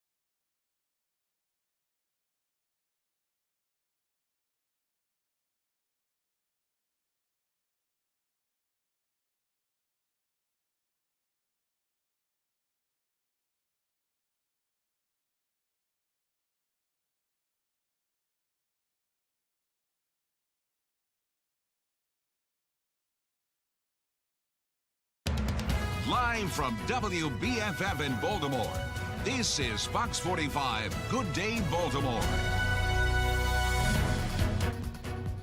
Welcome back on this Tuesday morning. 9:30 is the time. I'm Patrice Sanders. I'm Tom Rogers. Meteorologist Justin Chambers looking at our forecast and some warm up, but we have some rain ahead of us, too. Yeah, we do. Potentially a little bit later this afternoon. Tom, Patrice, good morning to both of you. And good morning to everybody as well. Appreciate you being here with us live and local all the way until 10 o'clock. Lots of sun out there right now. Doesn't look like we're going to have a rainy day as we zoom in on the Bromo Seltzer Tower. Yep, clock's just a bit off, but it's all good. It's officially 9:30. Don't y'all worry.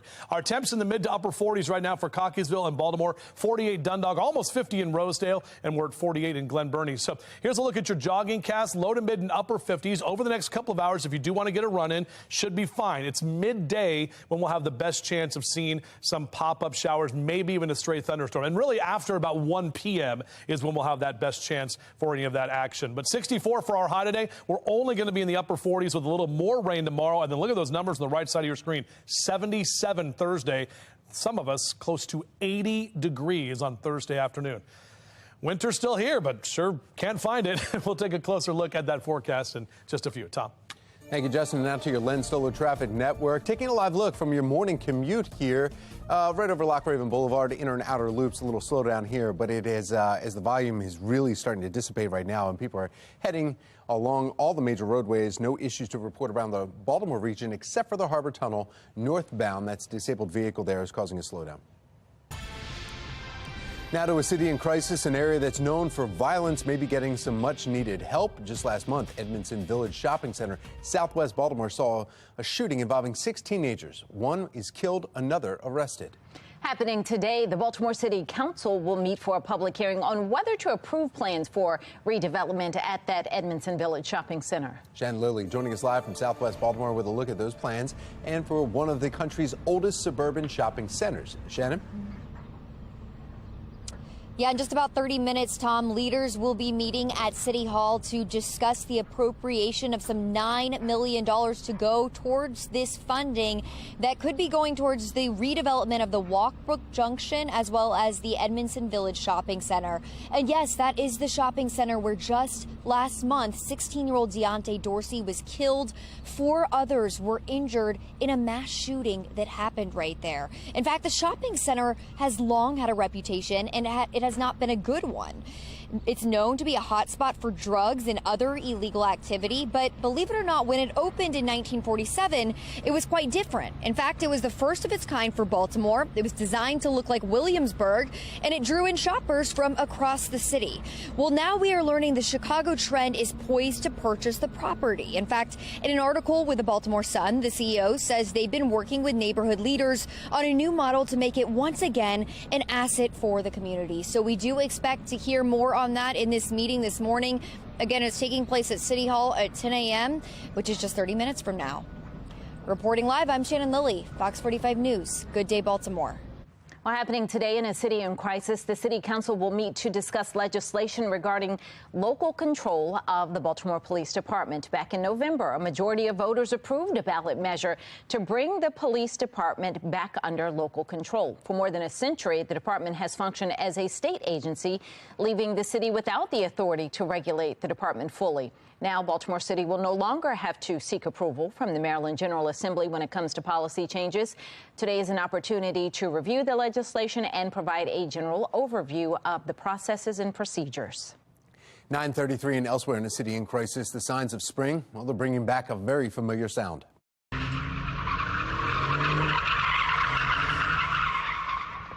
Street racing, stunt driving, it's an ongoing problem in Baltimore City. In this video showing the most recent stunt driving, you can even see a blue laser being spotted there inside the caught on camera, happening in the shopping plaza parking lot right on Northern Parkway. A new law introduced last year and might be cracking down on this problem. Olivia Dance joining us live now with the information on this new law and its impact. Olivia? Tom, the law was introduced by Councilman Schleifer, who on Sunday night heard that stunt driver in action. But this time, the driver is facing consequences, a sign that maybe this problem is improving. He actually ran from the police, and they were able to stop him. This driver is also, my understanding, on a learner's permit, doesn't even have a full license, and he was coming from from far away from Baltimore City. The car was being towed because it was overheating and it was smoking up. They were able to cite him with multiple citations, including putting in this new law. The law he introduced last year stiffens the penalty for street racing, stunt driving, and dirt bike riding in the city. It came after repeated incidents and complaints of intersections being shut down and neighborhoods taken over. But the law faced some skepticism on whether police would actually enforce it. Also, at the time, the now former Baltimore City State's attorney was not prosecuting certain lower-level crimes, including minor traffic offenses.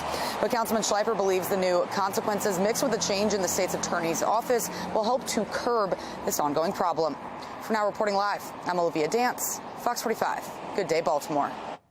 Thank you, Olivia. From the Live Center this morning, President Joe Biden is in Poland and is set to speak on the war in Ukraine. Earlier this morning, Russian President Vladimir Putin actually addressed the nation ahead of the anniversary. In his speech, Putin railed against Western nations, accusing them of stirring up conflicts, and says that Russia must stand ready to resume nuclear weapon tests if the U.S. does so. Well, at 11:30 this morning, President Biden will be giving an address from Poland. He's expected to highlight U.S. commitment to Central Europe, especially Ukraine, as the war prepares for the one-year anniversary of Russia's invasion Friday. Now, it comes after Biden's surprise visit to Kyiv just yesterday. Tomorrow, we're getting word he and the president of Poland planning to consult with leaders of Budapest 9. These are members of the easternmost NATO military alliance who have been largely critical of Russia's aggression in Ukraine. He's expected to return to D.C. late tomorrow night.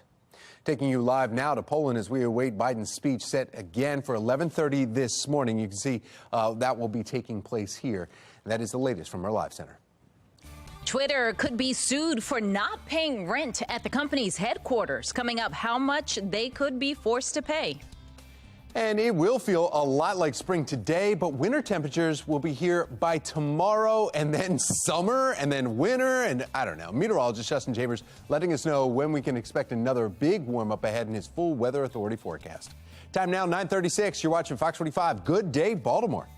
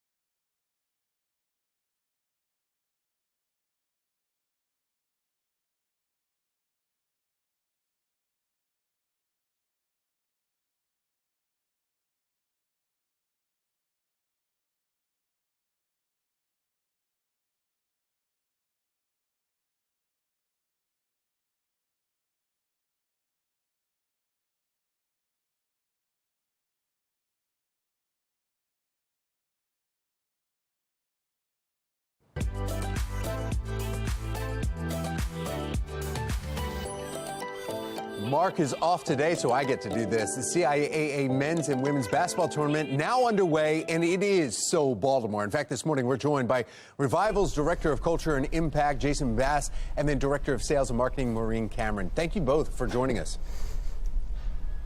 Of course. Thanks for having us. Thanks for having us. Sure. Okay. Now, merch is it's huge when it comes to any kind of sports whatsoever. So you have a lot of the merch there. Tell us a little bit about it and why it's so tied in, connected with the CIAA. Absolutely, and as you can see, we're both wearing parts of this collection here. She has on a t-shirt, I have on one of the hoodies. You can come by and pick one of them up anytime from the lobby gift shop. And really all of this is inspired by the spirit of just the HBCU experience. In fact, we're standing in front of an installation that's been done by Arve Adams, a local artist. You can find him online on thissportinglife.net. That really speaks to the heritage of what Revival University would have been, 30 years ago, 40 years ago. Yeah. And it's just one piece of some of the programming we're doing throughout the course of the week. We're partnering with so many local vendors. We have Black Leaf Vodka coming in on Thursday, Friday, and Saturday in our B-side speakeasy. We have some wellness activities. We have a lot of sneaker installations happening. So all throughout the course of the week, so much going on. And we're actually going to post that on Instagram a little bit later today, the full schedule of events. But we really just want to take a second to thank Visit Baltimore for bringing this tournament to the city. Well, absolutely. In fact, with that in mind, Jason, make sure you go out and purchase tickets to the game. Yeah. Purchase the tickets to the game. But then also, real quick, right now we have a lot of people that are in town that are here, and they may not know exactly where you are right now. So tell us exactly where they can go and find out and see the historic history that's right there displayed as art, but also be able to pick up some items.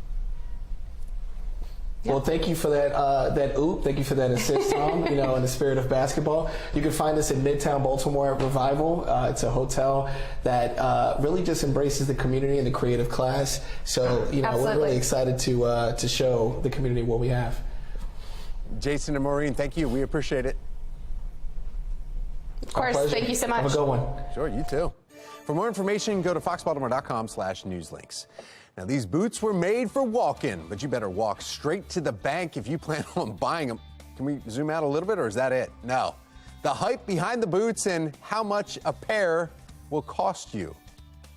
NFL competes with, remember that tournament? Yes, the arena football, and now a new golf tour is giving the PGA a run for their money. Coming up next, how Live Golf is changing the way the game is played and the voice behind Live Golf. We sit down with him in just a little bit. You don't want to miss this. You're watching Fox 45. Good day, Baltimore.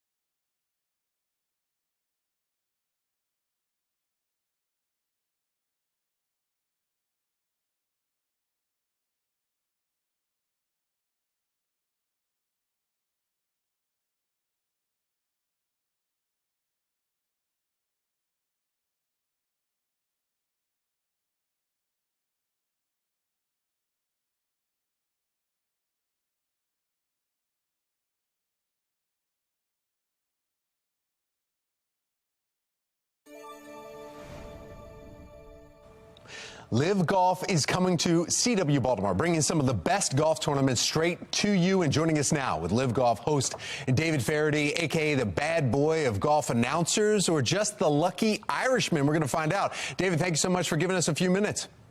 No, it's a pleasure.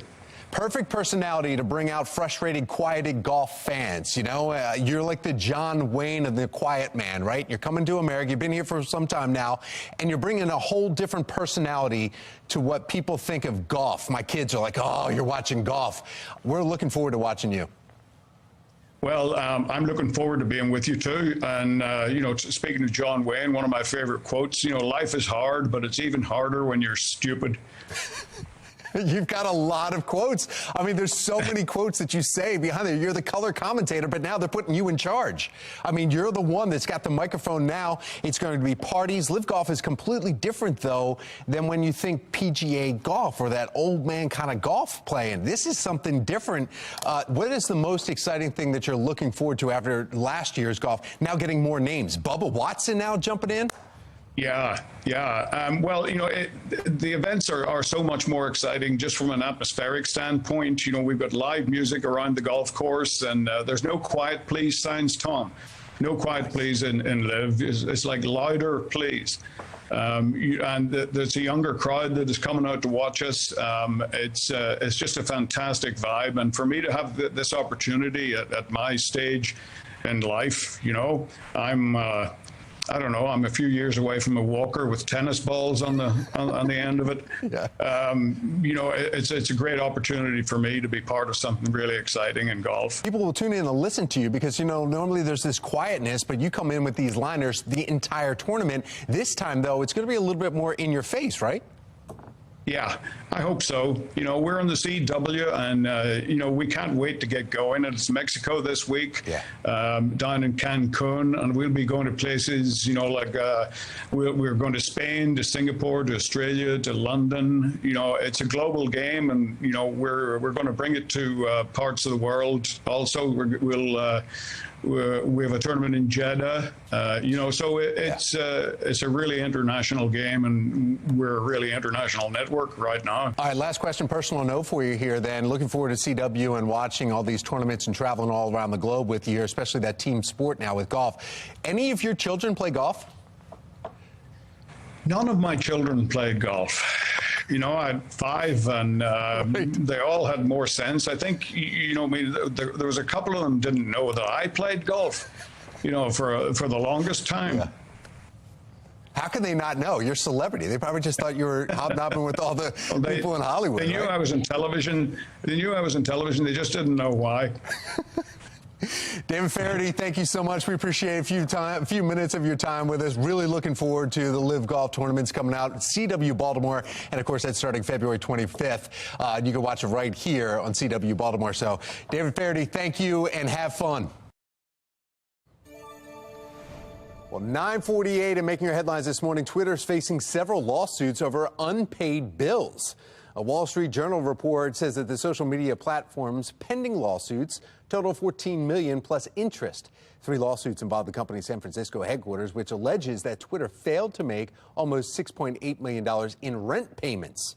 CEO Elon Musk, the billionaire, has implemented a stricter spending plan for the company, which he said was initially losing $4 million a day. 9:49, and we want to get over to meteorologist Justin Chambers. You were out. David Faraday could have been out commentating for your play yesterday, right? Yeah, it would have been good. I mean, I had, you know, a couple of pars, and then I had 4 triples, and I was like, well, it's winter golf. I mean, that's what you got to do. But, you know, try to working out the rust up there at Wetlands. Had a great time up there in Harford County yesterday afternoon. It was overall pretty nice, and today we are talking about a lot more wind that will be around. I even thought about maybe just hitting a bucket of balls this afternoon, but, man, that westerly wind is going to be really strong. We do have a lot of sun that's out there right now. We do have the potential as well to see a few more showers. In fact, we're tracking some of these showers right along that cold front here on the left side of your screen, moving across the Ohio River Valley, eventually sneaking into parts of southern Pennsylvania and western Maryland. That's going to track toward us as we head into the next couple of hours. In fact, you can see on our hourly future scan, this is the latest model run coming in right about 1 p.m., moving into Frederick and Carroll County, into the Baltimore region in that 2 o'clock hour. Notice those oranges and yellows. That's now a little increase from what we saw just about an hour ago. snow. That means we could see some of the heavier downpours, possibly some stronger winds as well, even out toward the eastern shore into that 3 o'clock hour. So just be aware, might get a little bit active in that kind of noon to 3 o'clock time range. Either way, the wind is going to stay with us here. Westerly at 25 to 35, gusting near 50 by the time we as we head toward the afternoon. And yeah, speaking of golf, if you are going to get out there and play, earlier the better, because later into the afternoon, even though the temperatures will rise, we have to deal with more of that wind, at least a 2, maybe even a 3 club wind today. 64 for your high temp this afternoon, pop-up showers, possible thunderstorm, and then these numbers are really all over the place. I mean, 60s today, 40s tomorrow, 70s Thursday, 50s Friday, 40s on Saturday. Any kind of temperature you want, we pretty much have it for you this week. We'll kind of level things out by Sunday and Monday as we head to the final couple of days of February. Here comes the cold front. This is why we are seeing the activity pick up today. Tomorrow we'll start off dry and cold, but by about noon tomorrow into that midday time frame is when we'll have some more showers moving through as well. That all moves out of here by tomorrow afternoon, and then that much warmer air comes in and helps to bump up those temperatures in the mid to upper 70s by Thursday. We're dry on Friday. Most of Saturday is going to look pretty good. We'll have some cloud cover out there. Some may see a stray flake or flurry in areas, but overall, we are going to stay dry for this final weekend of February. All right. Well, remember, you can track severe storms even when we're not on air by downloading the free FOX45 Weather Authority app. Just go to your app store and search WBFF to get started. Trending now, taking a live look from New Orleans this morning. Yeah, look at this. Mardi Gras is happening. Wow. The biggest Mardi Gras celebrations happening today because it is Fat Tuesday. Yeah, in modern times, Fat Tuesday, you hear us talk about it, the last day to revel in the food and drink before Ash Wednesday. That marks the beginning of Lent, which is tomorrow. Now, drop a little history on you right here. The actual roots of Mardi Gras date back much further. The ancient Romans had a similar celebration around the same time to honor some of their deities. Yeah, and in the U.S., Fat Tuesday most closely associated with New Orleans. We talk about that, of course, the parades, king cakes and beads. I just found out today, Tom, that Mardi Gras is French for Fat Tuesday. Yes. I went to France, and Mardi is Tuesday. You've been to France? Yes, and Mardi is Tuesday, and Gras is fat. And I'm like, what? Duh. So anyway, just like, that's good. I was today years old. Yeah. Today's years old. Yeah. You do that a lot on this show. Yeah, I do it a lot. I learn a lot of things. And speaking of that, what I'm about to say actually may shock you. Everybody just hang on to your pants. Having fewer days in your work week could boost your well-being. Who knew? Researchers from the University of Cambridge, that's right, they did a study, the world's biggest trial of a 4-day work week, and out of the 61 companies who participated, 71% of their employees did not feel burnt out, while 38% felt less stressed compared to working 5 days a week. Now, look, it's not just the employees, too, because the company revenue actually increased. Hello, Mr. Smith. Roughly 1.5%. I'm just saying. Like, just saying. Just we can do that right here. We keep doing this story. Just saying. We keep doing the story. Maybe something will happen. All right. Now we're going to talk about these boots that are made for walking. Maybe not. These are these big red boots. They look like something out of a cartoon. I don't even know what they are. Apparently, they cost $350. Is it like from Santa? Like I'm trying to figure it. I don't understand it. What was that sheep one? That British cartoon that they have? They run around in sheep and. Anyway, I forget the name of it, the cartoon. But they gained, what was it again? Tell me. Wallace and Gromit. That's exactly what I'm picturing right here. Thank you, Sophie, producer. We appreciate it. They are gaining a lot of hype online, as you can imagine. Instantly sold out after just 7 minutes on their online sale on the Mischief website. Yeah, now they can be found on eBay. Of course, guess what? They're jacked up in price, $800. Influencers, New York Fashion Week attendees, even some celebrities have been seen sporting the boots. And no, I'm not wearing them. But we don't have anybody actually walking around with them. We just have this one picture. Just a weird thing. All right. Yeah. All right, it is 9:54, and just a few moments from right now, we're back. I hope you stay with us because I've got your 10-day forecast. What does Mardi Gras stand for? Fat Tuesday. He's been to France, people.